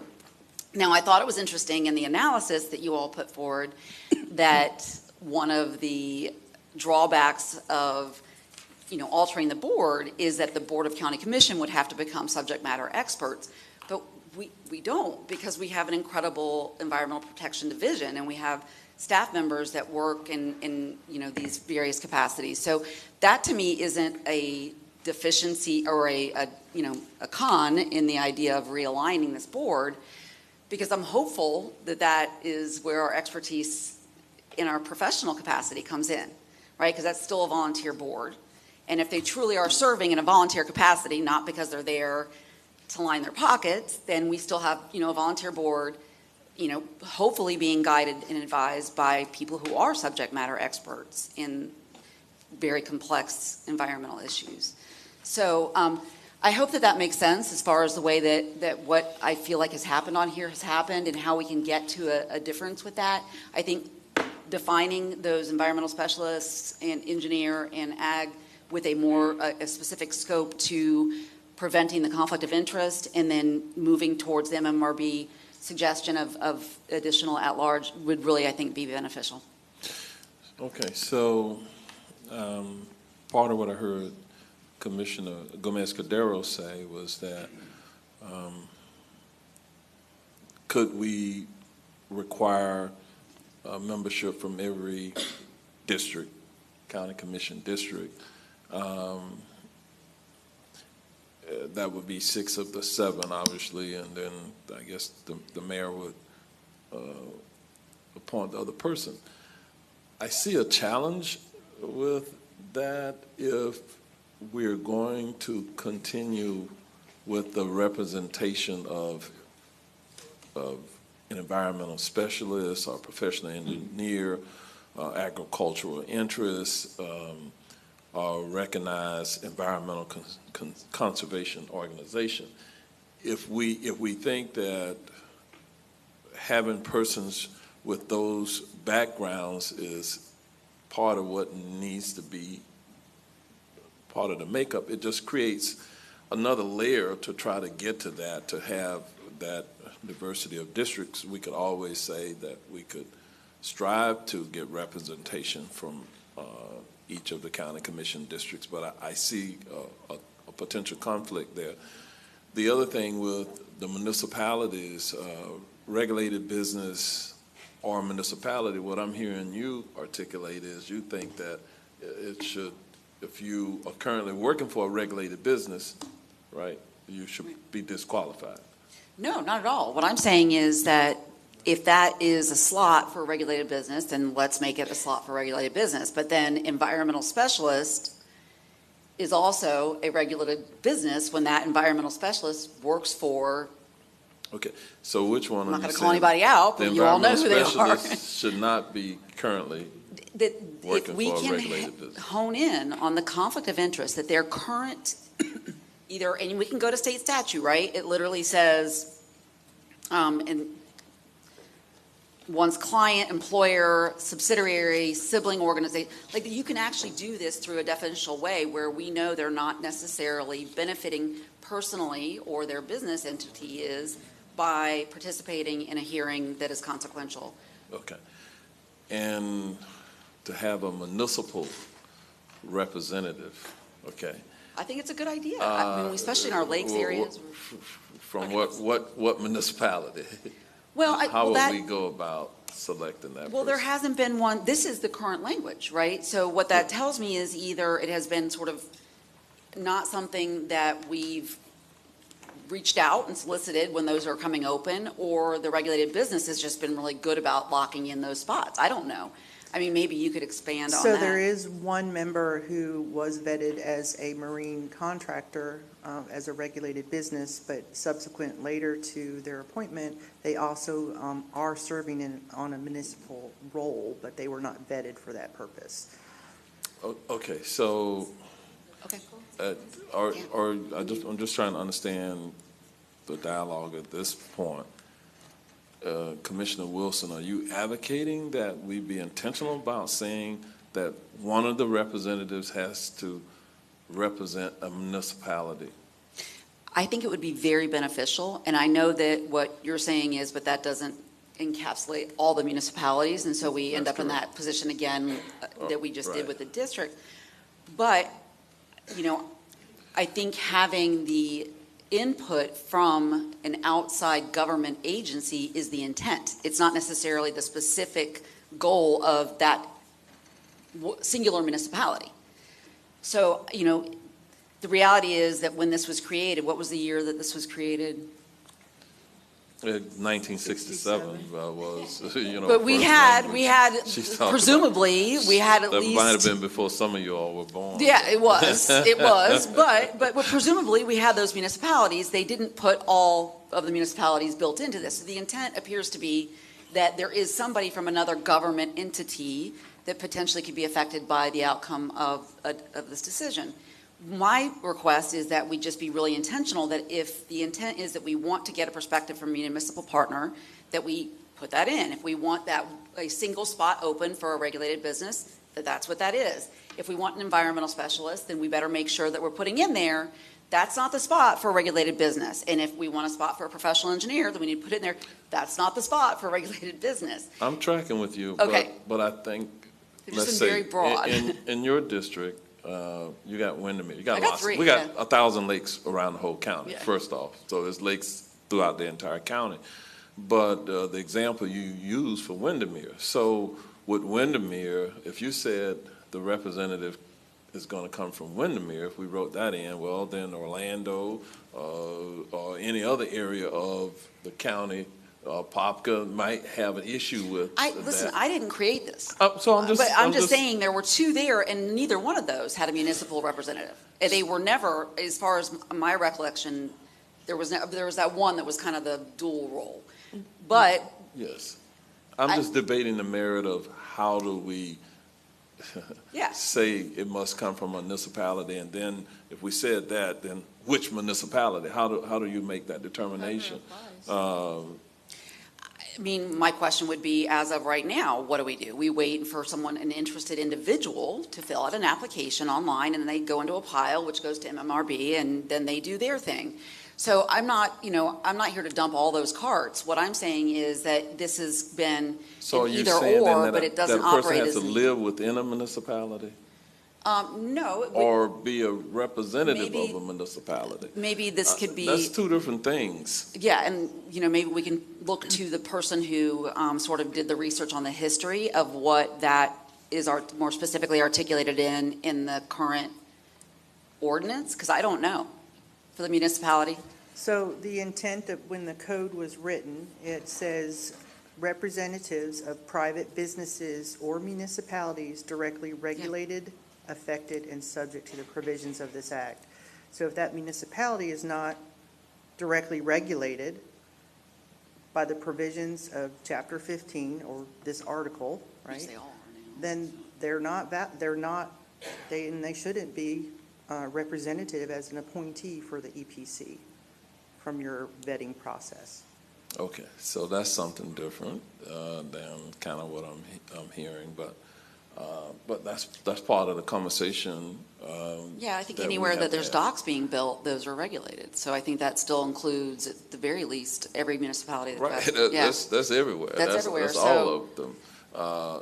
So, but hold the thought, we can kind of marinate on that to see how we could maybe figure out, if we said a regulated business, or if we just said a municipality, let's say from one from a large municipality or one from a rural municipality, I don't know how you get to having that. Well, but quite that's- frankly, I mean, I also think that I think we can, to look at the regulated municipality, but then also, the amount of interest in environmental protection activity here at the county, because I don't know if they all would have the same interest, right? Knowing that some of them just rely on that regulatory scheme to be kind of taken care of. So I think if it gives us an opportunity to go and talk with them, I would be really happy to do that and find out what the interest would be. Or if not, because they've relied on sort of the layers as they are, then we'll know. But the part that's troubling to me is that this was given as a little bit too broad to be one or the other of these, but neither of them ever were the municipality. They were always the regulated industry.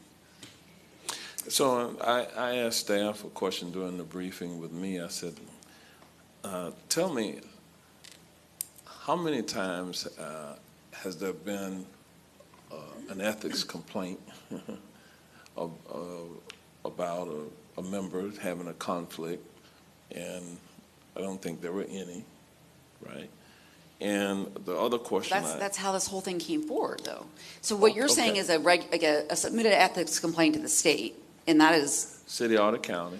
Well, I attached a complaint to the memo that started this process, and it was specifically from the Butler Chain of Lakes Advisory Board, speaking on behalf of their board, that they were very concerned about the ethical, and quite frankly, they felt like very broad allowances for conflicted votes on that, on Okay, EPC. but did that rise to the level of an official complaint?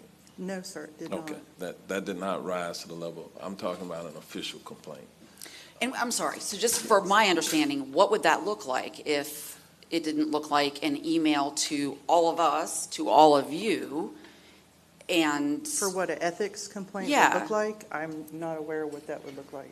Was that more along the lines of determining whether or not a voting conflict existed that might give rise to an ethics complaint if the individual did not abstain from voting? I think that your answer is correct. So when I looked at the data in the last 3 years, of the public hearings that were heard, there were 37, a couple of those were ordinances. But of those that were, those boat dock related to your concern and the Butler Chain of Lakes Advisory Board's concern, related to variances, requests, and those requests for waivers, it was, in 2022, it was 50-50. Some upheld our decision, some overturned No, our I understand decision. that, but the mayor was asking about an ethics complaint, and I'm Yes, not but- sure if they even knew that that was a possibility Right. as a triggered process for evaluation. So let me expand a little further on some of the data. During 2022, there were 4 conflicts that were reported during those series of public hearings, and that was from the boat dock builder, that was the applicant. So they did not vote, so there was no conflict of interest, and the EPC either voted to overturn the decision or uphold the decision. In 2023, they heard 3 cases. 2 of those were related to boat docks. There were 0 conflicts reported. And then in 2024, to date, we've heard 4 public hearings, and there's been 1 self-disclosed conflict of interest. And then the board actually upheld the EPO's decision. So, I mean, I think that was the right question then, was about the conflict, not an ethics complaint. That's correct. And so, because there's declared conflicts of interest, then I say there are determined conflicts of interest, where, through some type of investigative process, it was determined that the person was in violation of the ethics complaints. But given what Attorney Carmichael kind of laid out, it's very difficult, I think, to really prove a conflict. 100% agree with you, but I think that an appearance of impropriety is still something that we should address. So that's what we're trying to, that's part of what I think, if we're going to make any changes, how do you make said changes? It doesn't happen, it hasn't happened often, where conflicts are even declared. It doesn't happen often, and there have been no fully determined or declared conflicts of interest over time, okay, by either the Florida Commission on Ethics or. Well, let's just take a pause there. So we pretty much know that is not a thing, right? There's like 17,000 of those complaints from last year that were sat on. I'm just saying they so that's not a thing. I think we've got to rely on our own processes, and I think the definitions for anybody that's even applying for one of these, that we can eliminate that confusion and make the public feel much more assured that we are keeping an eye out for conflicts of interest. We're not going to rely on Tallahassee for that.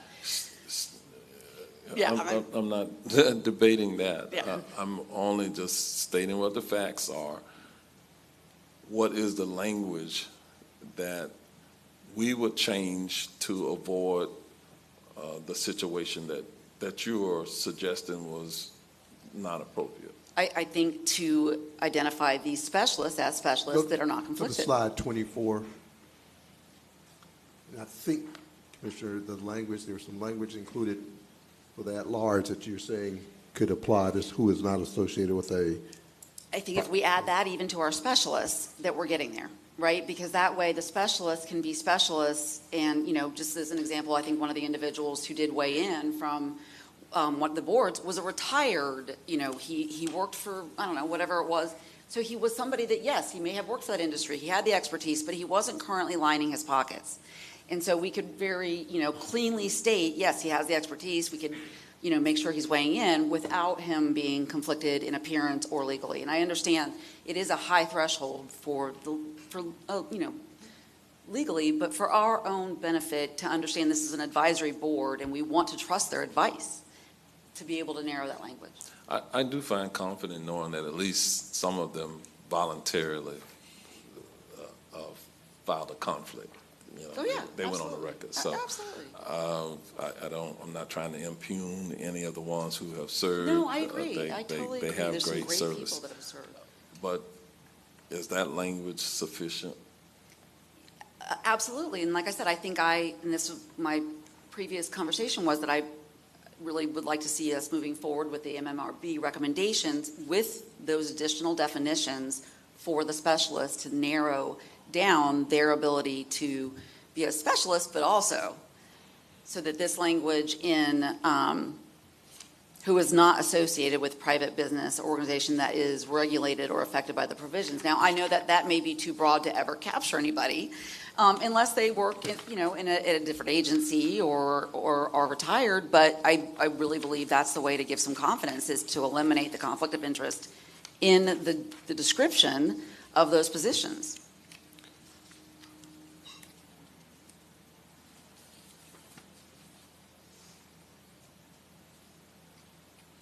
Okay, I think I know where you are at this point. So hold that thought. We'll see where we end up. Commissioner Uribe. Thank you. I actually have a question that's almost like a follow-up. So we talk about our lake advisory boards, which she has a very active one, so do I, obviously with Conway and Lake Holden and all of those. And there can be a recommendation on a variance or waiver, and then there was a discussion that the EPC has overturned those.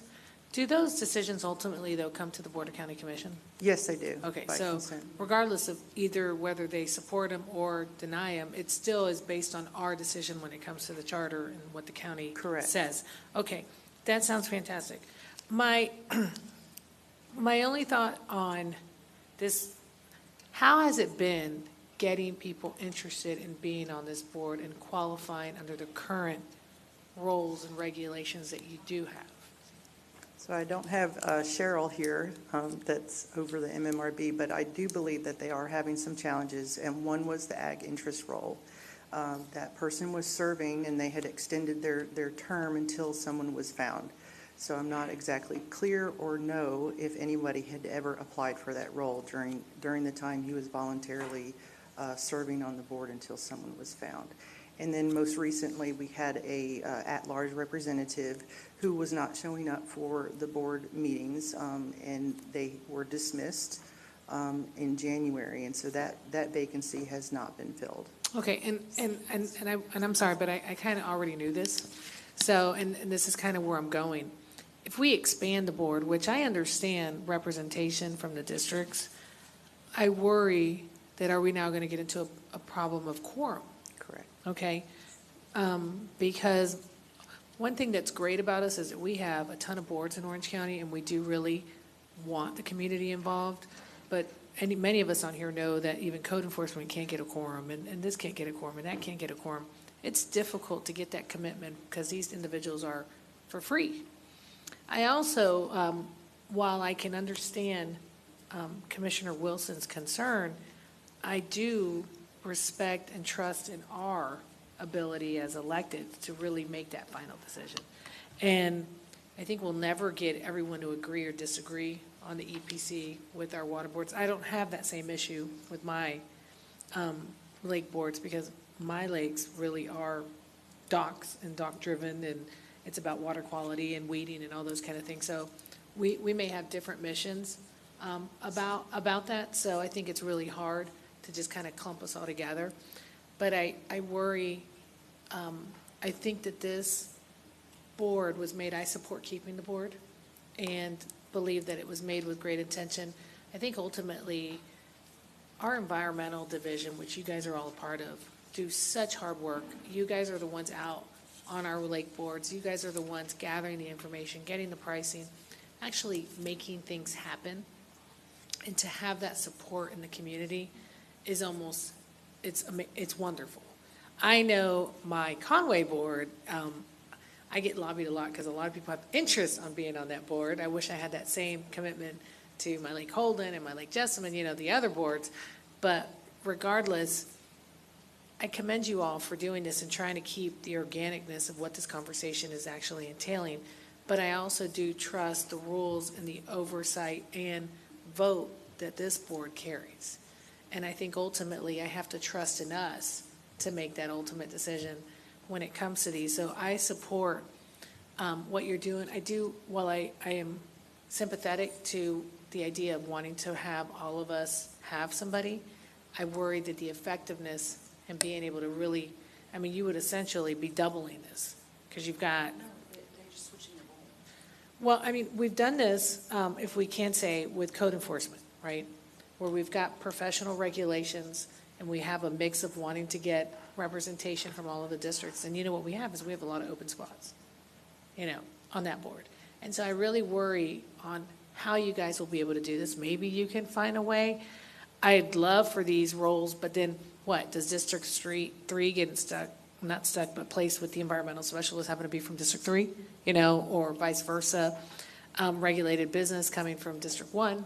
So I worry if we get too much into the details of trying to get this, and we already have challenges getting people to even serve on this board anyways, that it's going to complicate the reason for why we created this board and the reason to have it go forward. So I'm just going to give my opinion. One, I believe in this board. I believe in what you created, and I believe in the idea of what you created. Everything is not perfect how we want it. I understand that. But at the same time, I have spoken to members on this board, and one of the things consistently is they care. That's why they serve. And they don't get paid.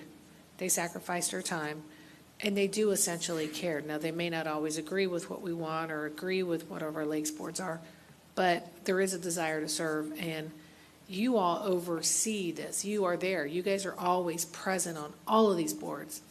and I respect what you bring to the table.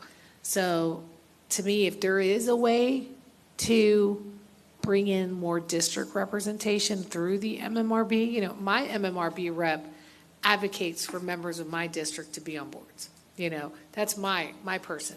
Like when it comes to arts, he's always looking at, okay, who in District 3 or the Citizen Safety Board, same thing. I mean, he's just very, very engaged on trying to find and vet the right person for the job.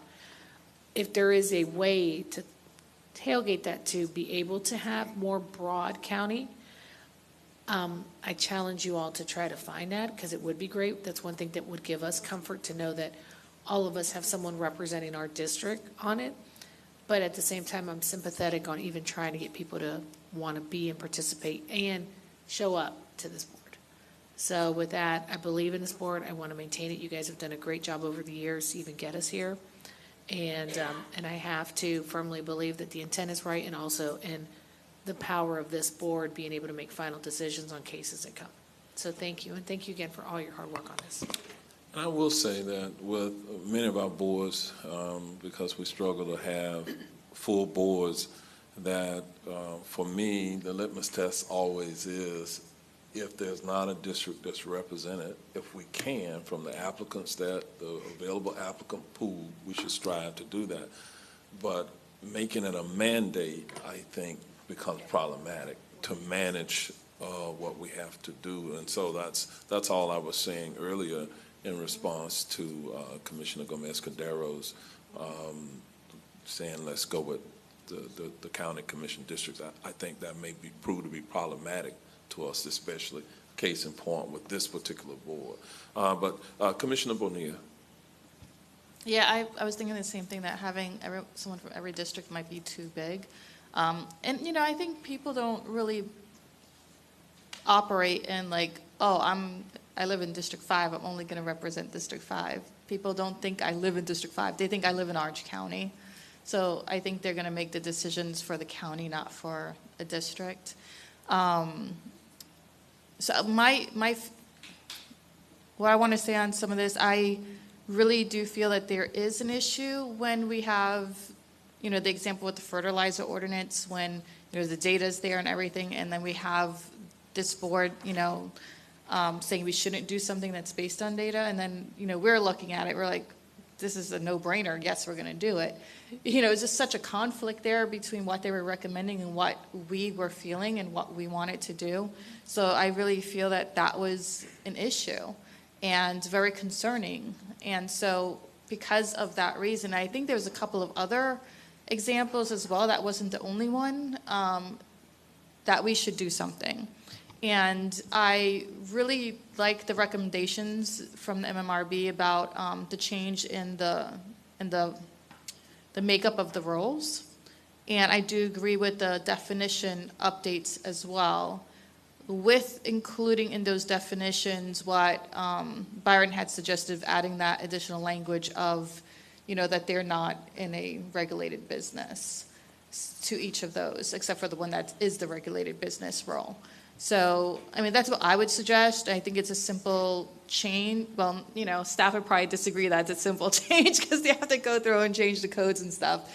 But as far as a decision, I think that's an easy decision to make, to just, you know, go with the MMRB role recommendations here. And actually, I will say I like the environmental specialist, though, so I may want to keep that. Instead of doing an at-large. That's the only one where I'm like, I feel like we should keep that. And then the definitions being upgraded. In the definition with the agriculture, I would make a suggestion on that one, though, because by state statutes, they say in a bona fide agricultural business, they don't say bona fide farming, you know, and then where bona fide is in this sentence is confusing if it's related to only farming or it's related to all of those things. So I think it's staying consistent with the state statutes definition, and we should move that bona fide in front of agricultural. So I think that's the only change that I would make to that. Okay, so we're kind of leaning into the MMRB recommendations, but back again on that slide 21 regarding a regulated business municipality, to me, even what the MMRB recommended in practicality, I don't know how you get to that, because there's no process to say, to get a representative of a municipality, for example. I know, but that's why we don't have, we may, there's no process. We don't say for the application, I don't think. So, Mayor, Are you a representative? Are you being recommended by a municipality? You know what I mean? How do we get to that? Mayor, they have the League of Cities that perhaps they could recommend someone for that position as an idea. Yeah, they'll mark which interest role that they can serve in. Yeah, but how would they know? I mean, that I don't know. Do we get that? Do we get people marking that Yeah. I live in Orlando and I'm going to be the representative of Orlando? Okay, unless the municipalities have a process where they open it up and they say, okay, we're looking for somebody to represent my city, my town on this body, and then they make that known to us. This person is coming as Orlando's. Well, I just don't think that's really what's happening. If that makes sense to you. I'll let Liz Johnson address that. She has handled the EPC probably nearly 20 years. And, so she has since historical we knowledge need on to that. eat lunch, do something here, take a break before 2 o'clock. Well, let's try to get through this process. I'll keep it brief. So in the past, Mayor, we have had, like City of Maitland sent a representative to the EPC. And so when they filled out the application, they would theoretically be checking the box of a regulated municipality, because some of Orange County's regulations do apply to the cities in their operations. Okay, so if That's how they we- check the box and then they say, hey, I've checked with Maitland and whoever. Yeah, You there's think been- that there's a process to get that? Okay, I'll live with it. We don't have to tweak the language then. Okay. It's happened in the past. The and cities it's- will have to yeah. figure that out, is what you're saying. They have to figure out that category. Okay, so now going back to I don't know that we had agreement. I heard 29. what Commissioner Bonilla said, and I heard what Commissioner Wilson said on no, I think we had agreement on that. I'm talking about her issue about the environmental specialist, right? Yeah, I mean, like I said, I'm okay with it. It just with, if we're looking at redefining these things, for me, anywhere that we can be more precise, we're always going to do better in the end. So can we maybe just go with the MMRB recommendations? Okay, because I think we're all generally in agreement with the MMRB. So if there's a motion to accept the MMRB recommendations. Second more. All right, we have a motion. Are and we able to amend those definitions, though? Because that would take care of a lot of the perceived conflict of interest issues that we're having. I don't know. Let's see. I saw Attorney Carmichael stand up. I'm not sure what that unreadiness is. So Mayor, I'd like to clarify, the MMRB made two distinctions in clarifying and recommending role representation and then definitions. So I propose that you might entertain motions. What do you want for the member role descriptions and titles? Do you want to change and add those two at-large representatives with what the MMRB recommended? So that would be. It's not adding, it's switching their. It's switching. That would be slide 20. in your Slide handout. 20, what, and we would do what here? You would be effectively changing one regulated business or municipality to an at-large representative and the environmental specialist role to an at-large representative. That's what would mean if you passed a motion to accept MMRB's And recommendation. is that okay with the board, members of the board? What is on this slide?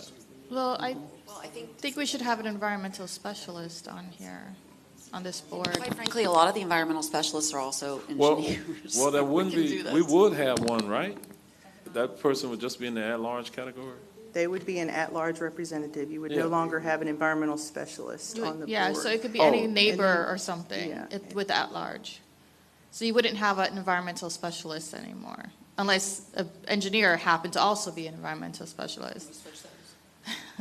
And then as we go through code development, if your consensus is you like the MMRB's definitions on the roles as they currently exist, we can continue to further wordsmith that. That goes through public hearings and the workshops, and you can further refine that as well. But if the general consensus is you kind of like the direction that's leading, the consensus is that gives us some sort of direction to head forward.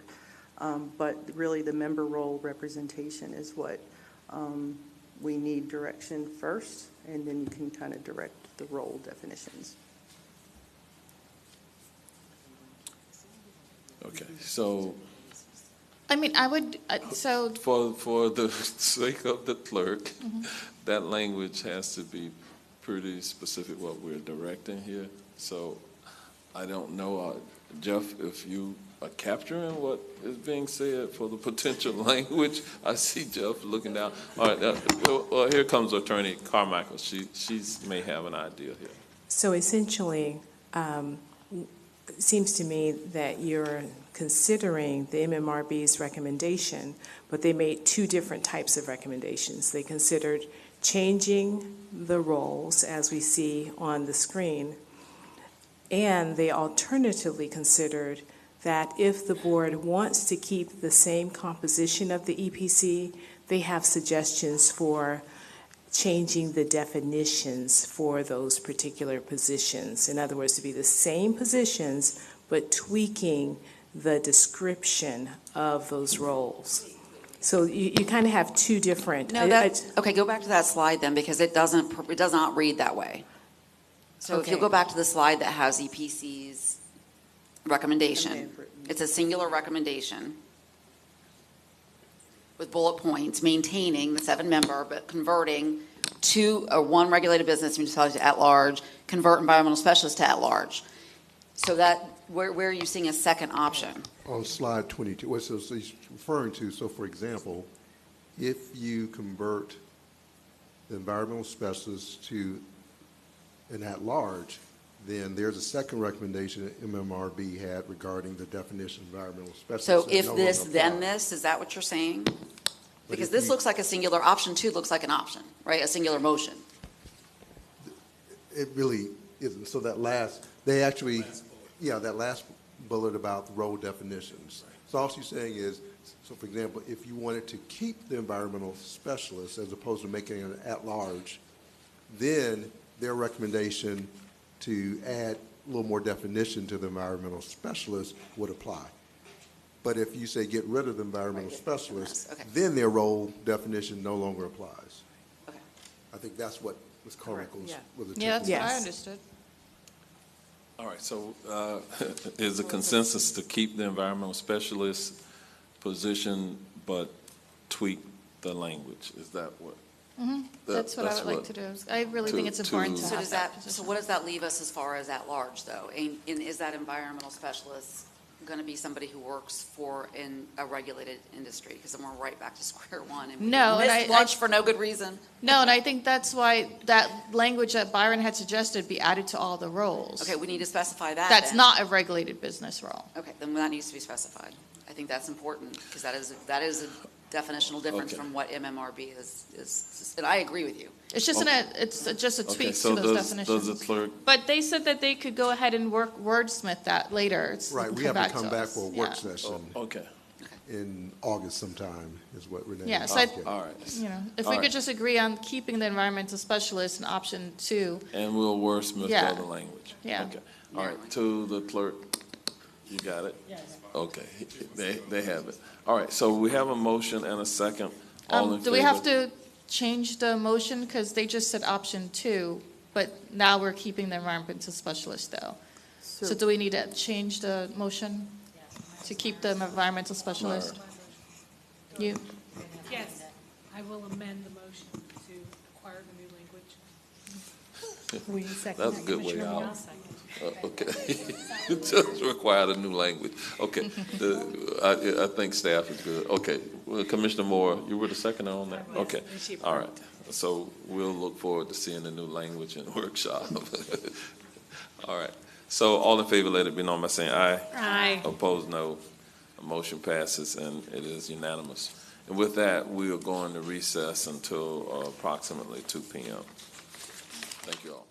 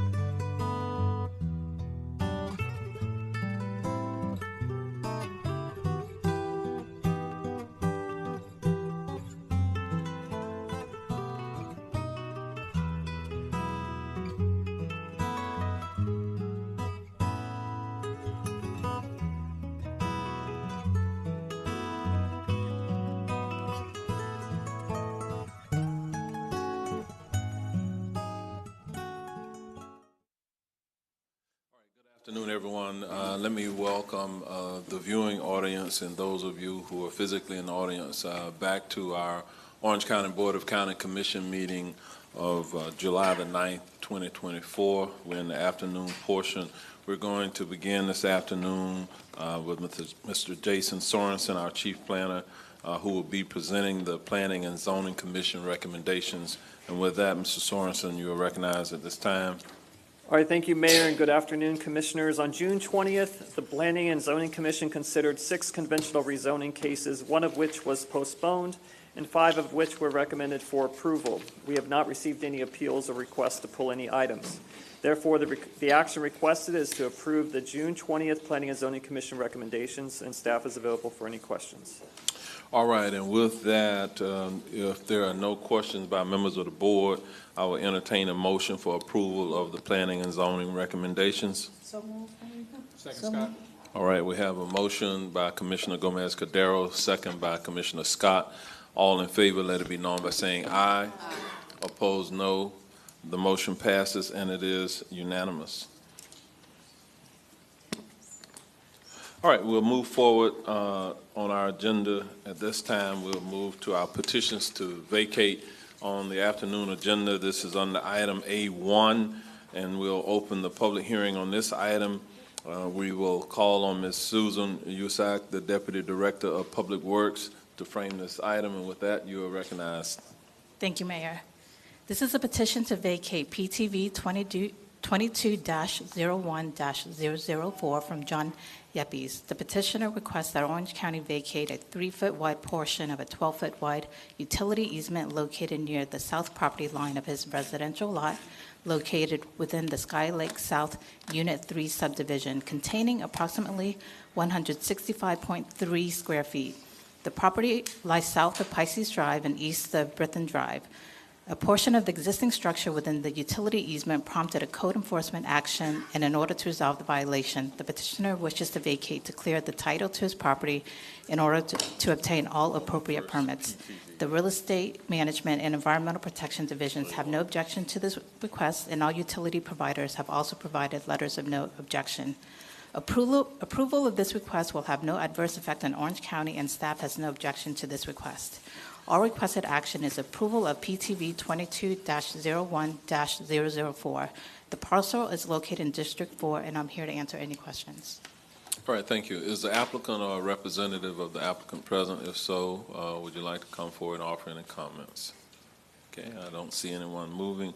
With that, then, do we have any members of the public present who wish to be heard on this item? No speakers for this item, Mayor. Then we'll close the public hearing. We'll go to the District Commissioner. Commissioner Gomez-Cordero, would you like to offer a potential motion? Motion for approval? Second, Scott. All right, there's a second by Commissioner Scott. All in favor, let it be known by saying aye. Aye. Opposed, no. Motion passes, and it is unanimous. With that, then, we'll move now to item A2. We'll open the public hearing on this item as well, another petition to vacate. Ms. Susan Usack, our Deputy Director, will frame this item as well, and with that, you're recognized. This is a petition to vacate PTV 23-12-045 Army Patriot on behalf of Sierra Orlando Properties Ltd. The petitioner wishes that Orange County vacate a 15-foot wide, unopened and unapproved right-of-way located within the subject property known as Caribe Royale, containing approximately 0.24 acres. The property lies north of World Center Drive and east of State Road 535. The petitioner wishes to vacate in order to clear title to the property for future development. Real Estate Management, Environmental Protection, Engineering, Transportation Planning, and Roads and Drainage Divisions have no objection to the request. All utility providers have also no objection. Approval of this request will have no adverse effect on Orange County, and staff has no objection to this request. All requested action is approval of PTV 23-12-015. The parcel is located in District 1, and I'm here to answer any questions.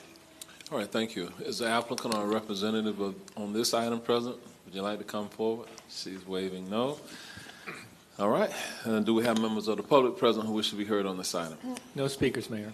Then we'll close the public hearing. We'll go to the District Commissioner. Commissioner Wilson, would you like to offer a potential motion? Yes, I'd like to move for the requested action. Second, Scott. Okay. Commissioner Scott on the seconder, he got it out. completely. Commissioner Uribe. All right. All in favor, let it be known by saying aye. Aye. Opposed, no. The motion passes, and it is unanimous. All right, that will be the last PTV for this afternoon, so we'll move now to the next item on our agenda. This is item B3. We'll open the public hearing on this item. We'll ask Mr. Tim Hall, the Environmental Programs Administrator, to come forward and frame this item. With that, Mr. Hall, you're recognized. Thank you and good afternoon, Mayor and Commissioners. Today I'm presenting shoreline alteration dredge and fill permit requests for Jason and Tanya James, number SADF 2403008. Here is a location map. The property is located at 5005 Dora Drive in Mount Dora. And as you can see, it's on the western shoreline of Lake Ola on a peninsula on the northern side of a little cove there off Lake Ola. And then here is an aerial photo with the subject property outlined in yellow. You can see the little cove of the lake to the west of their property. And then it will become important later on in the presentation. Obviously, there's a channel there between two peninsulas that come together. And here are some photos of that property in the current condition. And you can see the existing seawall and looking out into the channel and Lake Ola beyond. And here's the site plan. The applicant is proposing to construct approximately 250 feet of replacement vinyl seawall directly waterward of the existing concrete and partially wooden seawall, which will remain in place. The concrete on the wall is cracked in several locations and the wood is in poor condition as well. The proposed replacement wall will have 10-foot returns on each end.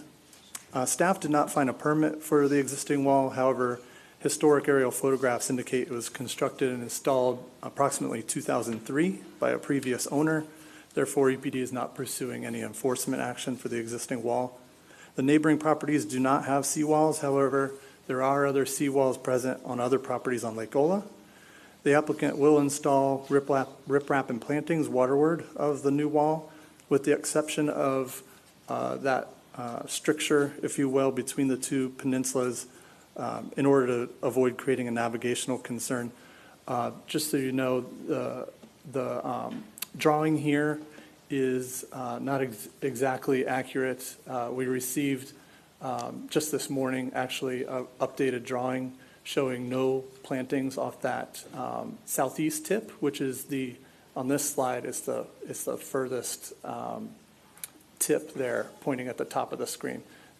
There won't be any plantings there, and so that will avoid any navigation concerns, we believe. And here is a cross-section of the proposed wall and some considerations for you. This project was reviewed in accordance with Chapter 15, Article 6, Section 15218D, and the review criteria and conditions of issuance therein. Notification of the public hearing was sent to property owners within 500 feet of the project site. And so since publication of the staff report, EPD did receive correspondence from 2 residents with concerns regarding riprap and plantings in that narrow area that I talked about and the potential navigation issues. So the applicant revised the plans once and removed riprap. And as I pointed out, even today, there was an oversight and they have subsequently revised the plan again to remove plantings from that tip area. So they're not proposing any riprap or plantings at that tip so as not to be a navigational concern. Our finding is pursuant to Orange County Code, Chapter 15, Article 6, EPD has evaluated the proposed SADF permit application and required documents, has made a finding that the request is consistent with Section 15218. And so our action requested is acceptance of the findings and recommendation of the Environmental Protection Division staff and approval of shoreline alteration dredge and fill permit SADF 2403008 for Jason and Tanya James, subject to the conditions listed in the staff report. And this is in District 2. I'm available if you have any questions. Thank you. All right, and just for our listening and viewing audience, even though this address has a Mount Dora address, it is in unincorporated Orange County and not in the city of Mount Dora. So with that, is the applicant or representative present? Would you like to come forward and offer any comments? Okay, so what she's indicating is she'd like to wait and see if there are any members of the public present who wish to be heard. So we'll go to members of the public. Do we have any members of the public who wish to be heard at this time? Yes, Mayor, I have 2 speaker cards. One is Mr. Potter, and the other is Ken Marks. Potter and Ken Marks. Mr. Potter, if you would go to the microphone, and as you're going to the microphone, remember to give us your name and your address just for the record, and you'll have a couple of minutes to speak. Great. Thank you, Mayor Demings and Commissioners. My name is Ken Marks, and we switched the order because Mr. Potter wasn't ready to speak, so I apologize for that. So I'm at 4907 Dora Drive, and we live right in the middle of that cove, so central part, right in the middle of the back, the most western point there. So always happy to see people doing property improvements and making the community better. That little area is called Bayola Park, that community there. Those houses have been there for 60, 70 years, and it's a very, very peaceful, tranquil place, and it's been in a kind of a consistent state for a long time. Lake Ola is a very pristine lake, one of the cleaner lakes around, and we certainly are always interested in making sure it stays that way. I guess my question for the property owner is, that seems like a very large investment to shore up an existing seawall. And I know that area is prone to flood because during the hurricane in 2017, that property, the water was right up to the foundation of the house on that property. It sits a ways back, which was unfortunate and sad to see, to be sure. So I guess my question is, that's a significant investment. As a former engineer myself, and knowing what construction costs are today, is there another purpose besides just shoring up that seawall that's intended for that piece of property, for what we call the point? There's a point on each side of the property, has very nice views and vistas, as well as the access to the lake, the main part of the lake. That construction with the riprap seems very substantial. That certainly will support more ground pressure than it does today. And it just begs the question, is there something else intended for that property right there, or further back where the home is and the homestead is? That's certainly your business. I think the concern from the neighbors is there a plan B for that immediate point area? And then, is there a plan and a responsibility for the riprap that might shift and drift due to erosion over time? That can become a challenge or an issue as well, and an expense for the property owner as well. So those are the general thoughts and concerns from our point of view. All right, thank you very much. If you will stand by for a moment. Do we have another member of the public present who wishes to be heard at this time?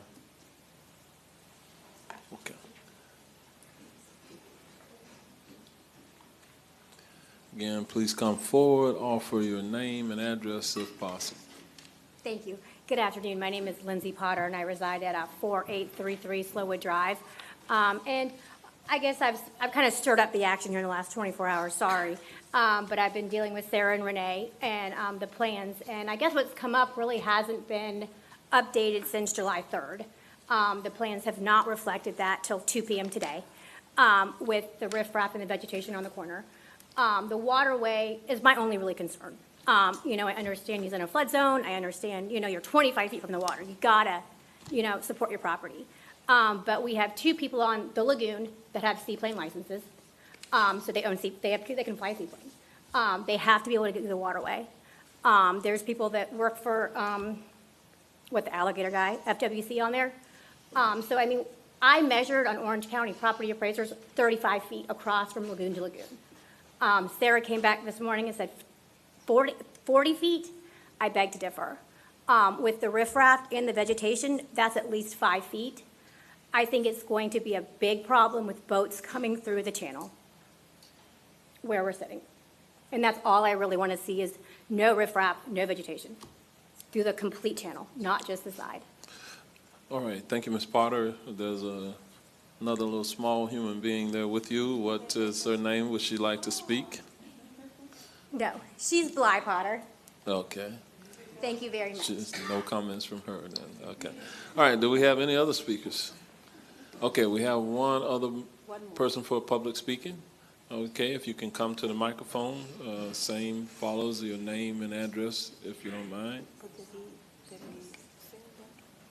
Good afternoon. Afternoon. My name is Ahmad Idris. I live in 4919 Dora Drive. I don't really have a lot to say beside what they already mentioned, but I just wanted to make sure if we have guarantees if this plan goes through, and I still oppose it because I have great concerns about the channel. I mean, I relocated there because of this actually access about a year and a half ago, and now we have our new neighbor proposing a whole change of geology. So, but if this plan goes through, do we have guarantee from the engineering that the channel is going to still be open and patent to accommodate our boats going through without getting stuck in there? That's basically my concern. Okay, and not sure, were you able to fill out one of the speaker cards in advance? I did actually, but I did not submit it then. I'm sorry. Okay, if you'll just give that to him, we would appreciate it. Thank you for your comments. Do we have any other members of the public present who wish to be heard on this item? Okay, I see none, hear none. Then I'm going to go back to the applicant on this item or representative of the applicant who will make any comments at this time. And I guess we have to reset the clock for the applicant. I won't take that much time. Okay. Hi, Sheila Sickra, Streamline Permitting, 10024 Fort Mason Drive, Eustis, Florida. I just want to answer those questions. I have the revised plans, if we can put it up on the display. Let's see, where's the top? There we go. Got it? Okay. She's correct. The plans were wrong until just a few minutes ago because I neglected to remove the plantings from that top corner of the channel. I had pulled out the plantings in the tight part of the channel and the riprap, but I had neglected to take that little bit of plantings that was extending out past the point away.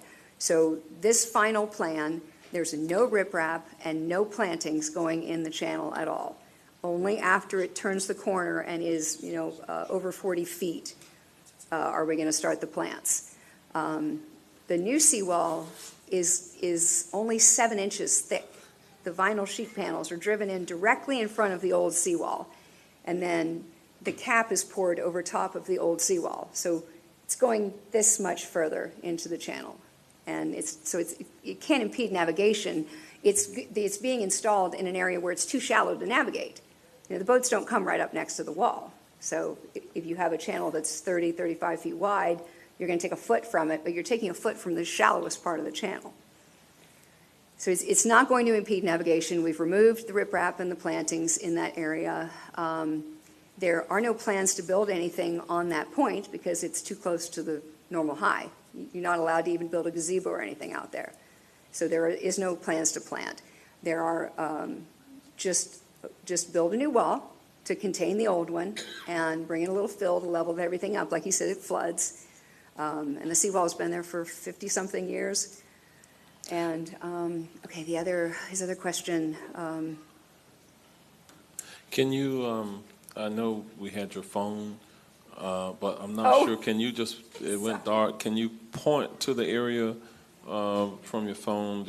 I'm not sure. Okay, that's where you're talking about. Yep.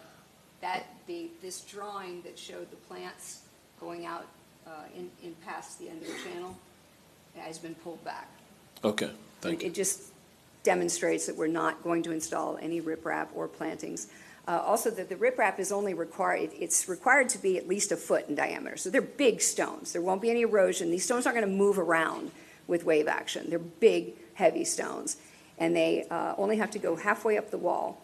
And so you're probably only going to be able to see a very small amount of them. It's 2 foot tall, right up against the wall, and then it's at a 2-to-1 slope, so it's about 4 feet wide total.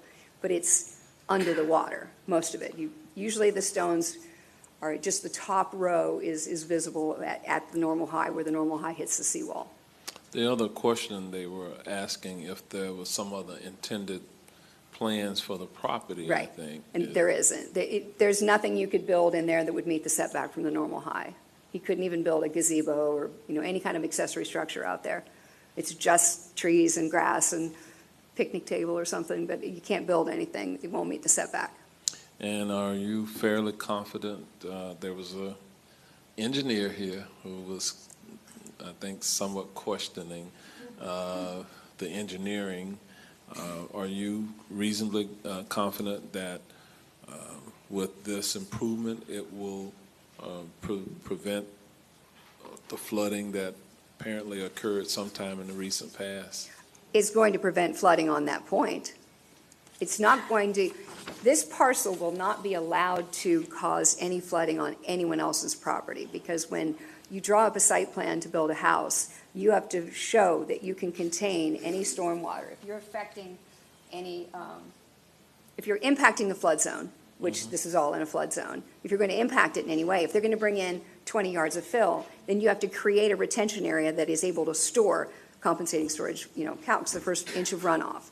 So they can't, they're not allowed, and they have to present a plan, to engineering to approve first. They can't cause any runoff on anybody else's property by their construction of their house. Okay. Do you have any other comments? Did I miss anything? To what was said? Okay. Oh, yeah, his dock is on the inside of this channel, so he has to, navigate that himself. Okay. And it's not, the seawall is only going to decrease the channel by about a foot. And the gentleman that indicated his dock was near the channel or in the channel, he's a neighbor. Yes. An There's adjacent property. a cove, this channel leads into a little cove that has about 6 homes on it. And they all, enter the cove by that little channel. Okay. If there are no other questions, stand by. Okay. All right. And with that, then we'll close the public hearing at this time, and we'll go to the District Commissioner, Commissioner Moore. You have pressed your button, but Commissioner Wilson also has expressed a desire to speak. So we'll go to Commissioner Moore. I had a question for staff.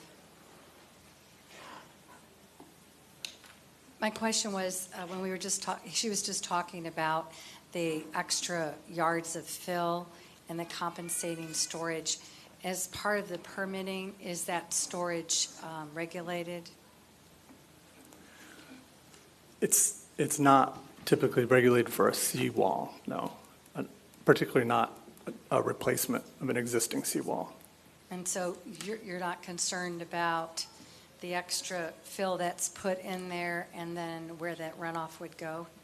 She was saying there wouldn't be any extra. There wouldn't be. You said there wouldn't be?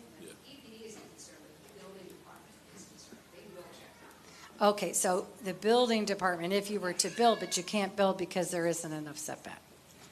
All right, that's where you confused me. But now, so we've had a couple of extra meetings, and I spoke with one of the residents. I just wanted to hear a little bit, and Liz is standing there, about the work that you did with the depth of the channel and this extra foot, and your expert advice that is going to inhibit safe passage. I think some of that's what you're referring to was discussed at a briefing that I unfortunately wasn't able to be at, but I did read a summary. I think it was discussed that the channel was 3 to 5 feet deep, and it's 35 to 40 feet wide in the area of concern. And I know Ms. Potter said 40, and our staff measured 35 on property appraiser. But if the question is, do we think it's sufficient for the boat traffic to get through, staff is of the opinion that it is. Okay, but you say you were working off the property appraiser. Were there any measurements or any other data that was assembled during this process? The only other thing we have is the engineered plans, and the applicant's agent stated it was 35 feet is what they measured. Okay, and then they measured how deep it was and what typically is The depth was based on some bathymetry mapping that EPD has available. It's just a GIS layer that's available, and I believe it said 3 to 5 feet depth in the channel. Okay. All right, thank you. That's all I had for you. And then I'll make a motion after the questions. Okay. Can I just add one more thing? Sure. If you do approve, so the plan that was received today would be what we would include, and so condition 3, instead of referring to the plan received July 3rd, we would update condition 3 to say a plan received July 9th. Mr. Hall, just to clarify, it's conditions 3, 5, and 6 all have the May 15th plan date. Okay. So all 3 conditions would have to be updated. We'll update the dates. Or would have to reflect the plan received as of what, today's date? Yes. Okay. Well, we'd had a meeting last week, and so I guess the plan just didn't get updated, because that was the concern that I was, when we had that meeting, is we were trying to make sure that the other residents could get through the channel. All right, Commissioner Wilson. Yeah, so that was my question, was that I just, with all due respect, having sort of a revised plan on a cell phone doesn't bring a whole lot of comfort. And so understanding sort of staff evaluation of the revised plan, and it had come to you, why wasn't it submitted so that, I mean, we're literally working off a document right now that can be updated any minute. Why were we not able to get that in time? So following last week's meeting, the applicant did correct the plan just Friday. But we caught another, it had not been fully updated to meet the concerns of the residents. So that wasn't on the applicant, that was on our side.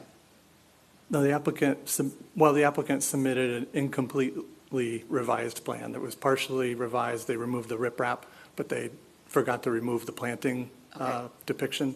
So staff caught that today. Okay. And she did email it to us. We do have the PDF of it. So we have it more than just on what you saw on her phone. Okay, I was going to say, I'm just not really comfortable with sort of the on-the-fly adaptation when it comes to this type of mapping, and I know a lot goes into figuring that out. And I don't even know if I necessarily, I mean, I saw and I'm not an engineer and I don't have a brain for it, but I know that water will go wherever there isn't something stopping it, right? So if you have a seawall and then there's an opening to it, aren't you sort of creating a new channel? And I don't, and I'm, once again, if you all evaluated this, I get it, but it seems like you're taking out the plan for the seawall just in one very specific spot area where there's a close proximity to the other shore. Does that not affect the way that water is going to run through there? No. The seawall stays. The seawall stays. But there's no riprap in the plan. That's right. Okay, I got it. Seawall stays, no riprap. See, this is what I get out of a drawing. So sorry. All right, thank you very much.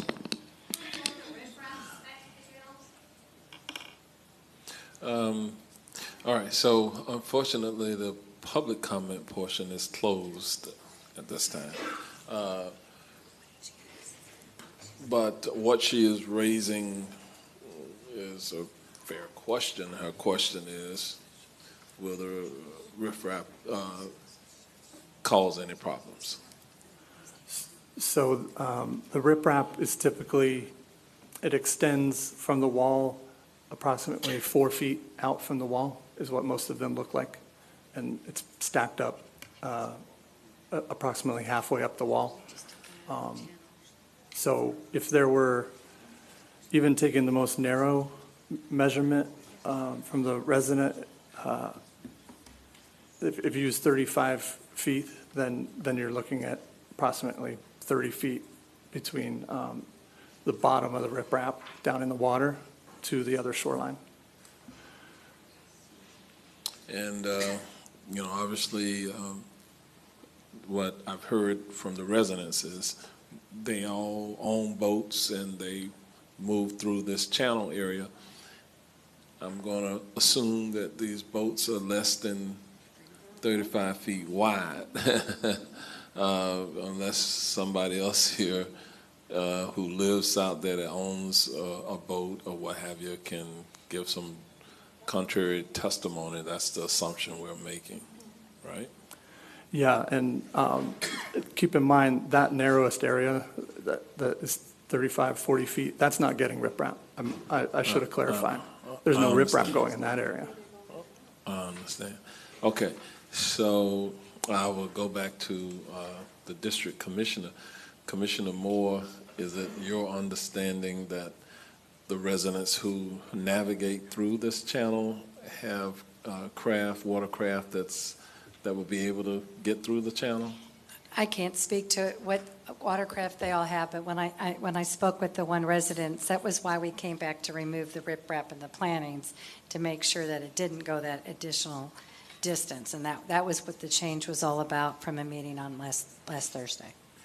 Okay, so to any of the residents who are present for this public hearing, since we did close the public hearing portion a moment ago, can you, by a nod of your head, yes or no, you know what width of these watercraft are moving through there? Is this something that is just by, okay. Some are saying no, they don't think that the watercraft can get through there. Some. Okay, I'm gonna do. Let's do this. Okay, I'm gonna reopen the public hearing portion, and then by doing so, I'll have to give the applicant opportunity for any rebuttal. So, sir, if you don't mind, if you'll come back to the microphone. And if there is, Tim, is there a better picture that we can put back up of the channel? Again, my name is Ken Marks, 4907 Dora Drive, and Okay. thank you, Mayor Demings. Okay, just And thank stand you. by for a moment. Okay. Just for a moment. I'm talking to staff now. Is there a better photograph that we can put up of the channel itself? We have the aerial photo. Okay. but- Okay. And then we have these pictures here. Right there. So at the southern tip of what I'm looking at, this is the channel they're referencing that the boats go through. Okay. And so, Mr. Marks, you're going to respond to that, right? Ken Yeah. Marks? I think the concern is that the channel, while it is, the width that you're describing is, I think, is generally accurate. The concern is that the water depth there is relatively shallow. And you know we've been suffering, in the 7 years we've been there, during a portion of the year, we're not getting much rain in the central part of the state. That definitely affects the lake level. So the effective width and the navigability of the channel is impacted by lack of rain that we've been getting the last 6, 7 years. So it's a real reality of things. So the effective width of the channel is impacted by the navigable width of the channel. So that's I think, part of the concern. And anytime you're bringing rock 4 feet out into the channel, and I appreciate the revising the plans to do that. I think the concern about having riprap and then plantings on top of that, and then having to maintain and manage that with varying water depths. And as the lakes have gotten hotter, as we all know, the explosion of water plants and algae and all kinds of other things has been a challenge in the cove because it is shallower than the lake. So it basically turns into a petri dish in the summertime, and the water gets quite hot. So it's kind of an amplification effect in there. So if we're a little bit more sensitive to that, those are some of the reasons why historically we've been dealing with that. For the boats that go through that channel now, what's the width of these boats that are going through there now? Well, you've got, it's not just our boats, it's part of the navigable part of the lake. So we have people that go in and tour the whole lake that come in from the 100 homes around all of Lake Gola. That's a pretty normal thing. We see people come in, our neighbors, and, waving and stopping to say hello, and that's part of life on Lake Gola as well. So you've got large tri-hull pontoon boats, which, I can't speak to the exact dimensions, but they're probably in the 20-foot range. And just when you've got crosswinds and things like that to deal with on windy days and so forth, and when water levels are down, I think we're just sensitive to not impeding on that, just given those factors, right? You've got ski boats, which are V-hulls, which are narrower. I don't think that's a problem. It's really more the navigable depth of the channel. All right, thank you. Thank you, sir. Appreciate that. So some of that they can't control. It's Mother Nature. But I will give the applicant the opportunity for any rebuttal comments.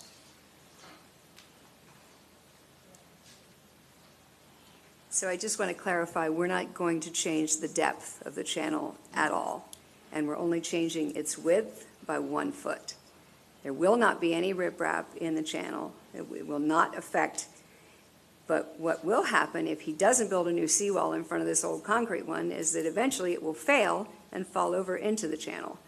So this is really in everybody's best interest. And regarding the size of boats, I've permitted thousands of boathouses over the last 28 years, and no boat slip has ever been wider than 11 foot that I've ever permitted. Most boats are 8'6", the beam, whether it's a pontoon boat or a ski boat.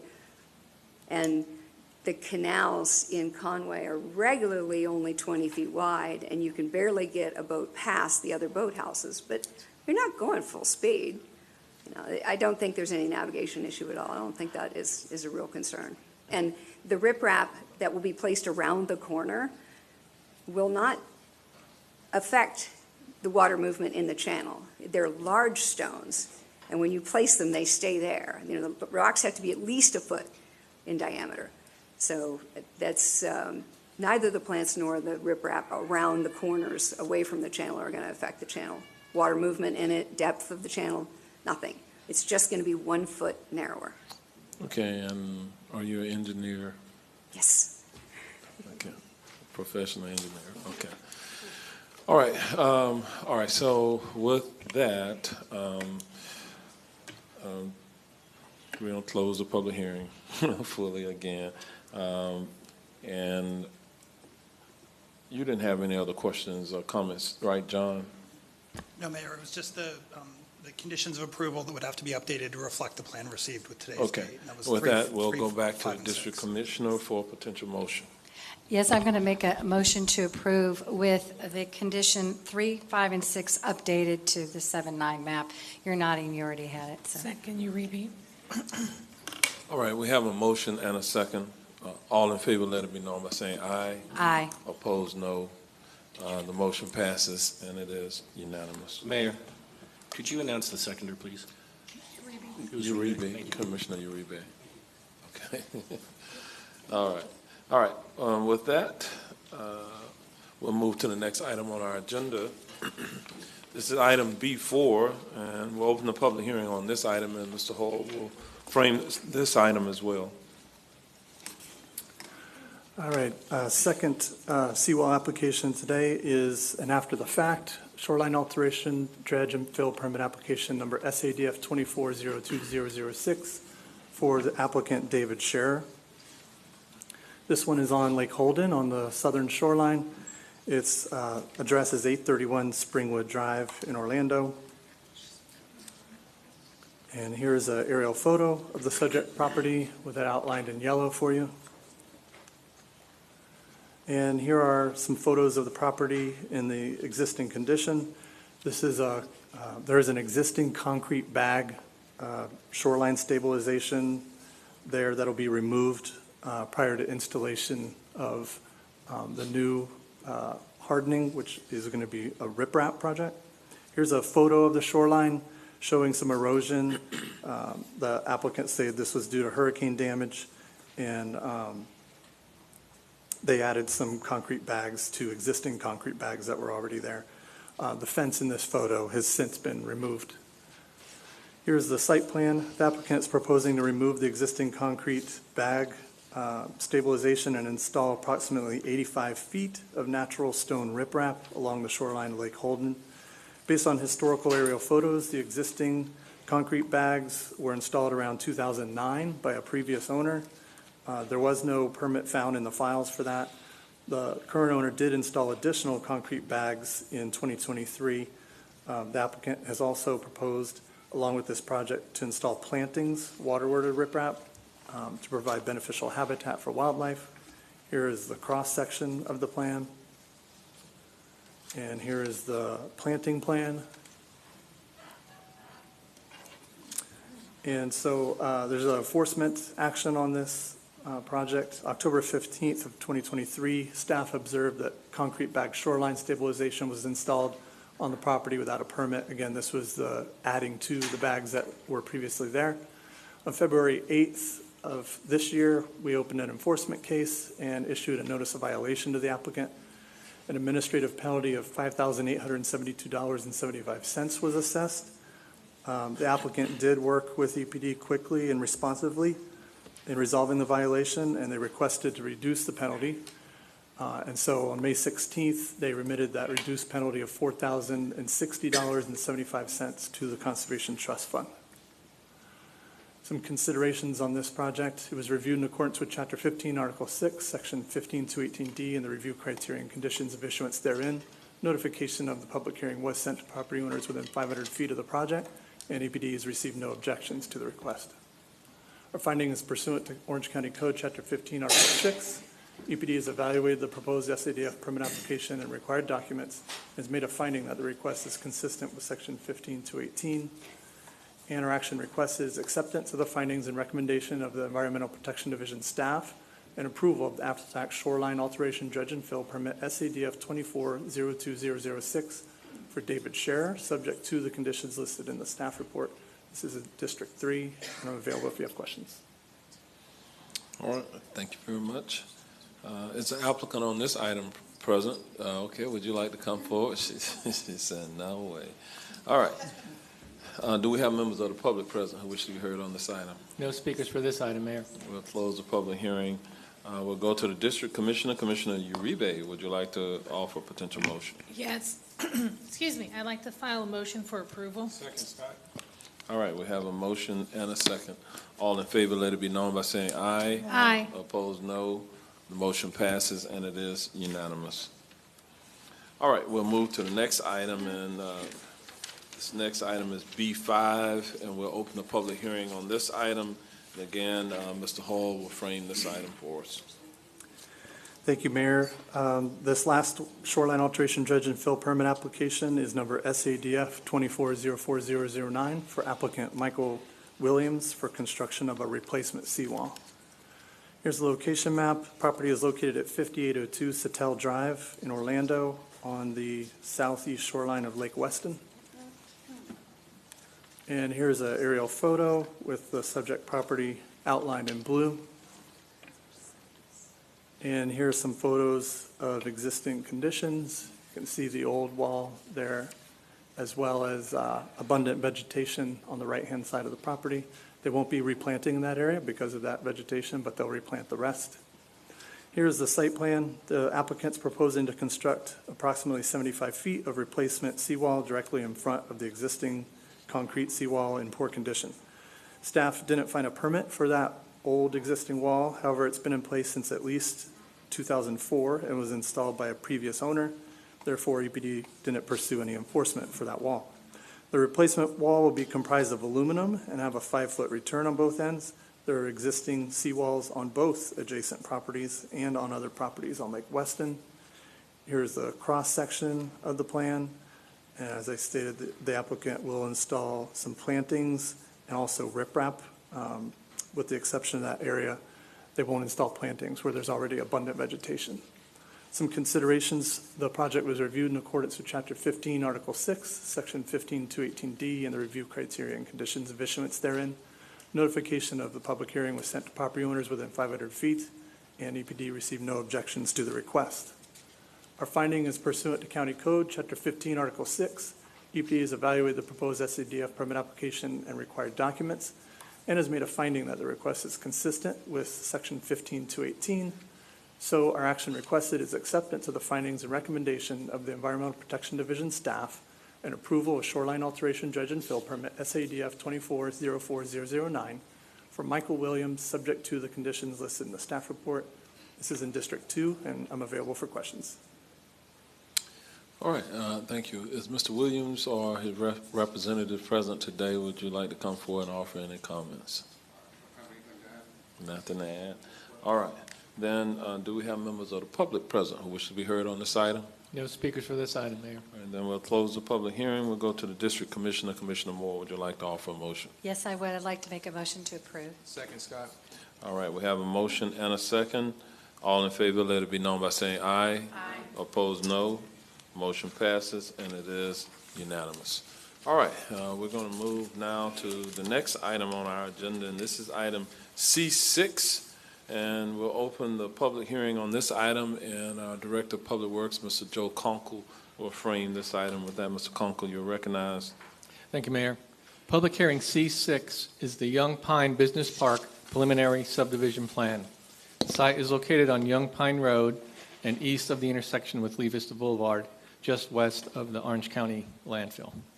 The request is to subdivide 17.5 acres into 3 lots and 1 conservation tract. In addition, 1 waiver from Orange County Code, Section 34.152C, is requested to allow access of lots 2 and 3 through an ingress-egress easement in lieu of a 20-foot access to a dedicated public paved street. The property is designated on the future land use map as industrial and is zoned I1/I5 industrial district. The aerial shows the immediate surrounding areas developed generally with industrial uses. Here is the PSP showing the lots and track with the access road on the top part of the page and the conservation area, the third lot, if you will, in. The recommended action is to make a finding of consistency with the comprehensive plan and approve Young Pine Business Park, PSP, subject to the conditions listed under the DRC recommendation in the staff report. Mayor and Commissioners have been briefed on this request. This case is in District 4, and staff is available for questions. Thank you, Mayor. All right, is the applicant on this item present? Would you like to come forward and offer any comments? Okay, he's waving no at this time. So, all right, stand by. Do we have members of the public present who wish to be heard on this item? No speakers for this item, Mayor. All right, then we'll close the public hearing at this time. We'll go to the District Commissioner. Commissioner Gomez-Cordero, would you like to offer a motion? Yes, thank you, Mayor. Motion for approval. Second, Scott. All right, we have a motion and a second. All in favor, let it be known by saying aye. Aye. Opposed, no. Motion passes, and it is unanimous. All right, we'll move to the next item then on our agenda for this afternoon, and this is going to be item D7, and we'll open the public hearing on this item. Again, Mr. Conkle, we're asking you to frame this item as well. Thank you, Mayor. Public hearing D7 is the North Alafaya Trail Student Housing Development Plan.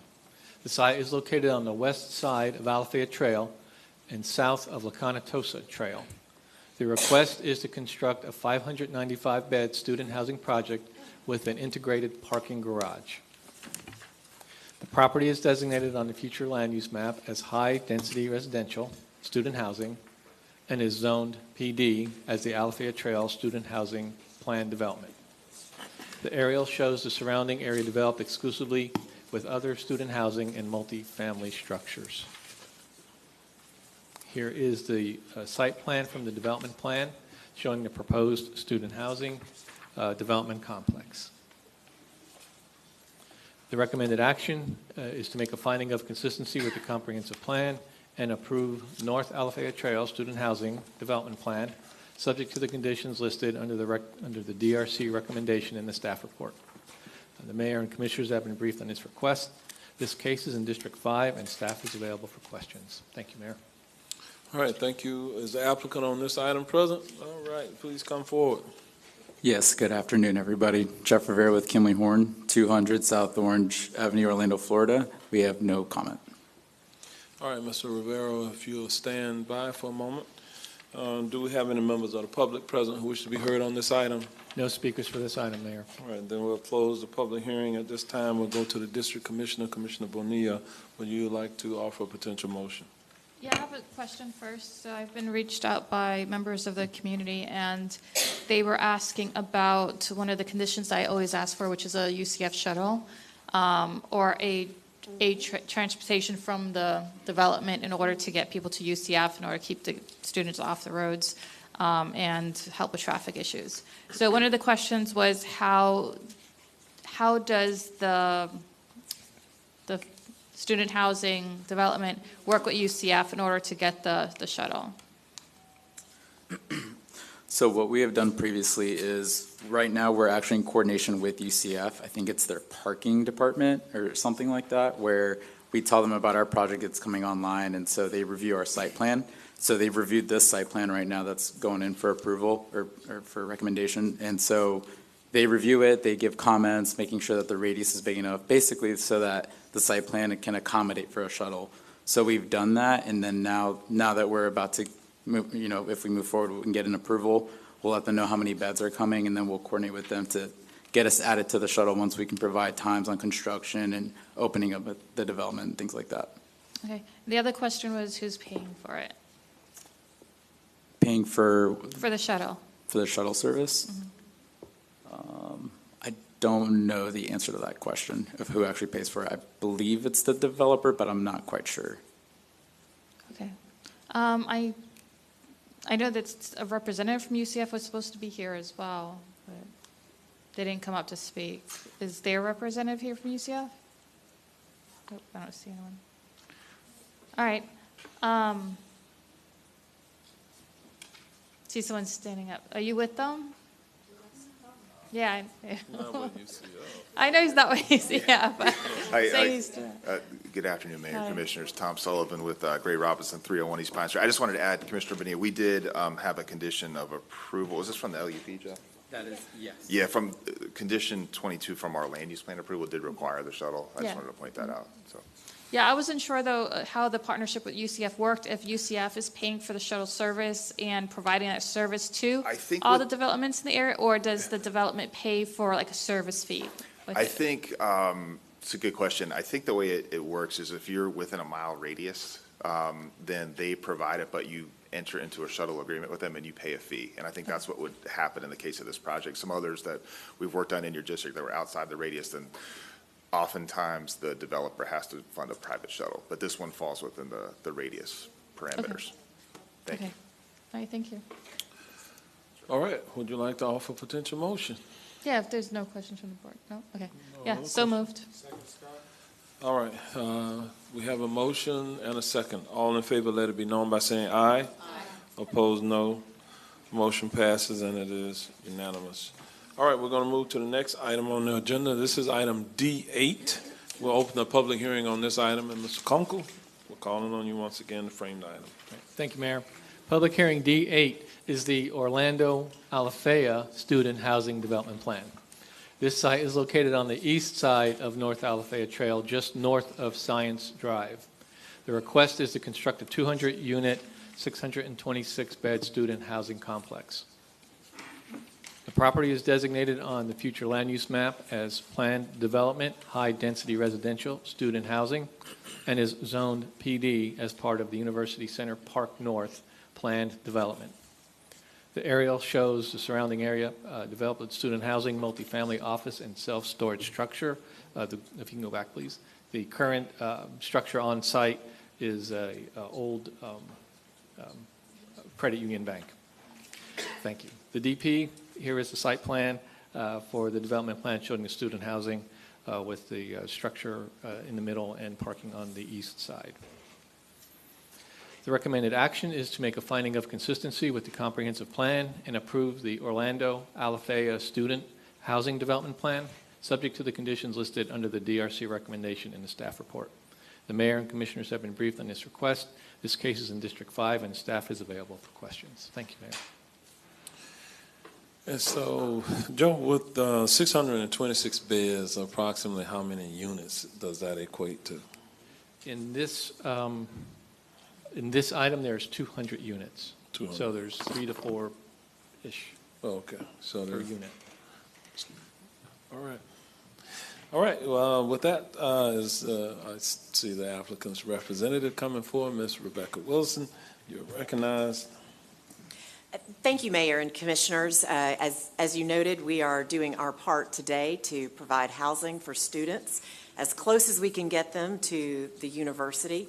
I just wanted to address, because this is a similarly situated student housing project, to the questions that were brought up before. The developer began coordination about a year ago with UCF to let them know that this would be coming online.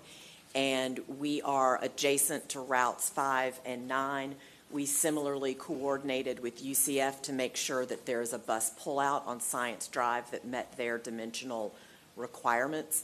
And the applicant before us was correct. UCF wants to enter into an agreement about 6 months before those units come online, and the developer does pay a fee.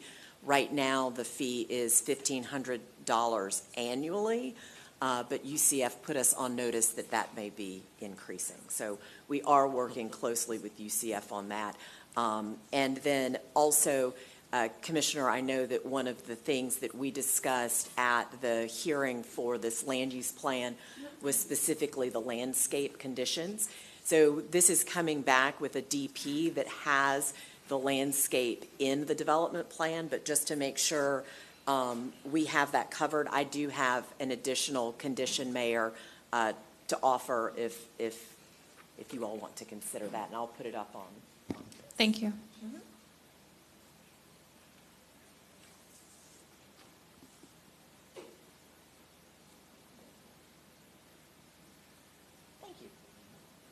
And with that, Mayor, I'm happy to take any questions that you all may have or address any concerns. All right, well, stand by. We're going to go to the members of the public. Do we have members of the public present who wish to be heard on this item? No, no speakers for this item, Mayor. All right, then we'll close the public hearing portion, and Commissioner Bonilla is the district commissioner of record on this one. There are no other questions by members of the board, Commissioner, so would you like to offer a motion, or if you have questions of Ms. Wilson? Yeah, can you just explain where because I'm just looking at this, I can't really tell where the sidewalk is. So this is a snip of the landscape plan that is part of the overall development package. And so this is Alafaya here. And if we were to kind of peel back those landscape layers, there is a 10-foot sidewalk that runs through here. A portion of that sidewalk is within the right-of-way. 5 feet's in the right-of-way. 5 feet will be dedicated via easement from us to make the full 10 feet. And then the canopy trees, along with some understory trees, are planted there along the front of the building, between the building and that sidewalk. Okay, great, thank you. I couldn't tell which end of it was. Oh, yeah, sorry. Thank you. Uh-huh. All right, a motion. All right, so moved with this proposed additional condition here. Second, Uribe. All right, Commissioner Uribe is the seconder on this motion. Just want to make sure with staff, was that good? Mayor, just for clarification, there's 26 existing conditions of approval for the request, so this would be new condition of approval number 27. Okay, understood. All right. All in favor, let it be known by saying aye. Aye. Opposed, no. Motion passes, and it is unanimous.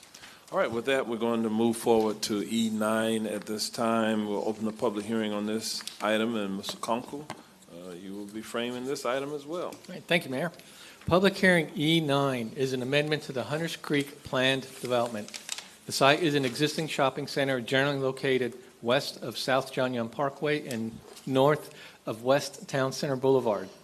The request is one waiver to reduce the required parking ratio. The property is designated on a future land use map as commercial and is zoned PD as part of the Hunters Creek planned development. The aerial shows the existing shopping center with the outlined hatching. Here is the overall PD land use plan with the subject property circled in red. The recommended action is to make a finding of consistency with the comprehensive plan and approve Hunters Creek Plan Development PD subject to the conditions listed under the DRC recommendation in the staff report. The mayor and commissioners have been briefed on this request. This case is in District 1 and staff is available for questions. Thank you, Mayor. All right, thank you. With that, do we have the applicant present? Just coming forward.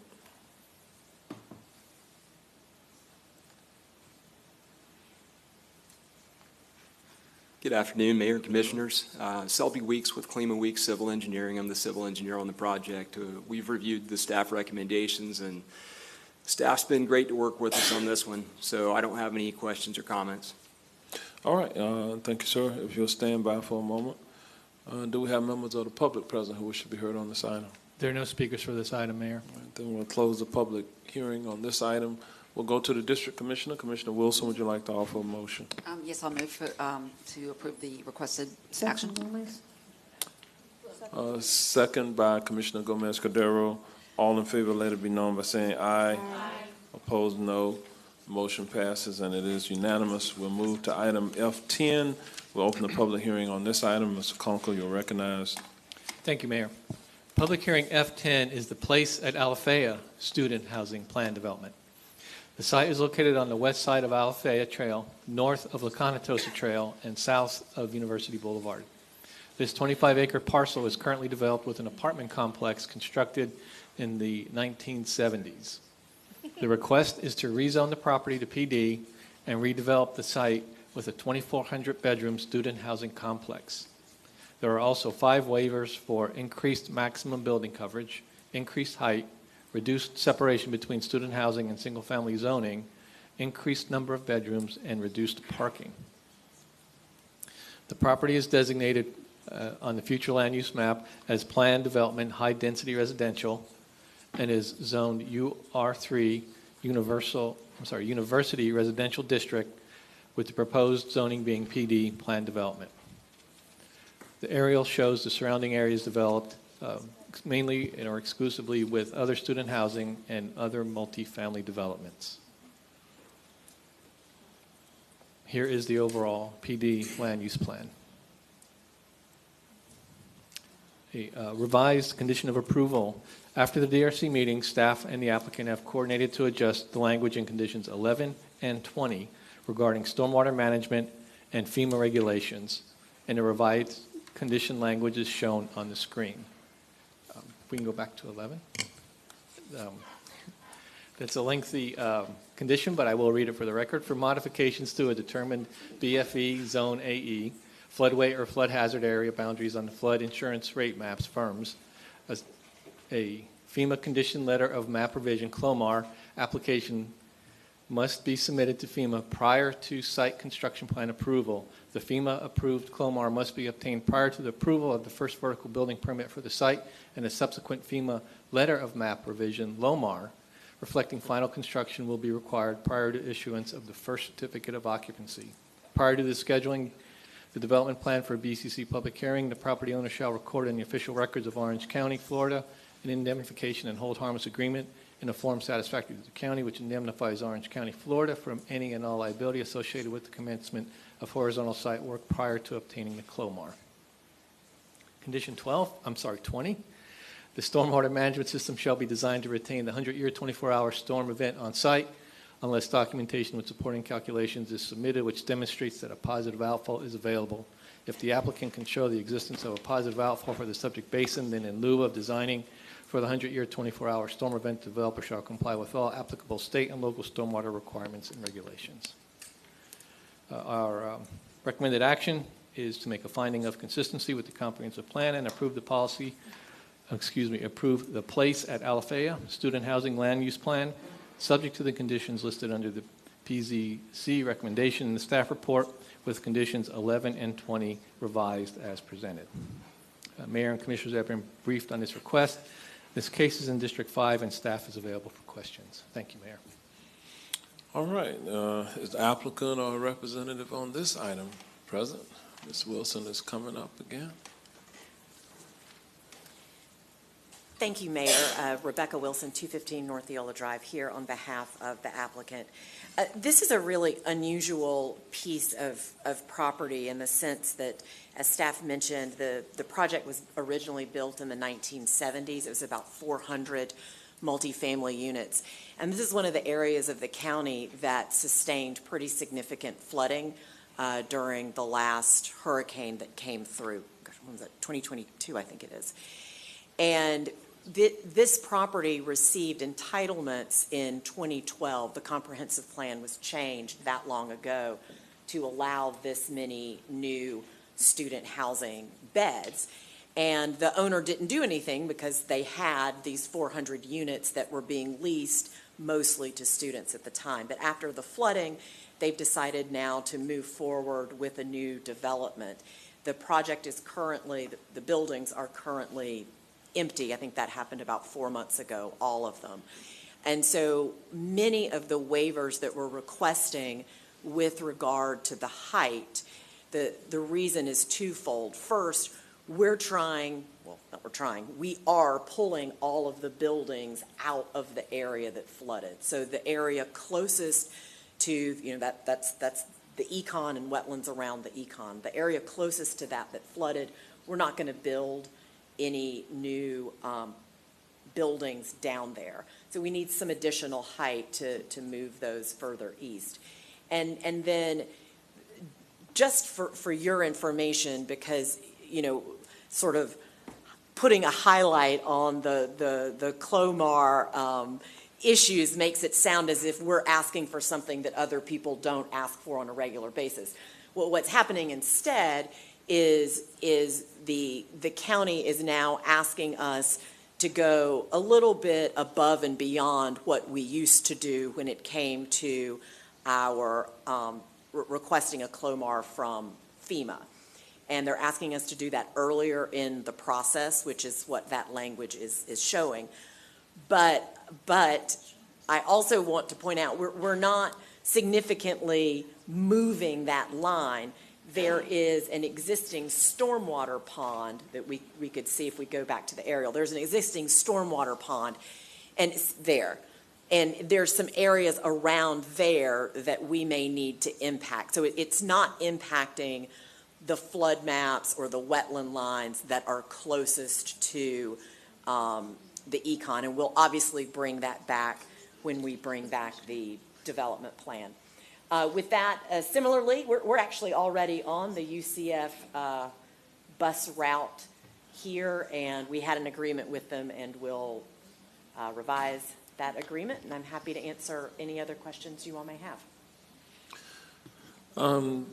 Just really quickly, Ms. Wilson, these 2,400 units, beds, equates to how many units? About 600. About 600 units. Maybe a little more. And, this was kind of, I'm going to say, workforce affordable housing units prior to. I wish we could get developers to build more affordable and workforce housing. In addition to the student housing, we need student housing, but we are in worse shape for affordable housing.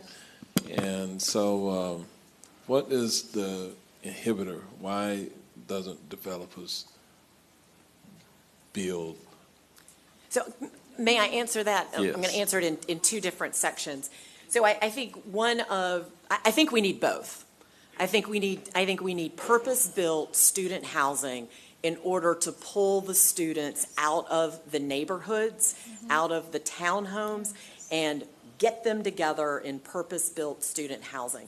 The nice thing about purpose-built student housing, as you all know, but they are then able to rent it by the room as opposed to going somewhere and having to rent a full apartment. So we believe it does become more economical for the student to rent in student built, and it pulls people out of the neighborhoods. For example, and then in my scenario, Mayor, makes those units available for young families to purchase or to live in. So if you look at this aerial to the north, there is a cul-de-sac, and all of the, I'm not going to say all, but I would say most of the buildings in that cul-de-sac are duplexes.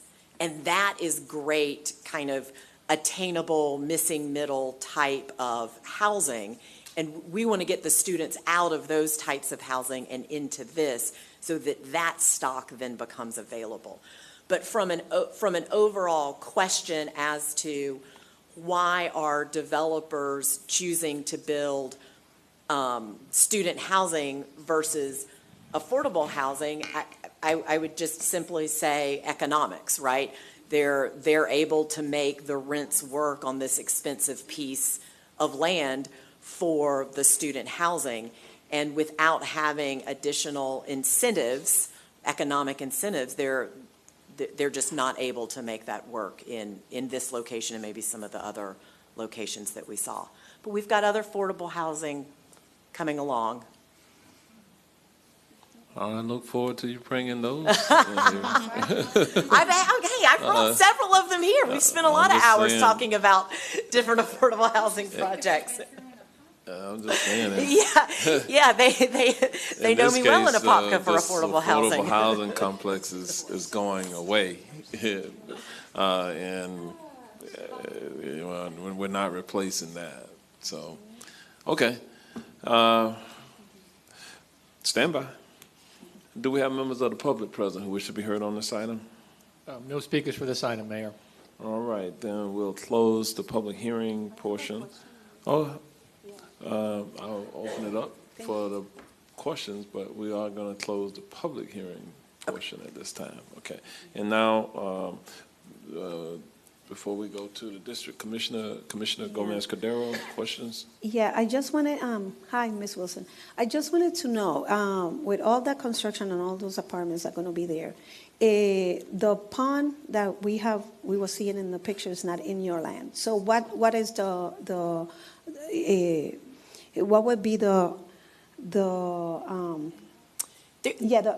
See how there's green just to the west of that pond that is on our property? Correct. That area has become low-lying because of the pond.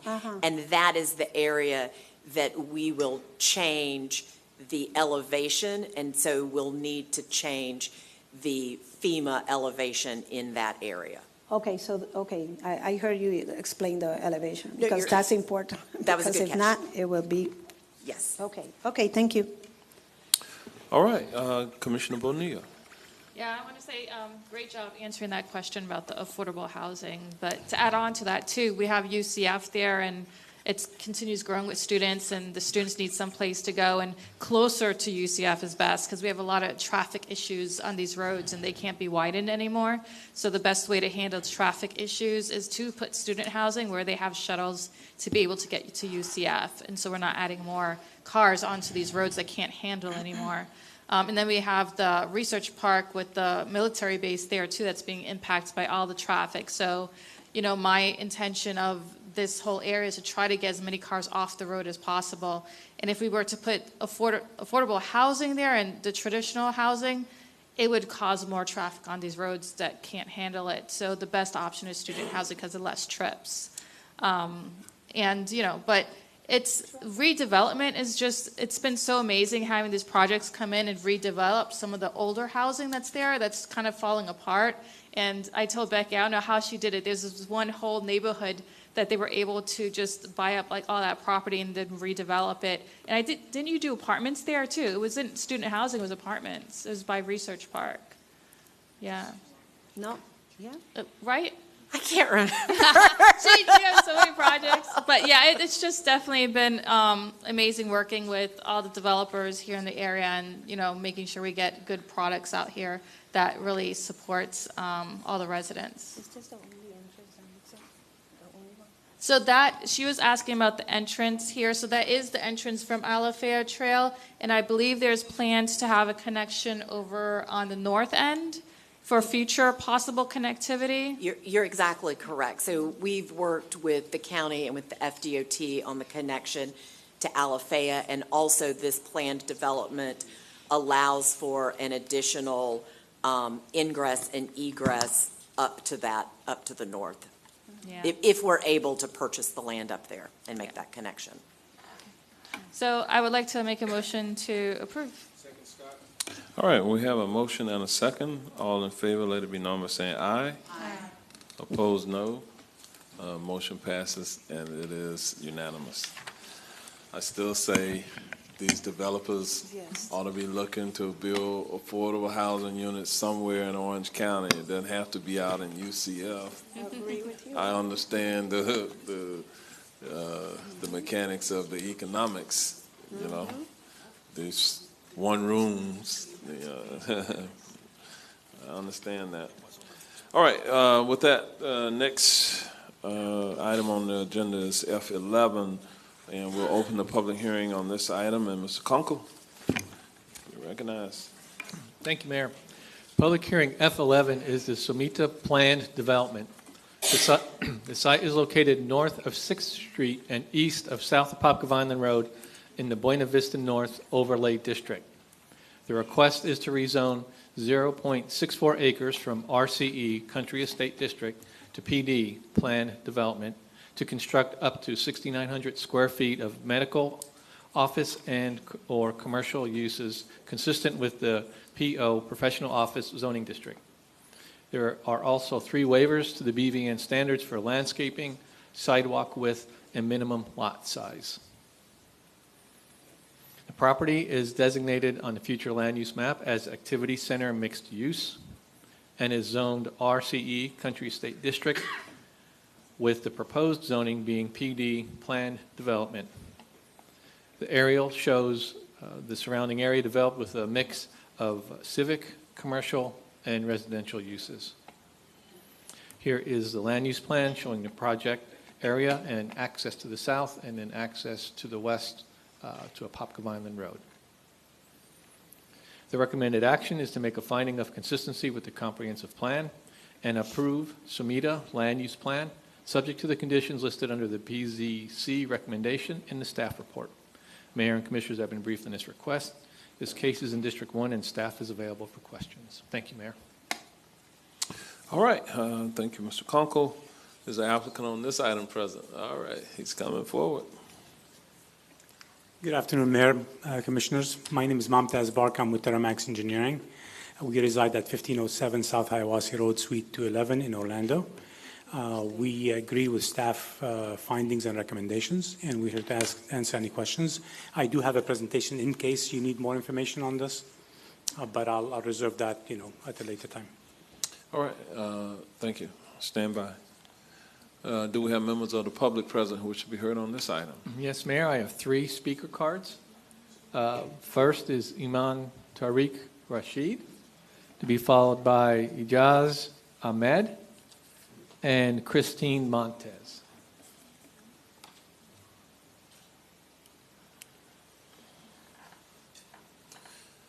You'll have 2 minutes. Please state your name and address for the record, please. My name is Imam Rashid. My address is 9064 Woodland Forest Road. And I'm here to request you to please approve this application. My mosque is right in the vicinity of where this parcel is, and we don't see any problem in getting this approved. So I would like to request you to kindly approve it. Thank you. All right, thank you, Imam Rashid. It's always good to see you. Next speaker, please. Next speaker. Hello, Commissioners and Mr. Mayor. My name is Ijaz Ahmed. I live on 8980 Kilgore Road, Orlando, Florida, 32836. I'm here in support of this project. Besides that, I'm the project manager of the mosque and the treasurer, and I also serve on the Butler Chain of Lakes Advisory Board. I'm the chairman of that. But this project is not going to really, it's a very good project. It's not going to interfere with us or the traffic. I recommend that the Commission should approve this project, please. All right. All right, thank you. Thank you. If you will just stand by for a moment. Sure. All right. One other more members speaker? of the public? One more? Okay.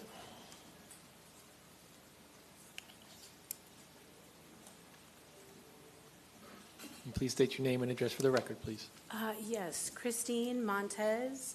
I'm at 11462 Commercial Street, right there in that area. All right, go ahead. Yeah, I have concerns about the slippery slope that happens when we keep rezoning. I've lived in my house since 1993, back when it was a 2-lane road there, and I've seen a lot of changes. Mainly, I don't know, can you put that back on the screen, the aerial photo of the area you're talking about? That you had of the region? Does anybody have the aerial photo? Okay, so you're talking about this area here. There's a house there with the blue roof, and then the courts you see across the way is from a school that's right there. So you got a school, and then you have another school right next to it, Montessori World School. It's a very small school. And then I've been told that in order to get people into this area, you might have to open up 6th Street onto Ruby Lake Road. Now, for somebody who's lived there for a long time, the traffic light at Lake Street and the Popka Vine a little further down gets backed up, so people decide to use Ruby Lake as a cut-through often. And then they turn onto 5th Street there. 6th Street's just going to be another avenue. Another concern I have is when you put in like office complexes and places like that, you get a lot of people that like to hang out behind buildings. And they like smoke and drink and leave debris around. And like I said, there's a lot of children in this area. I've lived here a long time. Like I said, it's been rural country estate, and then I got zoned where I am, I believe, to the professional development. And it's just, when does it stop? There's very few houses there, so it's like, oh, well, let's just keep rezoning it and get waivers and get people out so we can put in more businesses. But like I said, my kids had gone to school at the Montessori school there. They're older now. And then I know that they went to a different school, and it was in one of those plazas. And like I said, then you start having debris and stuff left around from the weekends and when people's not around, and it's just a school area. So, thank you. All right, thank you for your comments. Do we have any other members of the public present who wish to be heard? No on other this speaker item? cards, Mayor. All right, thank you. I'll give the applicant the opportunity for any, you've heard from some residents, if you have any rebuttal comments at this time. Other than I share her concerns, she does have a point that the county is growing, but it is growing. The project, unfortunately, is consistent with the development that's happening in that area. So we're not doing anything that is out of the expected growth of this thoroughfare. So. And what type of businesses do you plan to open there? The proposed use for this is going to be part of it's going to be medical office, and the other part is going to be a restaurant serving mostly the mosque. So basically going to be a lot of pedestrian movement to that restaurant. So it's going to be a takeout type of thing. Okay, a medical But it's restaurant, professional office, basically, that's what we're asking for. a is professional medical office facility and a restaurant. Mhm. Okay. All right. We're going to close the public hearing at this time. We'll go to the district commissioner, Commissioner Wilson. Wait, before Commissioner Bonilla leaves, I want to make sure that I go on record here. Have we gotten together to talk about this case? I think we did. Yes, we did. Yeah. And it has been actually quite a pleasure, because even more important than getting with me was getting with the residents and listening to concerns about the layout of the office and actually responding about hours and about some of the other concerns that they had, very legitimate concerns because of the, I think what came forward. As a separate issue, I do want to say that we're going to be coming back out there, Ms. Montez, and we can get with you even after this, my staff can, to let you know, because there are some things that we're going to try to work on that are nothing to do with this case, as far as making sure that pedestrian access and drainage there is looked at. So, but that being said, I do really appreciate the time you spent listening to the residents and to our questions about the potential operations in the future. There is no plan to open up that 6th, is it right there? There's no plan to open up 6th, and we're going to continue to make sure that every chance that we get back out there and talk to the residents about how to make sure that anything that can be walked to is walked to, so we have fewer cars, especially back behind there by the schools, because we know we have students that are walking to and from houses to those schools. So with that, I'd like to make a motion for approval. Scott. All right, we have a motion and a second. All in favor, let it be known by saying aye. Aye. Opposed, no. A motion passes, and it is unanimous. All right. Not sure you. I just want Commissioner. Because she said- No.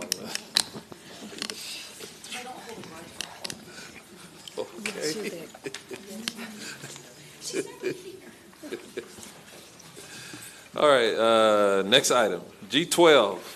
We'll open the public hearing on this item. Ms. Misty Mills, our senior planner, is going to come forward. This is an administrative item, so it's not an applicant on this item per se. With that, Ms. Mills, you're recognized. Good afternoon. Thank you so much. I'm Misty Mills. I'm a senior planner with Orange County. Before us today, we have an interlocal agreement for an annexation of 2 enclave areas that are located in unincorporated Orange County, and they're surrounded by the city of Winter Garden. So that's what we'll be walking through today. And just a brief presentation outline. We'll start with some background information. Then we're going to zoom into the location of these 2 areas, and then we'll talk about the interlocal agreement and then the requested action. So just for a bit of background on types of annexations, the state statute recognizes generally 3 types of annexations. The first one is a voluntary annexation, and those are generally submitted by a property owner to a municipality. The second is a involuntary annexation, and those are generally initiated by a municipality, and it's annexing larger pieces of property. And then we have an enclave annexation, which is what we're talking about today, and these are done by interlocal agreement, and they're generally agreements between the city and the county agreeing to annex these properties over. So if you want to learn more about enclaves, these are defined in state statute as any unincorporated, improved, or developed area that's enclosed within and bounded on all sides by a single municipality. Or we also have a more specific one that talks about if it's surrounded by a man-made object or natural obstacle, and you can only get to it by driving through a municipality. So state statute also has prerequisites for annexations by interlocal agreements, and it has to be 110 acres or less in size. The properties must be developed or improved, and they must be bounded on all sides by a single municipality. In addition to what's contained in the state statutes, the City of Winter Garden and Orange County have a joint planning area agreement that also we entered into in 1997, and it was amended in 2007 that said that the city and the county will work together to eliminate enclaves of 10 acres or less in size, but then in 2019 we amended it to reflect what's allowed for in state statutes, which is annexations of 110 acres or less. This map right here shows you the areas that the City of Winter Garden recognizes, those 3 enclave areas that the City of Winter Garden recognizes, and the first of one that was annexed was back in 2002, and that was enclave area number 3, and that's shown in the bright pink color. The areas today are those areas number 1 and areas number 2, which are shown in lime green and teal. The first area is known as the Mary Jean Street annexation area. It's 55 parcels of 7.3 acres. And then the second area is the Railroad Avenue annexation area, and it's 21 parcels of approximately 4.10 acres.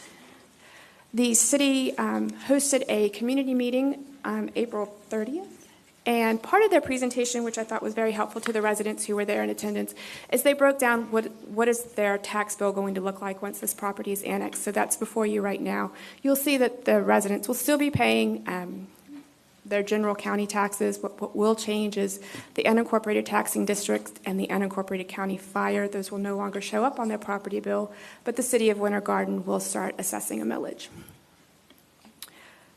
The community meeting, as I just mentioned, was held April 30th. Notice was sent by the city and the county for today's hearing. The agreement was approved by the City of Winter Garden at their public hearing on June 27th. This is the annexation of this should be areas 1 and 2. That's my mistake. And then this also includes conveyance of right-of-way and a stormwater pond. And we would request that the board would please consider approval and execution of the interlocal agreement for the annexation of enclaves between the City of Winter Garden and Orange County. And this is located in District 1. So can you go back to a couple of slides back where you showed the comparison of the taxes? Okay, so on the right, the county has the fire MSTU and everything fully loaded and total millage rate is 15.4578, correct? Correct. And I believe what I heard you say is that because the city of Winter Garden would be providing the fire service, Yes. that they will assess the millage rate for the fire service, and it's not shown, right? That becomes part of their City of Winter Garden taxes. So it's all lumped into what's Okay. part of that. So so that 4.5 encompasses whatever for fire and police Yes. and Winter Garden, right? Okay, so the residents understand that still the millage rate, the total millage rate is 15.9098. The residents understand they're going to pay a slightly higher tax, and they were all good with that. Those residents who were in attendance did not raise any concerns with that. You know, can I speak? Okay, yes, And I know there's somebody from the city here too, but this is in East Winter Garden where we actually adopted a CRA back in 21, 22. So there is actually a comprehensive redevelopment plan and some infrastructure investments that are happening. And the county and the city have been really working closely on closing up these enclaves and providing sort of uniformity of service to the residents. And they've been very engaged along the way. There was a community meeting actually out in the community, and then the public hearing at the City of Winter Garden last week, 2 weeks ago. okay, all right, very good. All right, thank you. With that, I'm going to ask, do we have members of the public present who wish to be heard on this item? No speakers for this item, Mayor. All right, then we'll close the public hearing portion at this time. We'll go to the district commissioner. Commissioner Wilson, would you I like had to? a question. Okay. Commissioner Bonilla. Yeah, can we go back to that chart?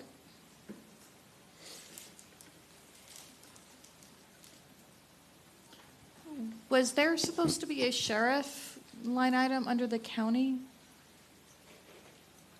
This was prepared by the City of Winter Garden. It was part of the presentation that they gave, so. But in the county, we also charge a MSBU for sheriffs, right? So I don't see that here. And then I had a question too about the library, because I thought the cities didn't pay for the library one.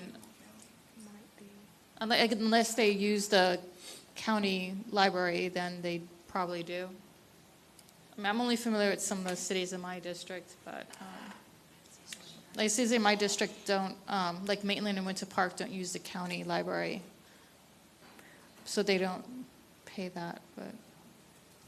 Where it says the unincorporated tax and district, so. Does that include sheriffs? I couldn't speak to that. I'm sorry. Okay. Because then, I mean, I'm just curious of what that, because if they're paying sheriffs in the unincorporated there, then that would actually be higher county taxes. Well, I don't, depending on how much that is. That's what they would have been paying. Would but have been paying, yeah. But they wouldn't be paying it now because it's absorbed. Yeah. Police is going to be absorbed by Yeah. the city of Winter Garden. But and just fire. wouldn't be this wouldn't be an accurate comparison if something's missing. Could be, if that unincorporated taxing district is the sheriff's MSTU. And I may be speaking out of turn, so please correct me. I know we have somebody here from Winter Garden, but I think, City of Winter Garden does have its own law enforcement. I think they collapse that into their. That's what they Oh, said. I know on their okay, side, okay. That's but what it's they I'm said. looking at the county column. She's just talking about the county county. She column. doesn't Okay. see It's where missing. it specifically says sheriff. And what I'm saying is that unincorporated taxing district may be It the encompasses- MSTU. it com- yeah, for the sheriff. It does encompass. Okay, but anyway, let's not get bogged down on that. Okay, Commissioner Wilson, I think you Yeah, had. the 15.4 matches what's on the property appraiser, so there's no additional. So I think Commissioner Wilson, you had responded to, you didn't have anything else, No, right? no. Okay, I'm- all right.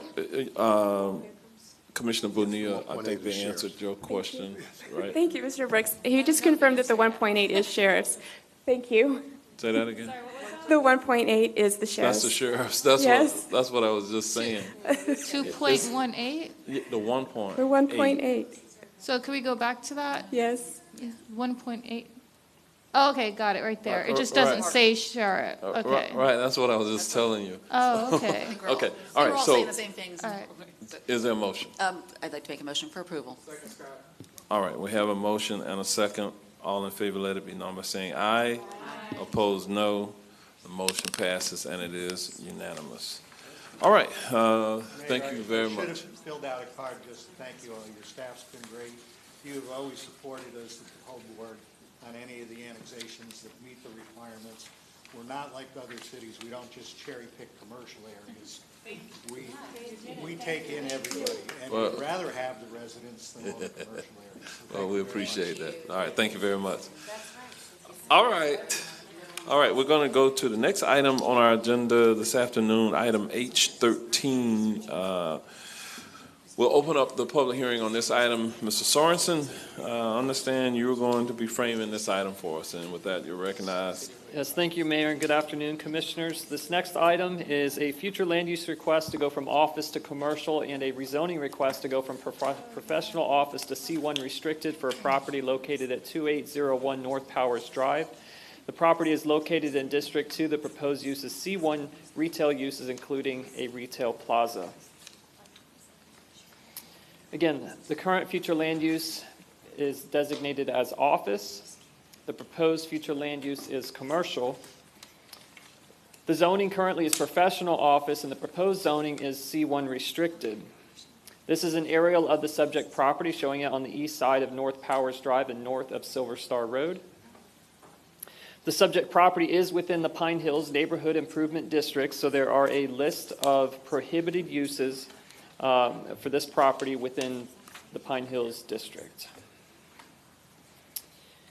588 public hearing notices were sent to an area extending beyond 500 feet from the subject parcel. To date, we have received 2 responses in opposition and no responses in favor. A community meeting was held on April 1st with 18 residents in attendance with concerns for traffic and the uses that would be permitted. At the Planning and Zoning Commission Local Planning Agency hearing, there was 1 speaker who expressed the desire to see office uses instead of commercial uses. The Planning and Zoning Commission Local Planning Agency is recommending that the board make a finding of consistency with the comprehensive plan and approve the future land use map amendment, the associated ordinance, and the concurrent rezoning subject to 1 restriction that new billboards and pole signs shall be prohibited. Staff is available for any questions. All right, thank you. Stand by. Is the applicant on this item present or representative?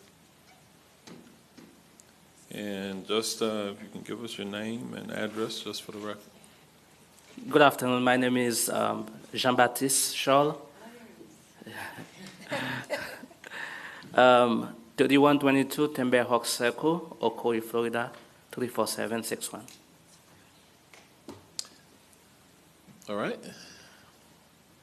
Any other comments? I would hope to see it approved so we can move forward with a commercial plaza there. Okay. And is the plan to change and build a small retail center? Yes, sir. Okay. All right, if you'll stand by. Do we have members of the public present who should be heard on this item? No speakers for this item, Mayor. All right. And then we'll close the public hearing portion of this conversation, and we'll go to the district commissioner. Commissioner Moore, would you like to offer a motion? Yes, we're just so proud of you for building. We had some pretty robust conversations early on with exceptions and types of businesses that the community didn't want to see there. But nevertheless, I'd like to make a motion to approve, and thank you for investing in our community. All right, we have a motion and a second by Commissioner Gomez-Cordero. All in favor, let it be known by saying aye. Aye. Opposed, no. Motion passes, and it is unanimous. All right. All right, and with that, we're going to move to the final item of today, And we're going to call on Ms. Tanya Wilson, the Director of our Planning, Environmental, and Development Services Department, to make a presentation regarding a proposed voluntary municipal annexation charter amendment. This is a work session today. No specific action is being requested at this time. And with that, Ms. Wilson, you are recognized. Good afternoon to the Mayor and Commissioners. For the record, Tanya Wilson, PEDS Director. You'll recall back in May, Commissioner Bonilla had presented a report with a focus on a proposed charter amendment, a series of recommendations regarding voluntary annexation. So for today's work session, staff has prepared an outline to be able to allow the board to have dialogue and to go through the discussion. So starting off, we'll recap Commissioner Bonilla's proposal from that May 21st report. We also look at the state criteria for annexation as laid out in Chapter 171 of state statutes. We'll take a look at Orange County's annexation approach. We know that growth management is not new to Orange County, so we'll look at some of the tools that we've utilized in the toolbox. Also take a look at provisions from other charters, other county charters that have had amendments over the years. I know Commissioner Bonilla's report had included 3 counties, so we took the liberty of adding 3 additional counties to give just a perspective from 6 other regions. We'll also take a look at the legal framework. So my colleague, Andrew Mai, will be joining me on the latter half of the presentation to share some legal aspects regarding proposed charter amendment. Now we'll take a look at the next steps. We do know that we have a very finite timeline in terms of getting this initiative moving forward, if it's the will and pleasure of the Commission. So we'll share a blueprint of how we could get to the finish line if that's the desired direction this afternoon.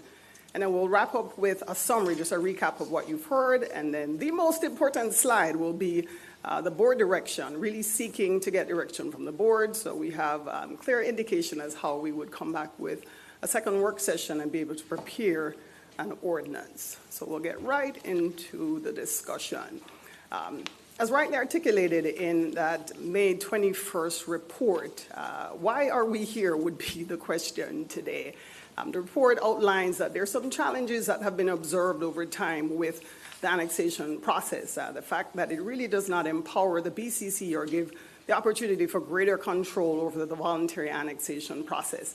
And we've shared an excerpt from that report that I think just rightly encapsulates what some of the issues have been. There's a desire then to enhance local control over annexation processes, ensuring that they better align with the county's long-term planning and community needs.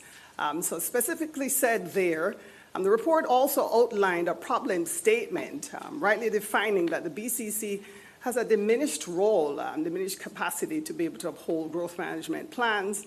And as a result of this lack of control, there's some observed issues that have arisen over the years. One being that there's a creation of service and jurisdictional enclaves that are created. There's a reduction in the ability to plan for comprehensive infrastructure development, and inconsistent standards with regard to public service provision. And then lastly, the report outlines that there's really an absence of interlocal agreements in the process to ensure for fair tax distribution and coordinated planning. So if rightly pursued and the dialogue then unfolds and we're able to have a structure that's more befitting of what the Board of County Commissioners is looking for, the 5 goals outlined in that report really identifies what the goal would be from today's discussion and the outcome of this process. So the first one would be to establish a review process that would allow for the BCC to have final approval of voluntary annexations. The next one would be to have a mandatory public hearing process, also to allow for the adoption of interlocal agreements as part of the process. The fourth one would be to allow for better alignment of those annexation requests with the county's comprehensive plan. And then lastly, to create an appeals process for aggrieved parties where currently there is no appeals process in place. So starting out just to have a basis and an understanding, state statutes under Chapter 171 does have guidelines as to the criteria for annexations. It's universal throughout the entire state. Annexations to allow for sound urban development and accommodation to growth, should allow for uniform standards throughout the state, allow for efficient provision of urban service to areas that become urban in character, and then lastly, through state statutes, it's identified that annexation should allow for areas that are not annexed unless there is municipal service that's provided in those areas. We felt it was prudent just to have a differentiation between the types of annexations that are identified in state statutes. I think Mr. Mills made it very easy for me. You've seen this before in the prior presentation. So you have the involuntary that's typically initiated at the municipal level. That one allows for part of all of an area that must be either developed or be developed for urban purposes. The big distinction with the involuntary is that it must be approved by referendum or by consent of 50% of the property owners lying within that area. Very different than the voluntary annexation. That one is typically initiated by the private property owner. That's transmitted through the city. There's typically a public hearing, 2 public hearings on the ordinance. That's transmitted over to Orange County for our internal review. And then lastly, you just heard this one in the prior item regarding the enclaves, that the area must be 110 acres or less in size and be improved or developed. There's an interlocal agreement that's entered into. For the purposes of this afternoon discussion, we're referring only to the voluntary annexation. So we wanted to differentiate that. So for the members of the public in particular, it's a clear understanding that we're referring to those applications that are initiated by private property owners through the annexation process. So as we take a look now at Orange County's approach, we do know that growth management is not new to the county. There are several tools that have been utilized in our toolbox. We wanted to share with the commission as well as members of the public what the process actually looks like. When we get an application, what does staff do with it? How do we get it processed through the pipeline? We'll also take a look at the joint planning area agreements. How have the JPAs been used over the years to be able to manage growth in the county? And then lastly, we'll take a look at the preservation districts. How have those functioned as growth management tools over the years?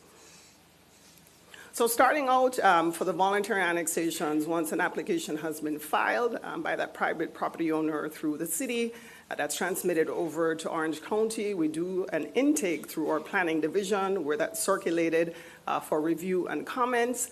And the end result is the comments could be in favor of or there could be an objection. What criteria does staff look at? We ensure that there's consistency with Chapter 171 of Florida statutes. So that area must be contiguous, it must be compact, and certainly no enclaves must be created as a result of the process. If there is a JPA in place, we ensure that there's consistency with the terms of that JPA. And then lastly, we wanted to note that in our comprehensive plan, there is a policy under the intergovernmental coordination element that does speak to the fact that if there is an inconsistency with state statutes, staff must then render an opinion of objection. So this is certainly not a rubber stamped process. There's certainly thought and intent where the input and the processing is concerned. So we take a look at the JPAs. We do know that the JPAs allow for an established process where you have a defined boundary, there is a map that delineates those areas that annexations are encouraged. You know, in some instances, we have land use densities and intensities that are outlined within that agreement. There's also noticing provisions that are outlined between the parties. And there's also an indication of the service and facility providers. And then lastly, there's level of service standards that's laid out there. Many municipalities may favor this option of growth management because there's a level of predictability there. With the mapping, you can clearly see where those areas are defined. There's a level of certainty that comes along with creating those JPAs. We wanted to share that there are actually 4 JPAs in place currently. City of Apopka, Oakland, Winter Garden, and Ocoee. Just for notation purposes, we also indicated that there was one in place with the City of Orlando that expired back in 2005. You can see from the map on the right where those defined boundaries exist. And as I mentioned before, there's a level of predictability there where the JPAs are concerned. Looking at the preservation districts, as far back as 1992, the voters of Orange County amended the charter, supported a charter amendment to create these preservation districts. And the criteria is that it cannot happen, cannot occur, be created within the boundaries of a municipality. Originally, it was intended for the historical areas where rural settlements existed, but subsequent to that, there was another charter amendment that then included for urban preservation districts. So we have both the rural and urban preservation districts currently in place. If annexations are being considered within this protection area or preservation district area, they must only pertain to voluntary annexations. The approval is based on a majority vote of the BCC at a public hearing, advertised hearing. And then lastly, there must be an approval of the majority of the registered electorates residing within the boundaries of that preservation district. What does it look like currently? We have a total of 5 rural preservation districts in place. You'll recognize the most recent one that was created back in June of this year, Lake Avalon. And we're getting away from District 1. You'll recognize that one. And then we also have 3 additional urban preservation districts. So as far back as 1995, the first one that was created, and we continue to utilize that tool, as you've noted, back in June. So a total of 8 preservation districts between rural and urban format. For this portion of the presentation, we wanted to share just our findings, and I'd like to thank Missy Mills for the extensive research that was done on this project in gathering the data and the information for us. So the report, the May 21st report, looked at 3 specific jurisdictions with regard to charter amendments. Looked at Miami-Dade County, Palm Beach County, and also Pinellas.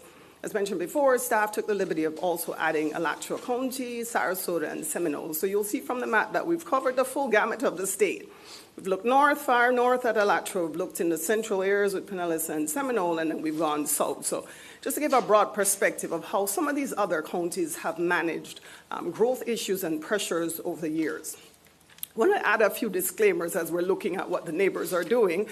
We do recognize that each county is unique in its approach, but the common denominator that we share is the fact that all we're grappling with significant growth pressures and issues, and we're looking for solutions to be able to manage that growth.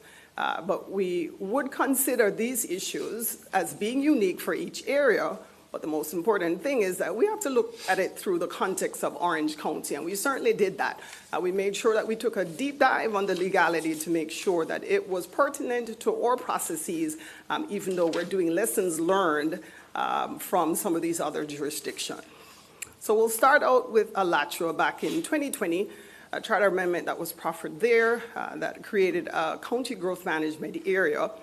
And there was a growth management map that was also created. Special provisions and the methods for annexation were delineated within that area. But since then, we have discovered with Alachua County, they have encountered a challenge. So they have 3 cities currently that are challenging that charter amendment. Under that charter amendment, they have a restriction that the comprehensive plan governs within that growth management area. Any types of amendments that would occur within the area would require a supermajority vote of their county commission. So we're watching that one very closely because there are several tenets of that approach that are similar to what we found in the May 21st report. So that's one to watch on our radar. Moving south in Miami-Dade County, we want to point out that Miami-Dade County is very unique. It has a home rule charter, very specific because they have a special set aside an exemption that's written in the Florida statutes under Chapter 171.071. And I make mention of that because Miami-Dade really is the only county that has the full bells, whistles, and latitude where annexation oversight is concerned. So there are no annexations that can occur within or outside of that urban development boundary area. Annexation oversight governs both voluntary and involuntary annexations. There's a public hearing that's held on every annexation application that's filed, whether by a private individual or a city. The BCC has final approval. There is an appeals process that's included. And if an annexation is approved by the BCC, the entities must enter into an interlocal agreement. Wow, everything. They have the everything, but important to note that they also have an exemption, a separate section of the statutes that gives them that full latitude. Moving on to Palm Beach County, back in 2004, there was a charter amendment there that created a special protection area. And that special protection area, they also had an additional ordinance that was adopted along with the charter amendment. That provision was challenged, and it was found to be invalid by the courts, specifically because the methods and the map and the delineated area was done by separate ordinance. So Palm Beach County had to repeal that ordinance, and instead they had a subsequent charter amendment that established an unincorporated protection area. They also had a rural neighborhoods protection area.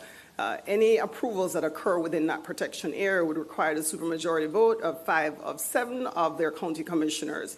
They have a second layer where there's also a requirement for neighborhood consent, kind of similar to what we do with the preservation districts. They have that second layer where the residents would have to weigh in if there is a desire to do an amendment within that protection area. Moving over to Pinellas County, in 2000, the voters there approved a charter amendment to allow for special methods for voluntary annexation, the process to be set up in their charter. But similar to Palm Beach County, they created a separate ordinance that had the area delineated, that had special criteria created in that ordinance. Not surprising, you'll see the pattern now that this was challenged in Pinellas County. And there's a statement that was issued in the findings that we thought was some salient information to share. The findings indicated that the annexation method was ineffective because it was not set forth in the county charter nor approved by the voters, but rather by ordinance. And specifically stated, any annexation, provision, or amendment must be consistent with state statute section 171021. So we wanted to make note of that because we're seeing a pattern in instances where counties pursue both a charter amendment and a separate ordinance that invites litigation and typically is not upheld. So we did take note of that pattern that we saw in some of the other counties that we looked at. Sarasota County, back in 2007, there was a charter amendment. This one allowed for future land use designations, densities, and intensities to govern within a special rural protection area. Any amendments within that area would require a county commission vote, supermajority vote. This one, though, does allow for municipalities to petition if there is a desire for a municipality to deviate from those comprehensive plan designations. Then under this charter provision, there is that latitude and flexibility given to the municipality.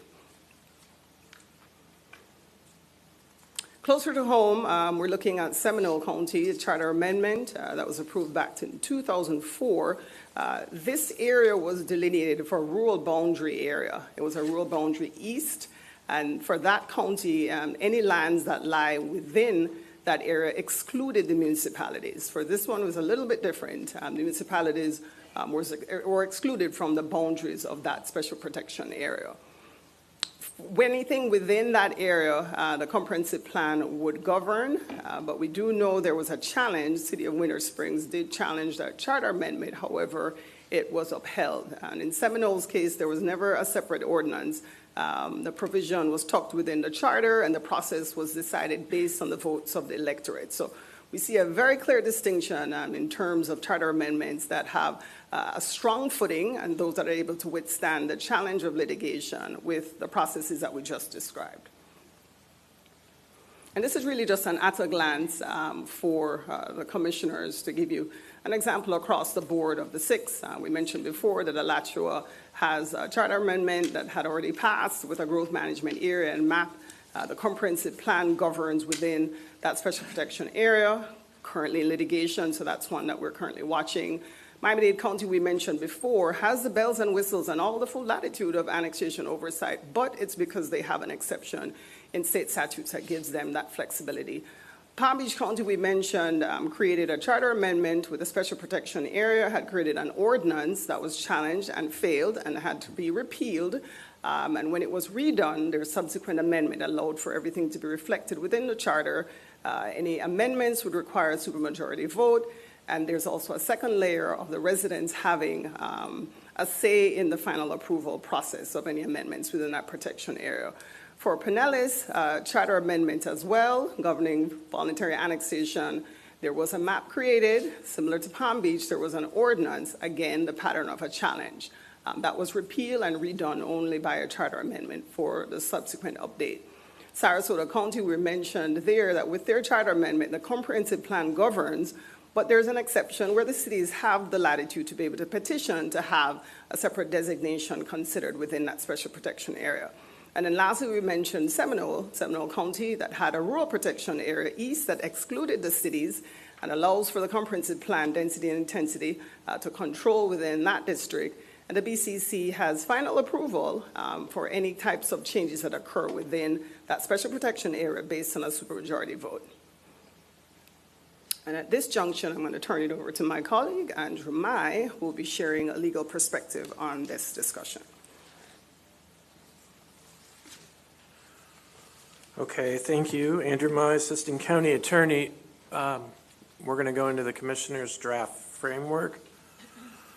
From the Commissioner's proposal that you'd already seen previously at our last meeting, there was a three-part process. The first part was criteria for approval, then county review and interlocal agreements, and an appeals process. I'll break those down. So for the criteria of approval, the check mark represents the fact that it would be something that we would be adding as a requirement in addition to what's already required by state law.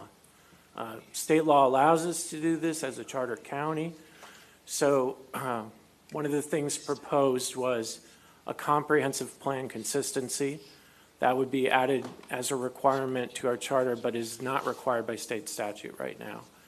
And again, infrastructure impact, public consultation. There's no public consultation requirement with the exception of the ordinance that comes before the city where they have 2 hearings, but nothing related to the county at this point. And then also urban service area limits. 4, 5, and 7, which are protection against enclaves, compact and contiguous, and the exception for existing joint planning agreements, those are already requirements in state statute. So they would be not a new requirement in our charter, but duplicative and consistent. County review and interlocal agreements would be a new requirement, and then an appellate process.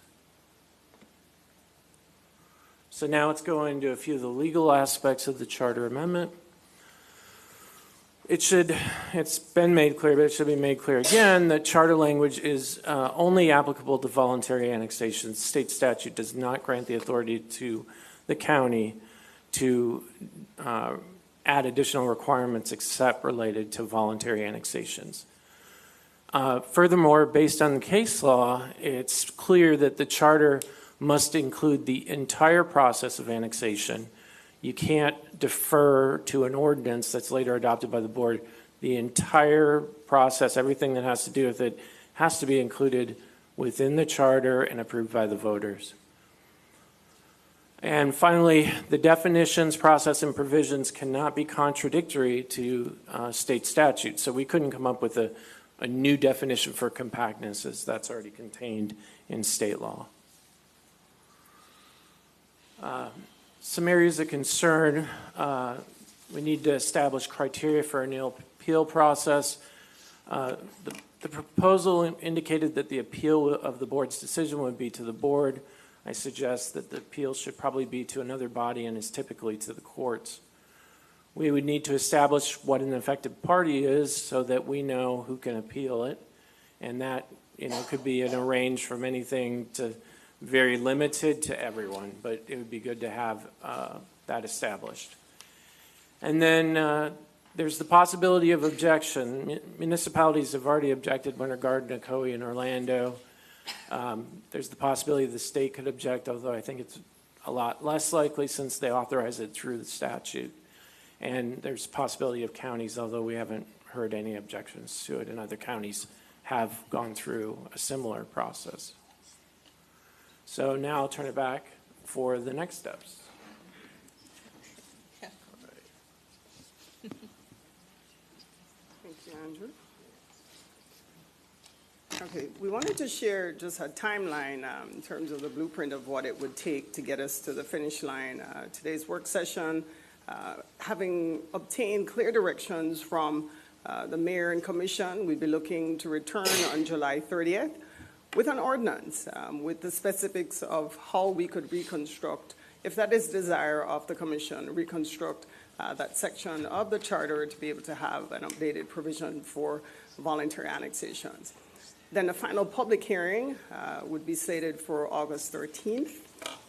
Certainly, the direction we've received from the supervisors' elections is that this process would need to be concluded before August 27th. So this is our ambitious timeline. We do know that it's a rapid pace to the finish line, but staff is committed to be able to get the commission there if that is the desire and the direction that we receive today. So just a quick wrap up in terms of what you've heard in the presentation. We've shared just an overview of those salient parts of the May 21st report, also outlined that there are growth management tools in the toolbox that have been utilized over the years with the reference to JPAs, also preservation districts. We shared the lessons learned from 6 other counties. We see, based on the lessons learned, there 4 of the 6 had met challenges. Many of them have been able to withstand those challenges after repealing the ordinance and adjusting some of the provisions within their charter. We just wanted to make note of Palm Beach and Seminole counties with regard to the process for comprehensive plan compatibility. That's a question that was asked along the way, and we see that those counties had success in being able to have that utilized as a growth management provision. And then lastly, Mr. Mai just shared the legal aspects in terms of being able to approach this only through the lens of voluntary annexations. We're not referring to involuntary or the enclaves. Anything that's discussed today would be specific to just the voluntary annexations. And then we discussed the fact that there's a desire to have a public hearing process where the BCC would have oversight and the opportunity to weigh in and influence annexation requests that are made. And then lastly, understanding that any definitions created, whether it's through the appeal process or anything else that's included as part of our narrative, has to be consistent with state statutes, chapter 171. And now, the most important of all our slides, we're really seeking board direction on this topic. Starting out, the initial question would be, is this a desire? Is it the will and pleasure of the mayor and commission to move forward with an annexation charter amendment?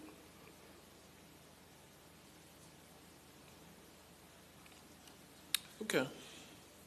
You're going to stop there? And I'll pause there, Mr. Mayor, because if the answer is yes, I thought you were going to go continue. through if yes, all of this I other can stuff. go through if there's a desire, so I'll continue. So if the desire is to proceed, and it is yes, one of the first questions that we'd like to clarify is should there be a requirement for a public hearing process with voluntary annexation requests, and should that be countywide, or should it be limited to just a rural area?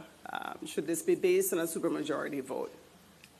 Should the board require interlocal agreements for voluntary annexations? Should the annexations be prohibited in the rural area? Should we consider exempting municipalities that have existing JPAs? Should the county's comprehensive plan govern the annexed lands? Requests for the land use change, should that be approved by a supermajority vote of the board? And then lastly, should we establish an appeals process for aggrieved parties where currently there is none? Okay.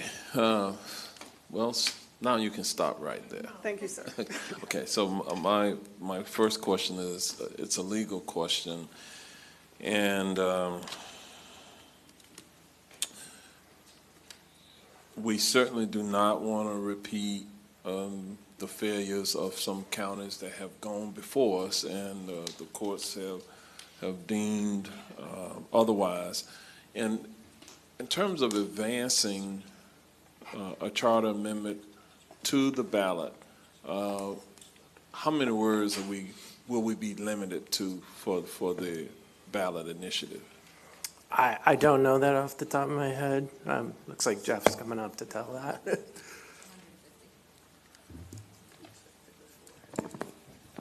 15 words for the title and 75 words for the summary. Okay, so given 15 words for the title, 75 words for the summary, if we go back to what legal has indicated with these check marks, where there's a difference from state statute requirements, we got our work cut out for us to make sure that we include what we're trying to accomplish, but not exceed the maximum words that would be necessary that would cause us to run afoul of some previous rulings, if that makes sense to you, what I just said. So going back to the slide 34, it says here where the check marks were.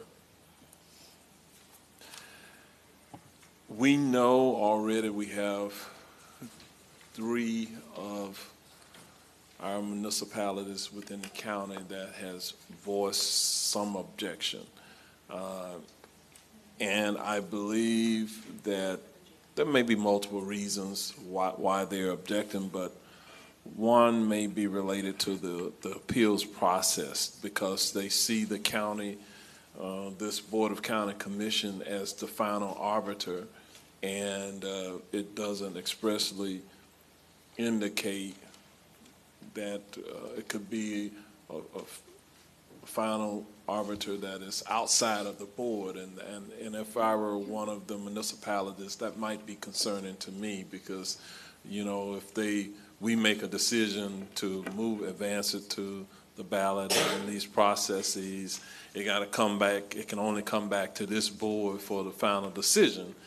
I can understand why, if I were on the municipal side, why that might be a little concerning. And I believe that, to me, that's a vulnerability that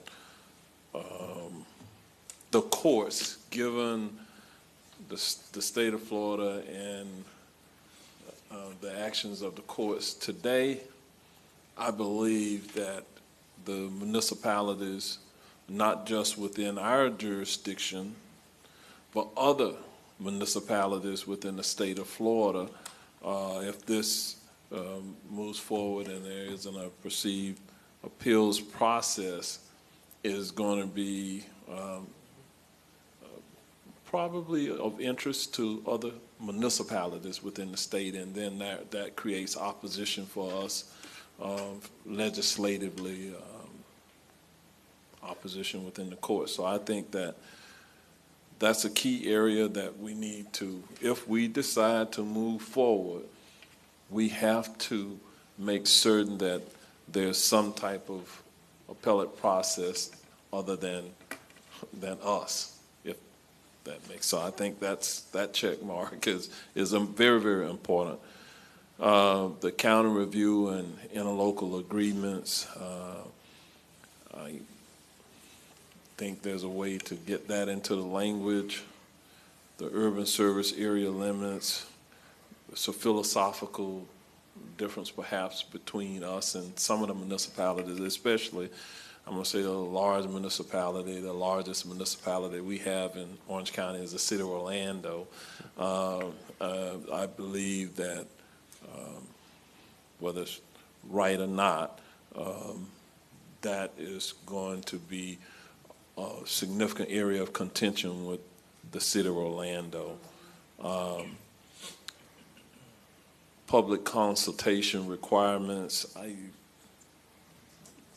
don't know how we get that in, but I think we could, the more things that's in it, the larger the challenge is going to be to fall within the 15 words for a title and 75 words for the amendment. So I think we got some work to do to get it within that, but I'm going to open it up for other members of the board, but those are some pressure points that I see at this point that may not be insurmountable, but I do think that if we should make certain that whatever, if we advance this to the ballot, that we can be successful in the end and not having it, whatever we advance, being successfully challenged in the courts or by the Florida legislature. Okay. All right, Commissioner Bonilla. Didn't expect to be first.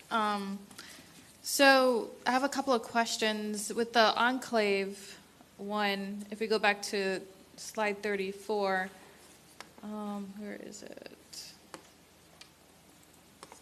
Slide 34, number 4, protection against enclave creation, you know, how that is in the state statute. But one of the issues that I found with annexations is that that enclave is not well defined in the state statutes. Like, what does that exactly mean? Because one of the examples is what's going on right now with Sunbridge. If they continue to annex down to Osceola County, it'll create an enclave in Orange County. But then where the question is, well, does that create an enclave really because there's an opening through Osceola County, or is the enclave because of the border of the county? You know what I'm saying? So I do. I think if we could define what an enclave means, and if we define what an enclave means, will that be inconsistent with the Florida statute to get us into trouble? As long as we don't contradict with the definition, that there is a definition of enclave in the statutes. I agree with you that it's been ambiguous to the point that it's had to be clarified in decisions of the court. So there may be an opportunity to do that, but we'll have to be very careful because there's also a case out there that says specifically you cannot contradict what the state statute says. So if you do it carefully, you may be able to do it. Okay. My other question that I have is with the appeal process. The reason why I included an appeal process in my my draft was because we had an issue before where we didn't have an appeal process, and then we were sued for not having an appeal process, or that was one of the things that we were having an issue with.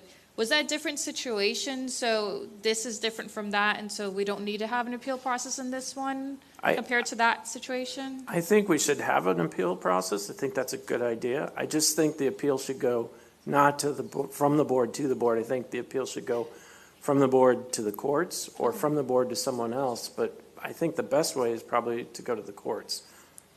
Do we actually say, because then in that case, we don't need an appeal process then, because if they're going to the courts, they could just file a lawsuit, right? Or like, I'm curious of how that would work. Well, I mean, providing it specifically is better than to just allow people to guess how they actually get it to the courts. You're right. You can always get to the courts on any decision. But if you provide a specific method, then it provides a guideline for not only the courts, but also the people that are appealing and for us. Okay. So doesn't that also preclude if they file for invalidation of what we advance, at least we remove the reason why it could be invalidated because we included the appeal process. I think so. I think it's a good thing to have in there. Courts like it. They like process. They like due process. Okay, so it's suggested to have an appeal process, just not us being the appeal deciders. Exactly, yeah. The appellant, whatever.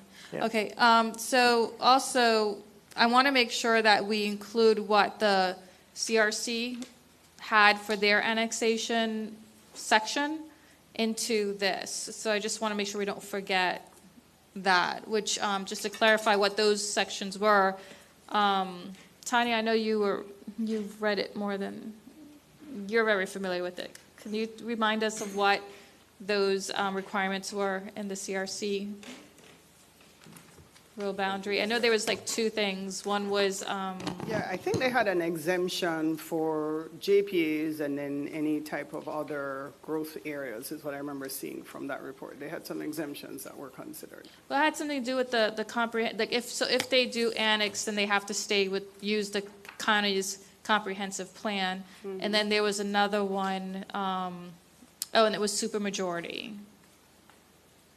Was that the two? Yeah, we'll have to take a look back at it. I don't want to misspeak on that portion. I remember the exemption, but I don't remember if it was specific to supermajority or majority vote. But we could take a look at it just to make sure. You could flip back to slide 31. 31? 31. It's got the similar language, specifically on Sarasota and Seminole, where the county's comprehensive plan controls density and intensity of certain lands. And I think that, Commissioner, that's perhaps one of the provisions that the CRC was recommending in their rural discussion, but then that was moved to the to this annexation discussion. So that may be one thing that the board wants to consider. Should again, that was kind of one of the questions that we kind of were stepping through, Tanya was stepping through at the end, is if the board's interested in proceeding, sort of what are the different layers or mechanics of this, and should the county's land development regulations and future land use control over annexed lands? Okay. Yeah, and thank you. And so, and another thing about, this city, our city of Orlando, whatever, not wanting, opposing this, I mean, they're definitely going to oppose, but I think this puts us in a position to be able to negotiate, some joint planning agreements with them and make sure that things are done better rather than just them just taking over the whole county and then cherry picking everything. Yeah, and just, it's just like if a developer is unhappy with our environmental requirements, then they're just hopping over to the city. That's just not right. And by having this, it really gives us a little bit more control on, controlling that and making sure that we have good, comprehensive planning and environmental protection of our county.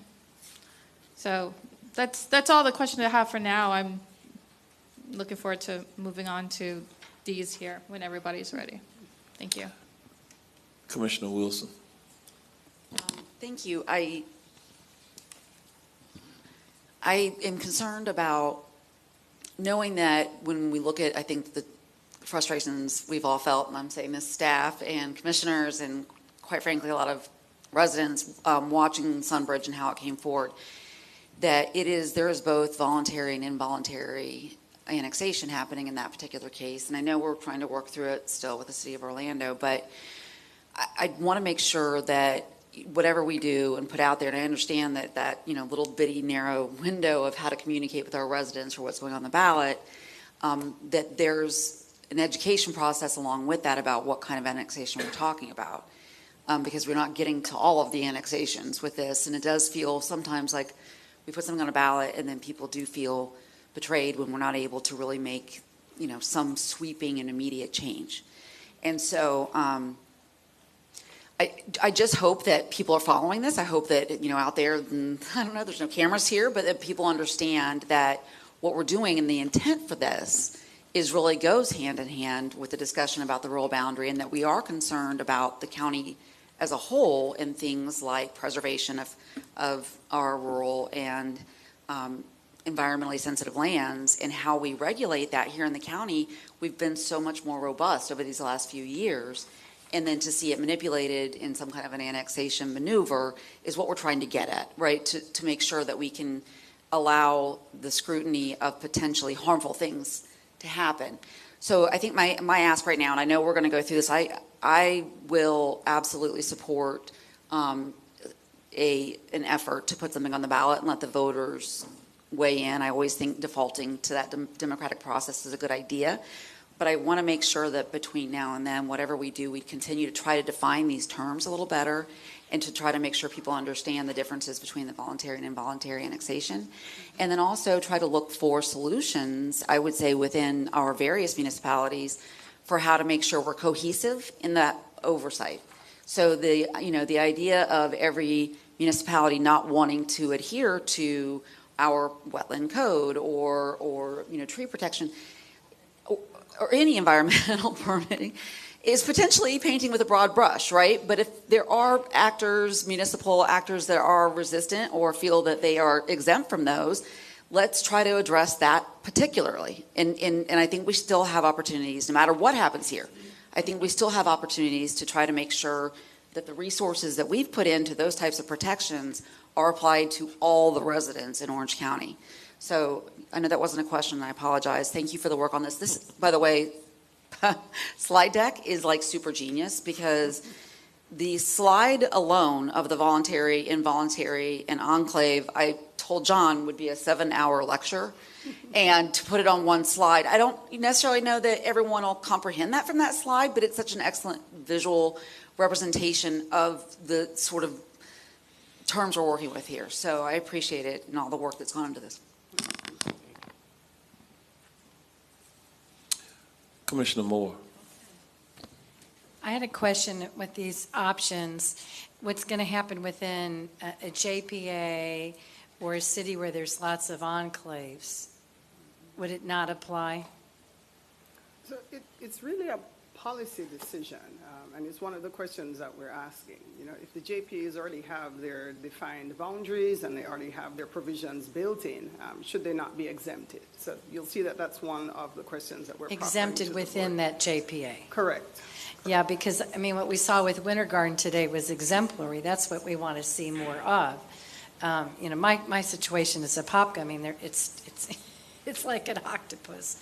But there's, you know, with all the annexations. But within that context, it would be good for some of that to annex. And I wouldn't want to see them have to go through this cumbersome process, because this process really is meant to deter bad annexations. In that case, I would consider that a good annexation. So how would you, with these questions, how would you recommend I would, you know, put my vote in towards that possibility? So that sounds like a resounding yes for should we exempt the JPAs. That's the fourth question down. Exempt the Consider JPA, exempting. yeah. So Okay. that would be a yes. Well, because when I read that, I wasn't sure you were saying exempt them outside of the JPA. That's why I wanted to ask that question. Because I have several folks up there who are unhappy with this continually going out and all these spokes and everything and not having a nice round city area and encroaching on rural areas. So, okay, so that's where I would be. And then, I mean, you can see it on McCormick Road. We have over 1,000-acre water reclamation plant there. And so all around, and it's with our Clear Corner Rural Settlement, there, you know, it got Apopka annexing on this side of it, and I've got Ocoee over here, and you know, we're going to eventually be where all we have left is our water reclamation plant. That's the only thing that's going to be left there. And yeah, there's not any apparently interest in trying to remember that this was a rural area that we were trying to keep somewhat rural, and they just keep, we say no down here, and then they just go to one of the cities and annex out, and it's gone. So, but if that was my one question there, I just want to be sure we didn't preclude the ability of putting these areas back whole. And that, I guess that would be the hope, that then we would go into that area and annex there instead of keep going outside into what we would consider rural areas. All right, thank you. So, Tanya, if we exempted the JPAs from this, one of the questions you have, should the county's comp plan govern the annex lands, et cetera? If we exempted the JPAs, what is your opinion about whether or not municipalities may be appeased somewhat by having the language that would exempt the JPAs? It forces them to come to us and enter into an interlocal agreement, joint planning agreement. Correct. And it might reduce the opposition to the county's comp plan to you know, that question. So if we did that, and we may address two things at one time. And I would agree. It would imply then that the JPAs would be incentivized. The idea of having that type of interlocal agreement between the city and the county with specific provisions laid out, even with the densities and intensities that are outlined within the JPA, that would be a benefit for a city that would enter into a JPA as opposed to just being restricted from that annexation process. Okay. All right, Commissioner Uribe. John? I'm sorry, just to add on briefly to the JPA discussion. All of our JPAs are not created equal. Some of them are just as simple as boundary provisions of where the cities, municipalities may ultimately annex. There are a few that have, as you saw with Winter Garden, the enclave areas and how those would be addressed. Those JPAs, that JPA went into a bit more detail regarding those annexation procedures, or plans for those particular enclave areas. Our JPA with the city of Ocoee goes even further to identify future land use map designations for the properties. So they can be as simple as, just simply defining a boundary limit for the future municipality, or they can be as detailed as identifying future land use, compatible future land uses for areas to be, at some future point, to be annexed into the municipalities. And I think Apopka has some density, intensity, not so much a color on a map, but just in terms of like some areas of that proposed future annexation area where densities, intensities are more generally limited in the rural northern part of that towards the Lake County line. JPAs aren't forever, and that's the other And they issue. also, So that's the other issue. They are not forever. They usually have. They're not forever, but you can renegotiate. Yeah, and absolutely. you still have an agreement that the charter theoretically would be forever until it's changed. So the concept could be that if there's an existing JPA and there's a voluntary annexation that's occurring or would be proposed in accordance with an approved JPA, that maybe a public hearing is not required before the board, where if there's no JPA, then you'd have that public hearing. Okay. As well as this doesn't stop the process from new JPAs from being created. I think it would incentivize it, to the mayor's point. Yes. Commissioner Uribe. Thank you, and I appreciate all the dialogue from the commissioners up here. I'm going to be on a completely different angle. I, too, have, worse than octopus, I have fingers of annexation in my district. And one thing that we haven't heard here is, and I'm going to give my perspective, is I've had residents against annexation, and they have no voice. Like many of you here, we get that notice in our office to say this is going to happen, and there's nothing we can do. I'll never forget my first one. Jeff Newton gave me the hard reality of what that really meant, which is you're lucky you're just being told, And what I have seen in mine, and I'll particularly one, was a 400-unit apartment that was in unincorporated Orange County that just ironically got annexed because we were against a 400-unit apartment surrounded by single-family homes. And another one was a business that wanted such reduced parking that it was going to force people to park in neighborhoods, and the entire neighborhood came out and said, we don't want it. And they got annexed and got to do whatever they want. And subsequently today, they park all through the neighborhoods. People are putting cones in front of their houses to prevent. So one of the things that we lose in annexation is the ability for people to actually have a voice. And it is really, really nice for us to have this. And even now, what we're going through, again, we were told, we were misled even to our own staff of how that process was going on when we talk about the District 4 annexation. So I think that if we had direct, honest conversations, we maybe wouldn't have gotten here. But circumstances have made us get here. And I, too, overwhelmingly support this. I do want to commend Winter Garden for actually just bringing that together and considering some consistency on that. And I've actually had residents contact me to say, can we get de-annexed, which is a very difficult process. But I've actually had residents reach out to me that way. I, too, am a little lucky in Pine Castle because we have that initiative that passed in the 90s that requires a vote from anyone to annex any part of Pine Castle, which is subsequently unincorporated Orange County. Those folks in that community organized 30 years ago, and thank goodness they did, because conversations I'm having is people want to annex that property, that commercial area, that heart of it. So I want to also echo, I am too open to the JPAs and more than that interlocal agreement. I think at the bottom of this is we want to have dialogue, and we're not having dialogue, we're being noticed. It's kind of like here, I always say, how do you really have a relationship if you arrive with a lawyer? You know what I mean? And that's how I look at these notices. We're not really having a dialogue or working together. We're just being told what they're going to do. So I wholeheartedly support this, and I hopefully wholeheartedly support language that will be understanding. But it's interesting because I am far removed from District 4 and that whole annexation that's going on. But man, people are aware of what's going on, and for the most part, they don't like it. Because I think at the end of the day, people feel comfortable with saying, here's where we stop.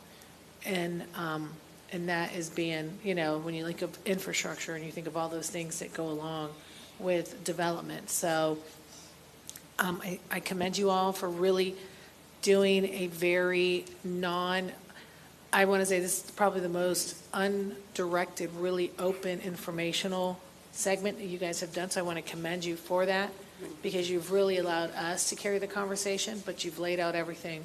And it's a great job, and thank you for all your work. But thank you for listening to our concerns and bringing that here.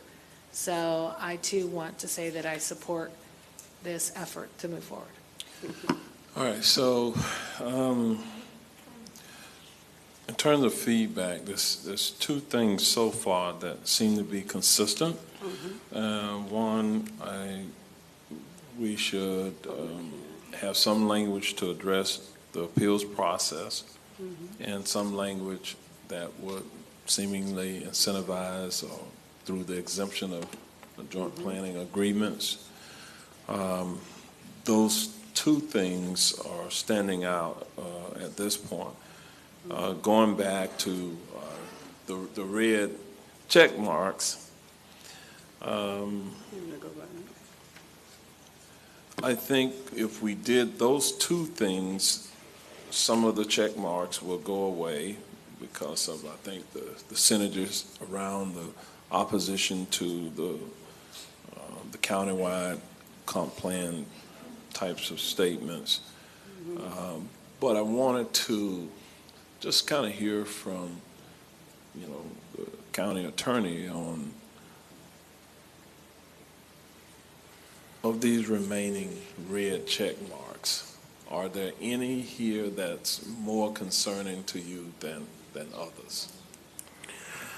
So the closer we stick to a model that's been adopted, challenged, and upheld, namely Seminole and also Palm Beach's model, the better shot we have of not having, if we go outside that box, then we may end up in court like Alachua is in court right now and still being challenged. And which of those check marks would you be referencing?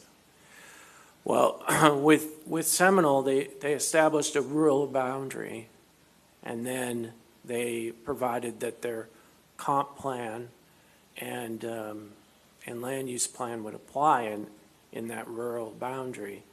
And then I believe they exempted the JPAs as well from that.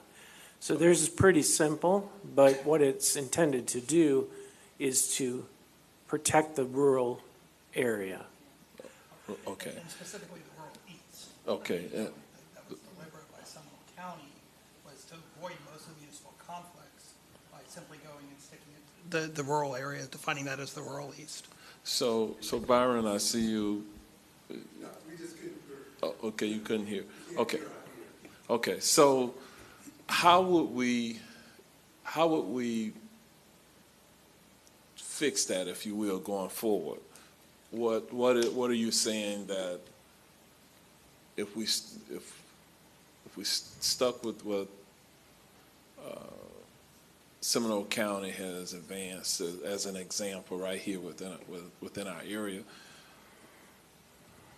what is problematic about any of these other check marks that you think is inconsistent with that? Well, I don't think any of the check marks are necessarily inconsistent. It's just every time you take a step that is a little bit beyond what the court has already ruled on, you're taking a little bit of a risk. So if you want to go through the check marks, Seminole County just dealt with future land use of rural lands. If we're going to require all annexations to come through the board, that's an extra step, that's above and beyond what Seminole County did. Miami-Dade did it, but they have their own, they have a special exception. They can do pretty much what they want. But we can go through these other check marks here.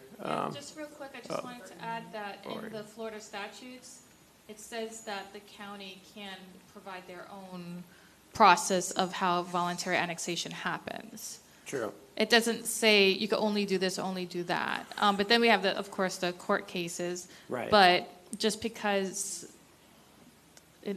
there's the only thing that the court cases that I've seen have come out with is that we have to have everything detailed in the charter. That's true. We yeah. cannot have it like say, oh, the process will be detailed in an ordinance approved by the board. You can't do that. Right. That process has to be in the charter. Right. So, going through these, I think that that we're on solid ground in relation to all the check marks that we've checked off.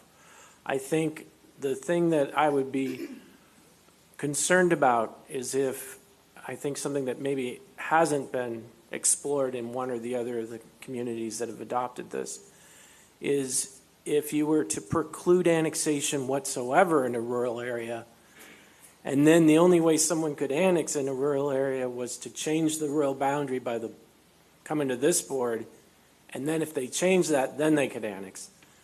That general preclusion would concern me, but these check marks that are on here, I think there's a valid legal basis to support adopting that through a charter. Now, might a judge disagree with me, of course, but I think there's a valid basis for it. The statute provides for it, and there's been case law that's supported it. Okay.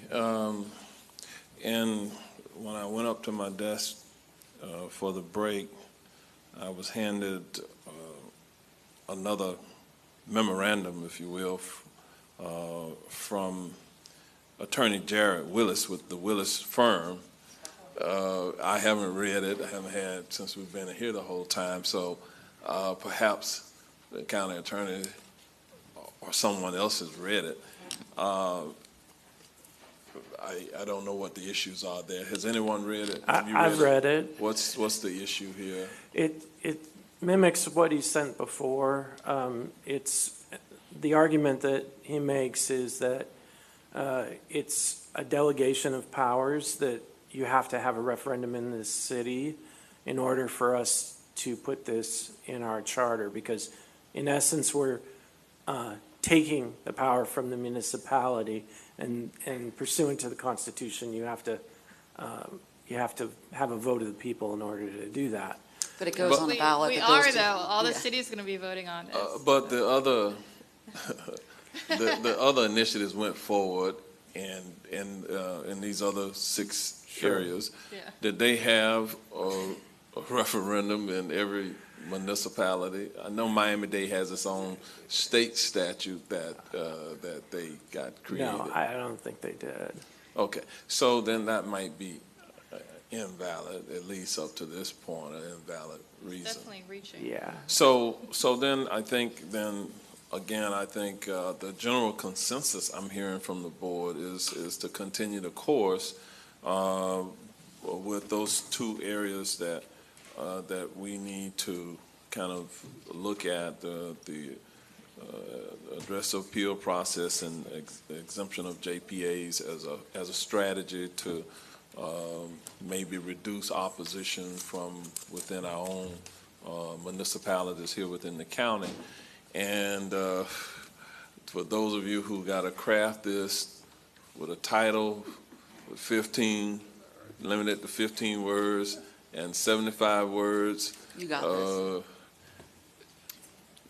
I'm glad you all are attorneys and you got to write this stuff to get it within that. So if, Commissioner Wilson, did you have anything? I did. I just really wanted to, I responded to that memo, the attorney that wrote, and asked who he was representing, because I think that's really important. And he is a registered lobbyist and does work for McKinnon. It's Scott Boyd's business. So there's a particular financial interest in making sure that we're, flipping those properties. So I just want to make sure that anything that we get like that we also ask, well, who are you representing? Because he has a right, and everyone has the right to come up and speak and give us why it will affect them. But it's important to understand what that's coming from and development interests. Okay, Commissioner Bonilla. Yeah, I think staff needs some, I know I provided a draft, but in the draft that I provided, it was specific to the urban service area that, they didn't need to go through this process, but I know that there's concerns from District 3 with Commissioner Uribe.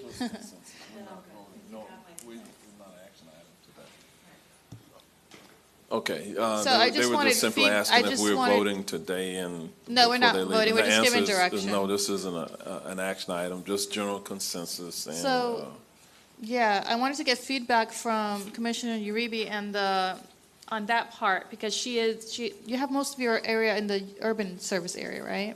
Yeah. Yeah, so, she wants. Yeah, so how do we make sure that this also applies to her area? I want to make sure that that is included. So for this first one, I guess that would be countywide then? Correct. And also the supermajority vote, I know the CRC was, wanting a supermajority vote on items, so I just want to make sure that, we're giving that direction as well. And everything else, I think, is pretty much answered in the draft, which we seem to have consensus that the draft was, a good direction to continue in. Are there any other items that you may not be unsure about that you need direction from us? No, I think this gives us clarity to be able to come back with a narrative that we could discuss further. Okay. All right, great. Thank you. All right. Thank you so much. This was great work. Thank you. With that, if there's no other input, that is the final item of today, unless you all have anything else. Speak now. We're good, Mr. Mayor. Thank you. All right. Then we stand adjourned.